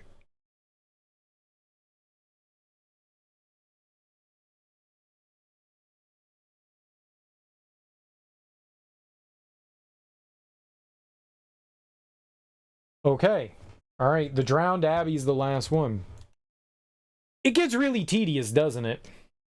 It gets really tedious, doesn't it?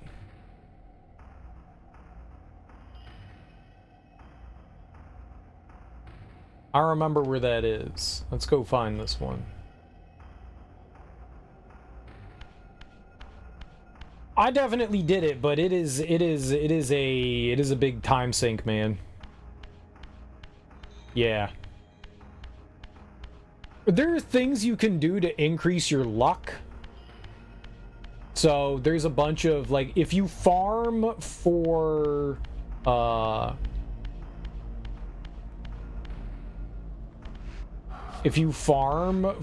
some power-ups. Alright, which one is Rahab? If you farm for some, what is it, shards? And you can increase your luck, and then there's, like, some gear. But you want the shards. You want the shards that increase your luck.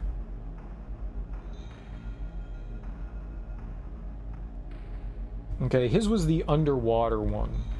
Let's go to where the boat is. Seraphim Tomb by boat. Okay, we want that one. That's like the one. The augment ones. Nah, dude. I mean, you've already beat the game, right? You've done your due diligence. It's a really fun game. How'd you like it? Did you do everything else in it? Oh, you want to lay in bed and play? Lazy, lazy, lazy. This lazy daisy. This old lazy daisy. Yeah. That's the important part. Getting all the other, like, getting like all the cooked foods and getting all the gear and stuff, that all counts towards 100%. And yeah, that's mega tedious, man. I did it because I'm a moron. You're a smart one, and you said I'm not gonna waste my time doing this shit.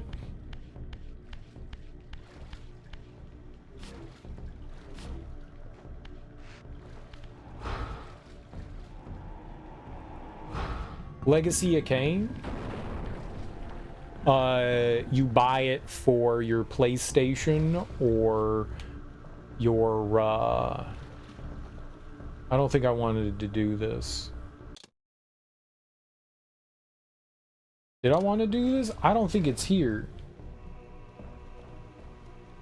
Oh, we're playing the Dreamcast version. We're playing the Dreamcast version. I actually think I wanted to go back. With a HD mod.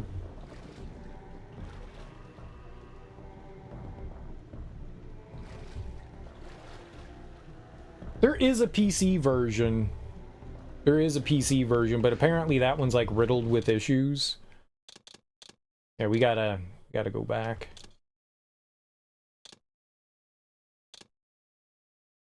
So there's do I still have the link here? I don't think I've copied anything since then. Yeah. So there's this HD mod, and you can check that out, and it up-reses a modder redid all the textures.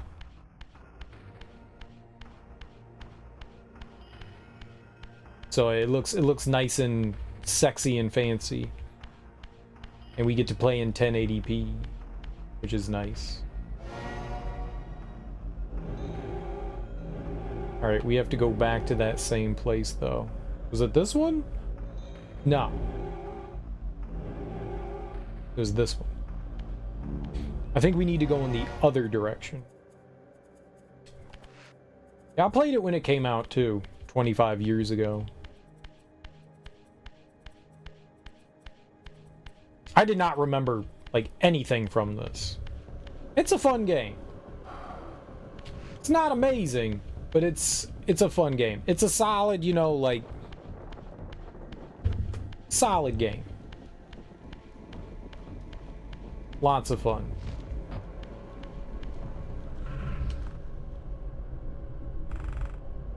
Some sleepers? Like, so boring you want to fall asleep? Probably. Probably. Yeah. Yeah, we're definitely gonna play through Fatal Frame 3 and Fear 3. Play through those bad boys.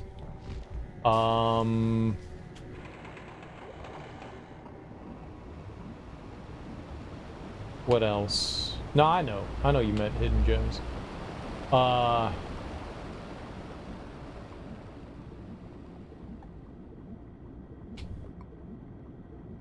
Then, like, everything else aside from that is just gonna be whatever I feel like playing. There are definitely a couple of others that I'm definitely gonna play, but I want to keep those, you know, close to my boobs.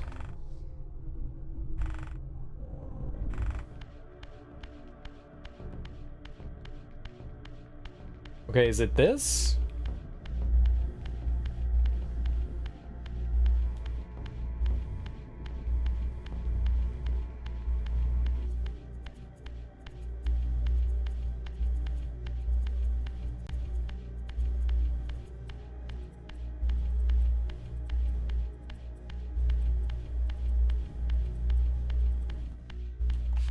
What happened to my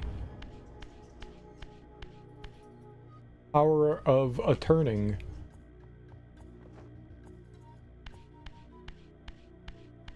Is it not that? I feel like you should be able to turn this, right? Even if not, why isn't it activating? Shouldn't it activate?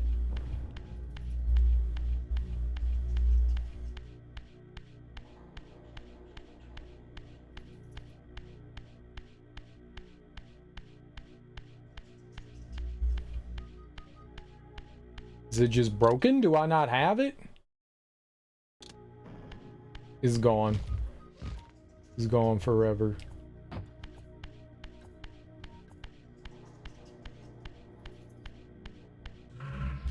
It's gone forever.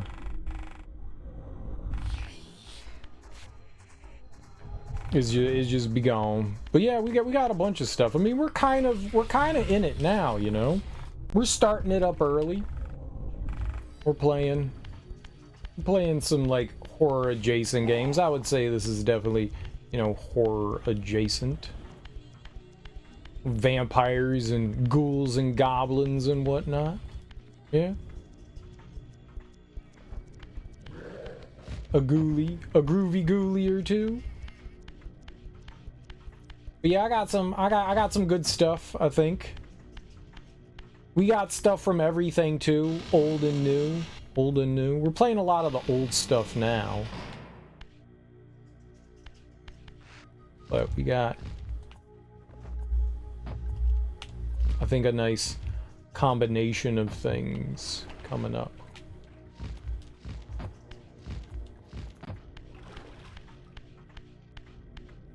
I don't really get scared. I mean, I could get startled, I guess, but I don't very much get scared. Not saying I can't get startled, but not much scares me. I got bored of Alien Isolation. I stopped playing it. I was not, got himself killed. What an idiot.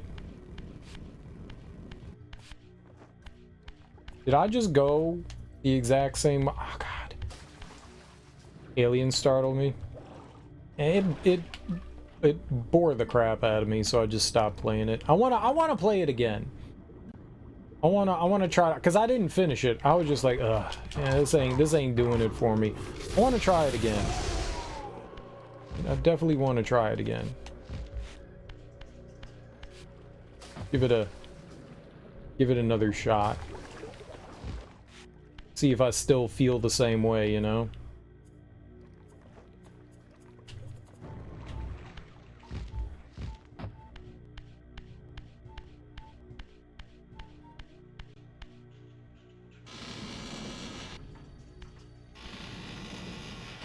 You were high playing it in the dark? Nice.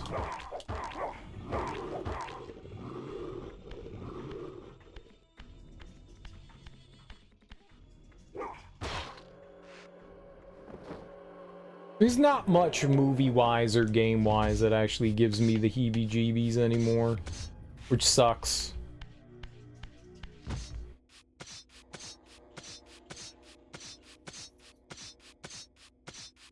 I try to like will myself into it, you know?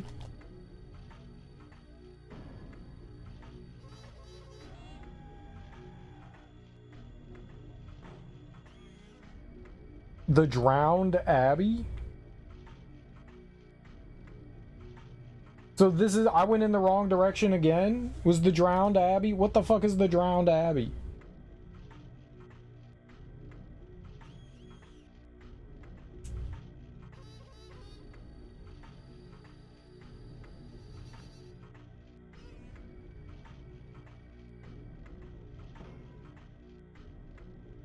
Oh, this is just an entry. No, there was nothing that said Drowned Abbey. Shit. It must be, this must be wrong. I went the wrong way, because I never ran into it. Dang it. It must be where we were going. And I was just like, nah, this can't be it. So we backed out. It must have been that way. I think the Drowned Abbey is where Rahab is. Yeah. Whoops. Yeah, I'd like to. I don't know. When I feel like the stalker thing kind of like once you like run into it like once or twice and it kills you and you find out what like the consequences are, I feel like it really takes away from the experience. You know, like an Outlast and Soma and all those like walking sims. Like they're kind of like scary for a little bit and then they just stop being scary. Like you're a little tense for a little bit and then it just goes away.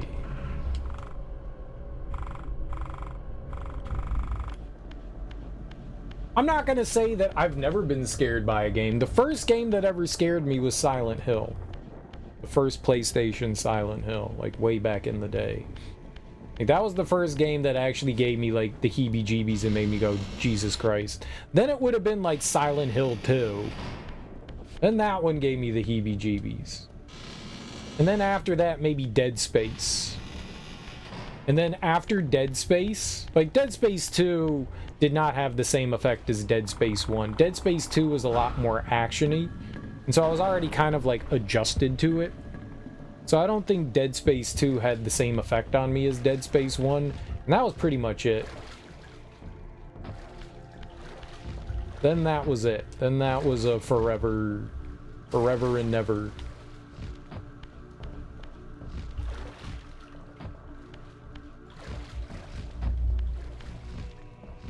After that game, I don't think I've ever been scared by a game again. Amnesia did nothing to me. I did not get why people were saying like Amnesia's like the scariest game ever, and I was like, really? Okay, this is great. I want to play scariest. Oh, this was it. This is it.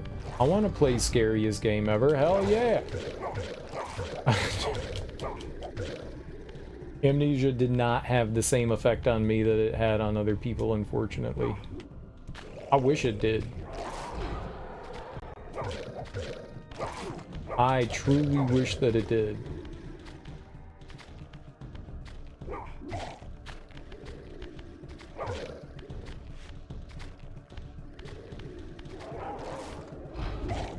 Great.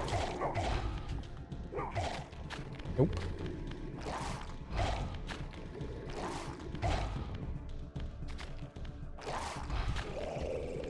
Cool. Alright. Well, maybe they'll just stay over there. This is what we wanted. That is the only thing I came here for, was that.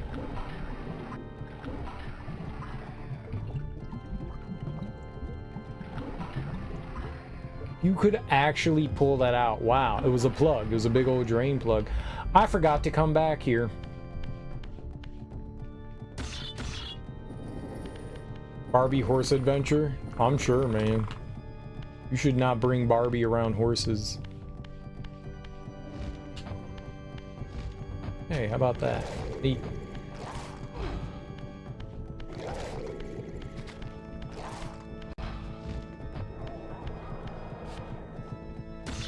Giant bugs in games freak you out?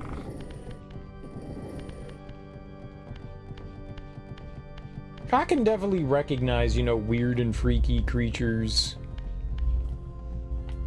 You know, and some of them do look gross and stuff, but you know, it's a video game, so I don't, a lot of people have like this ability to immerse themselves in games.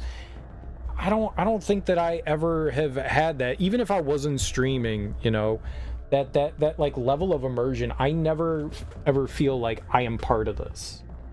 Like there always is that level of this isn't reality to me. So while in real life I have pretty severe like being scared of heights and stuff, in video games rarely does anything like kick in for like fear of heights. Does it suck when you fall from a high point in a video game and have to climb back up? Yeah, sure, but like looking down, rarely does my like fear of heights ever like kick in Rarely.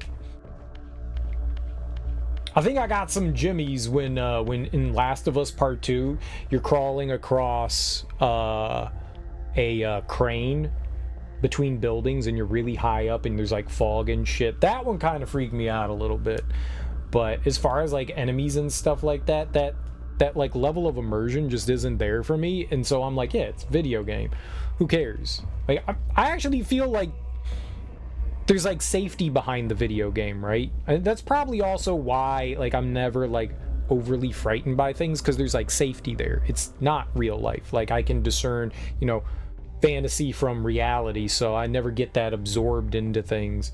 I kind of wish that I got absorbed more into it. I like the idea of like people being like, dude, I'm so immersed in this. Like my immersion feels very superficial compared to what a lot of people tell me they experience immersion of, and I'm like, damn, man. I'm too much of a dead inside robot for this to work. But like I feel like it's a great way of like facing fears, helping you like overcome things. You have a fear of spiders, you could play a video game where you fight spiders, and while you know your fear of spiders might freak you out a little bit, it's a video game, there's not really spiders there. You can face your fear of spiders in that regard. You know, wouldn't that help? If you got thalassophobia, you could play some Subnautica. Giant bugs freak you out? Squash some giant bugs, brother. Squash some giant bugs. I don't know that we ever would have come back there. Almost never were there power upgrades in levels themselves. They were almost always outside of it. Rarely were they ever in the levels. That's actually really interesting to me. I feel like that's really interesting. Eldritch energy power-ups. We have 44. Were there more? How many were there? 1, 2, 3, 4, 5? I don't know if we found 5.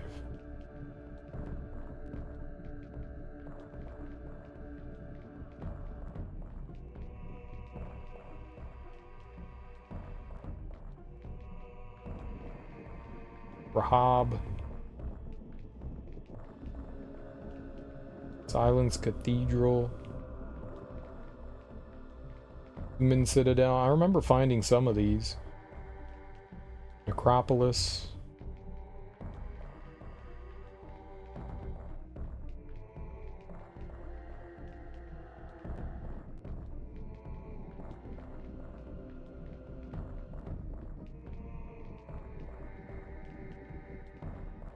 I definitely did not get that one. Let's save, and then we can warp out of here, and we can go to... there's no way I did this.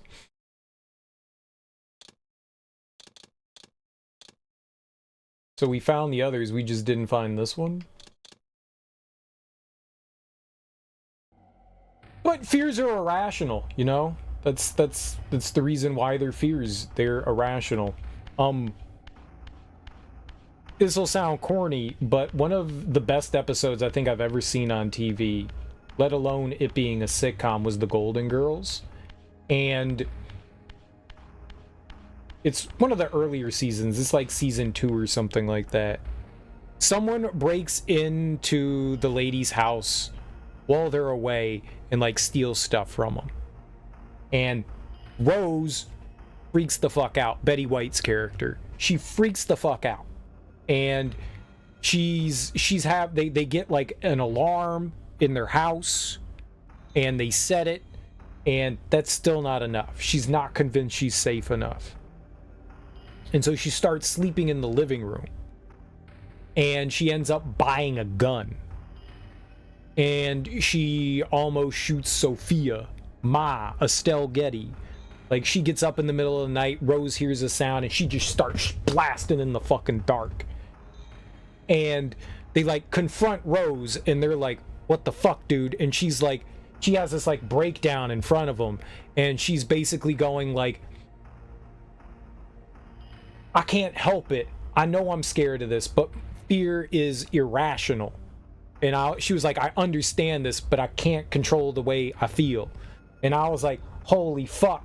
It's such an astute observation. And I was like, this is such a cool episode. Sure, there's like giggles and stuff along the way, but it's a really like powerful episode dealing with fear and knowing that like even though you're scared of something, there's nothing you can do about it because fear is irrational.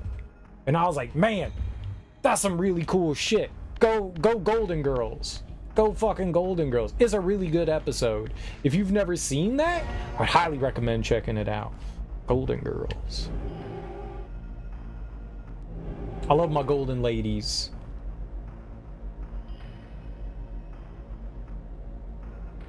I think it's this one. But it doesn't just apply to, you know, being scared about somebody breaking into your house, you know. You know, it's more than that. It's like fear in general. Oh, right. We have to be a real boy. And I was like, this is my jam. This is why the Golden Girls is great. Am I not? Sucky. Aha! There's 2 exits here? Well, I don't fucking know. Where are we?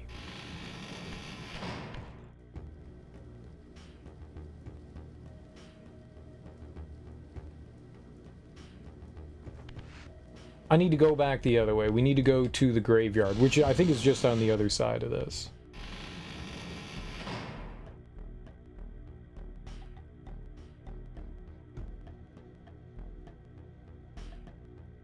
No. It is this other one. It said into the area with the lake. There is no lake. Maybe this is a lake?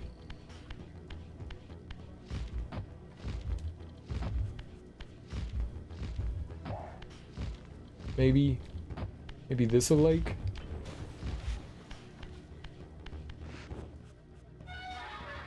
It said insert into sarcophagi.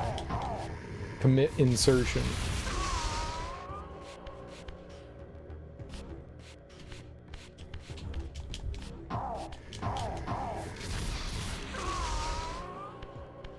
It said perform insertion on one of these bad boys. This? I never would have done this. What the hell?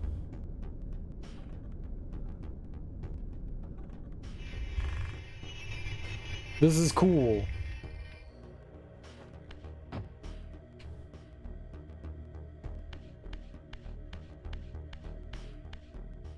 You could only do this when you have the Soul Reaver.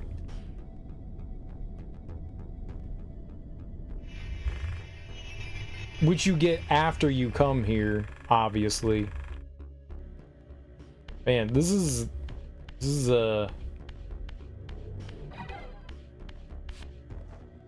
said 48 though.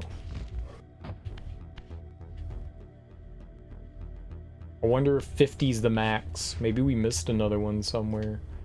I don't know where that somewhere would be though. I feel like I grabbed them all. Maybe we didn't. Commit mass insertion.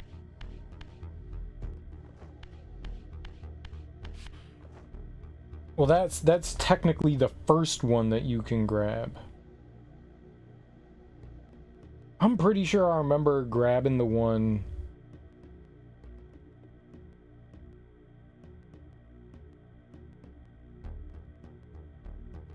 in the Human Citadel.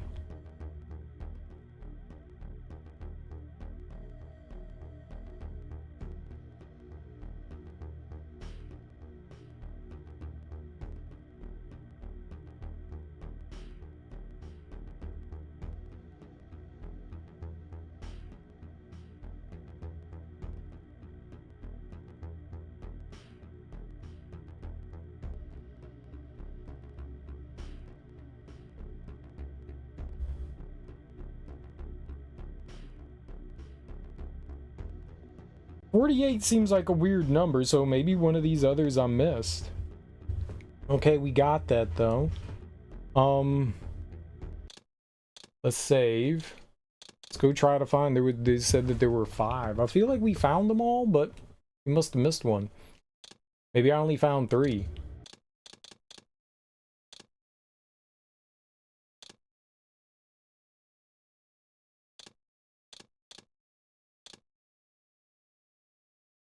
Okay.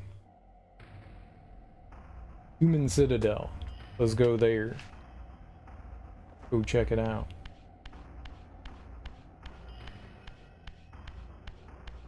You know what? You know what? Look, I'm not a big like Minecraft crafting simulation world kind of person, but you know what looks kind of cool? Was that Grounded? Grounded? Grounded looked kind of cool. That has giant bugs in it. It's got a whole lot of giant bugs, but that looked kind of cool to me. I watched someone play a little bit of it, and it looked pretty neat. Like, it's like Honey, I Shrunk the Kids. You're a little kid, and you get shrunk down, and so you gotta like find ways to survive and escape. So you're in like your backyard. I was like, oh, this is really cool. That had some giant bugs in it.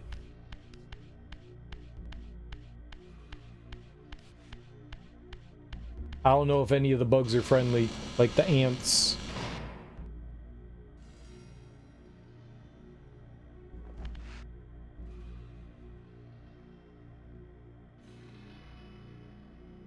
What's that? Look for a waterfall? Is that here?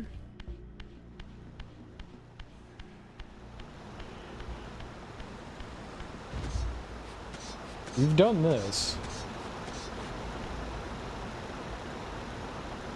Series of ledges.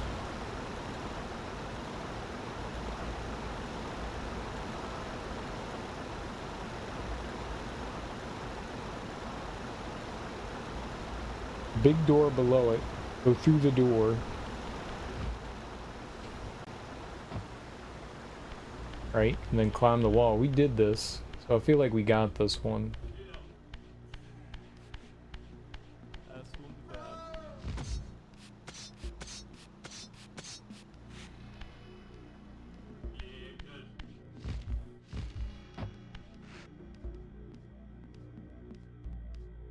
Corridor and steps that lead to the Eldritch energy. It's guarded by 2 humans armed with flamethrowers. Yeah, we got this one.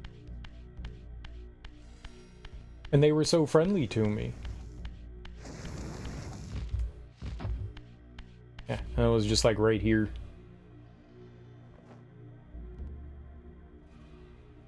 They only use the flamethrowers if you anger them.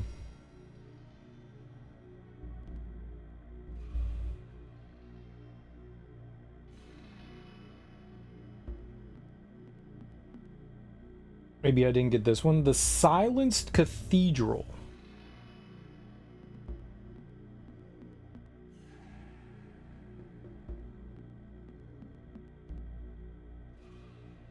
Maybe that's it.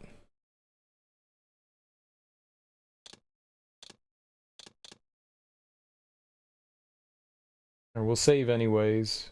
How do we get to the Silenced Cathedral?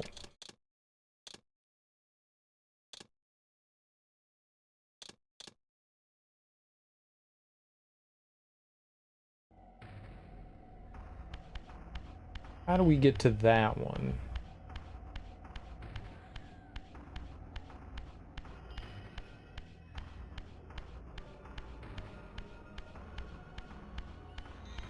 It's not the boat one, it's the one before the boat. I remember that had like all the bells and shit in it. Which one is that one?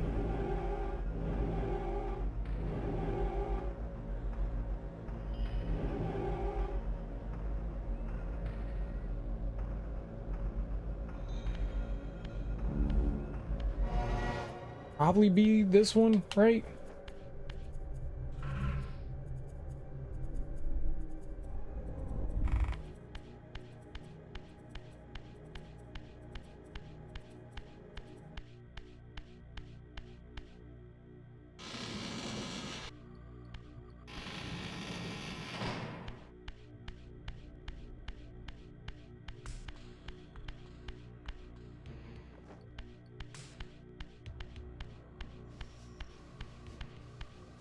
I don't know where we are. I fell down a hole!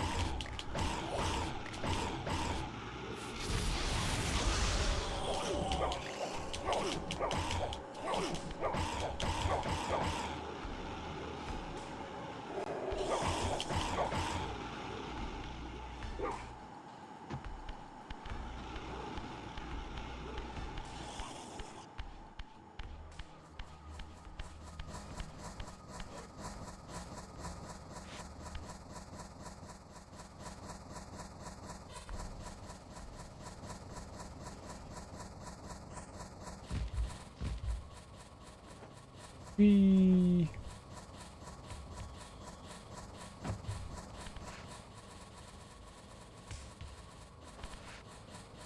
Maybe I do want to go this way?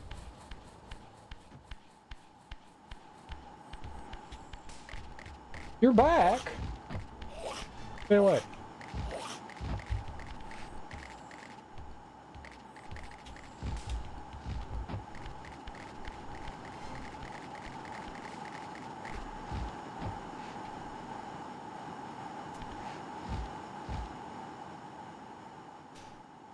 That did not give me enough height. Oh, you son of a bitch. Duck! Stop it!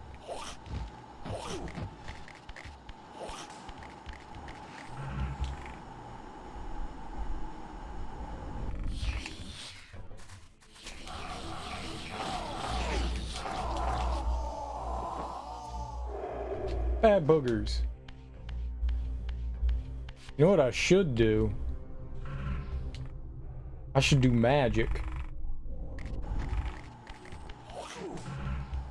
Cool.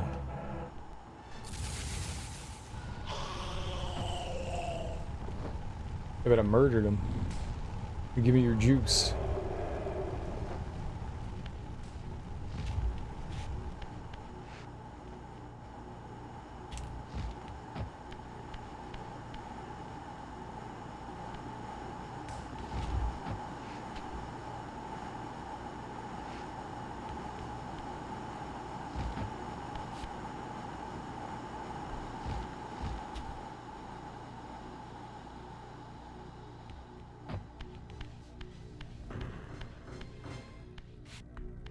Stop it, dude.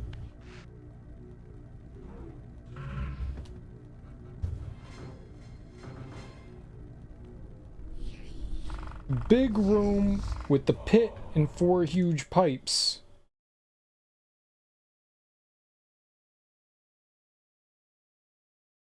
Oh. I actually think that's behind me.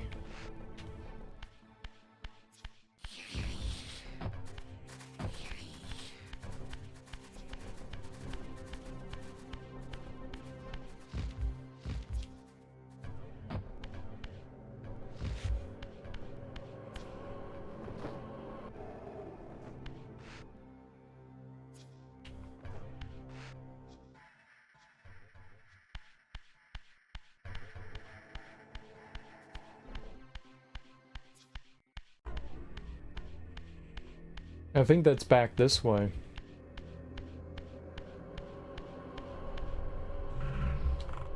Maybe?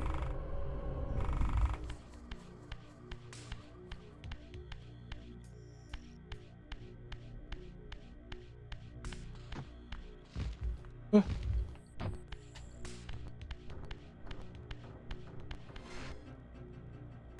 I totally see. Cool.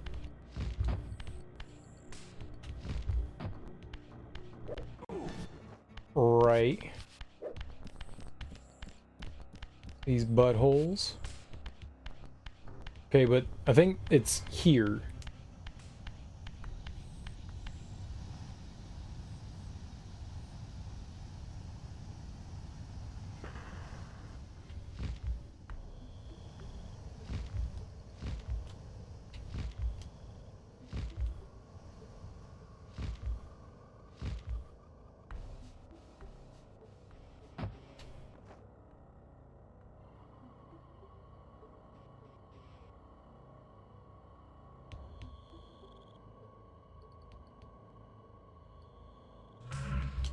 I think it's somewhere in here. I think that's what they're saying, is that the thing was somewhere in here.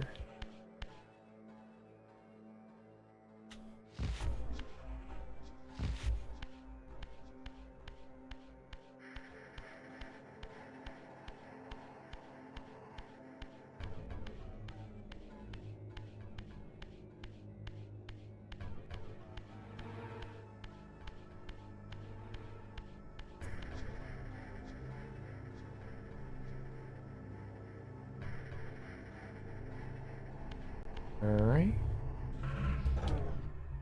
I don't have enough juice. Any health flying around here? Yep.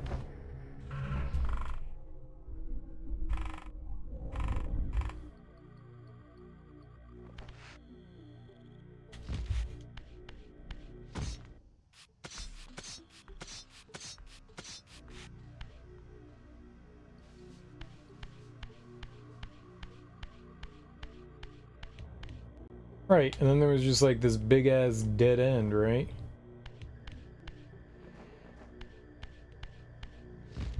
And then there was this over here. Oh, is that this? I forgot. I remember seeing this and I was like, what the hell is this about? Oh man. That'd be it. 52? God damn, number's 52.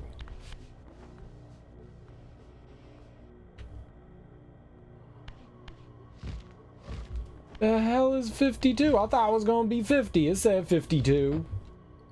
It was like, I heard you like numbers. How about 52? You know what's funnier than 22? 23.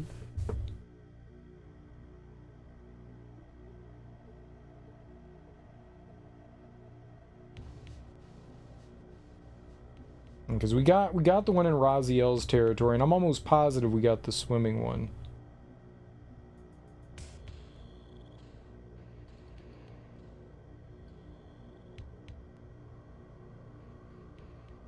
I definitely remember finding at least 2 on my own, so 3.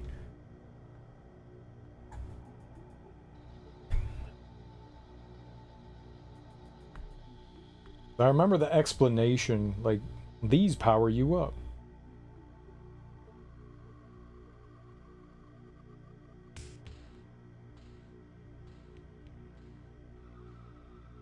Yeah. Alright, that's a weird... No, I guess that's all of them. I guess that's everything that the game has. Is that right there? Power up. What's up, Big Neo? How you doing? Now, I think a couple of those I would have not found on my own. Because I didn't. Because I didn't. We only missed 3. We missed 3 things. It's easy to forget. That's why I try to, like, jot things down and stuff like that. It's just easy to forget stuff. It's just easy to forget stuff. Alright, I guess that's everything?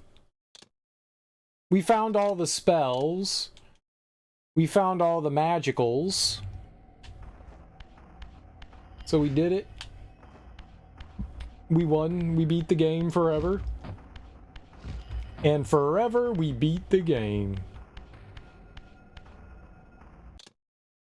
So 52 is the maximum amount of magic you can have? That's a weird number. That seems wrong to me. We got all the magic, though. What's up, Moxie? See, we got all the magic. But you get 52?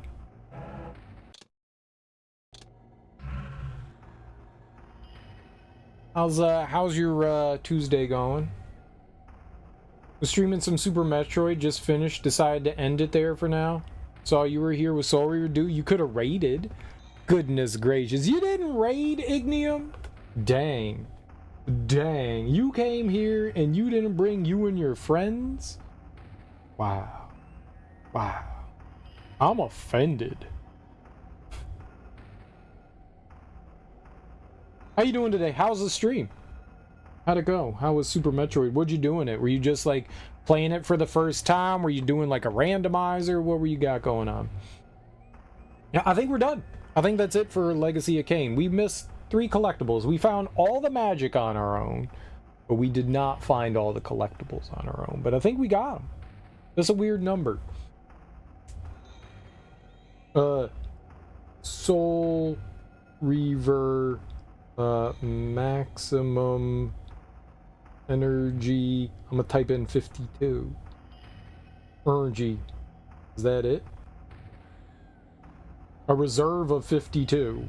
That's such a weird number. Why is it 52?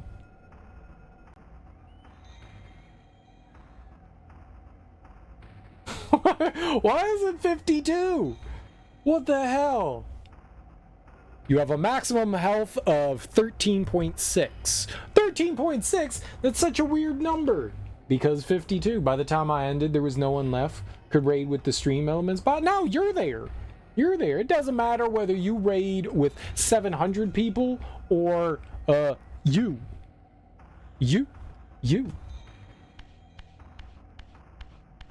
I have received many singular person raids, and I love them. And I could give you a shout out to everyone in my stream. You know, I'm gonna do it anyways.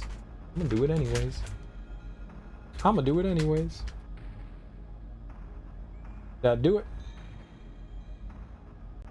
Boom, there you go. Shout out Ignia. Bam. There you go. There you go. For the 2 viewers here. There you go. All right. Well, I guess that does it for Legacy of Kain. We beat it. We got all of the jumblies. Oh, I was like, what the hell just happened? Did it break? We got all the stuff in Legacy of Kain Soul Reaver. We beat it. It was an easy game. We never died. We never got a game over. Like, that doesn't happen often. That doesn't happen often. Easy baby game. This is one of the easiest games we beat on stream. Honestly. Like, it's not often that we I think maybe I've beat like one other game without dying. I think there's been one. Most of the time, even easy baby games, I'm like, oops, I died. Ha ha ha ha. We never died. We got close, but it never happened. You were playing a patch, Super Metroid Redux. Pretty interesting. Makes the game even more fun.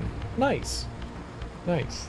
That's cool. You ever done any randomizers or anything like that in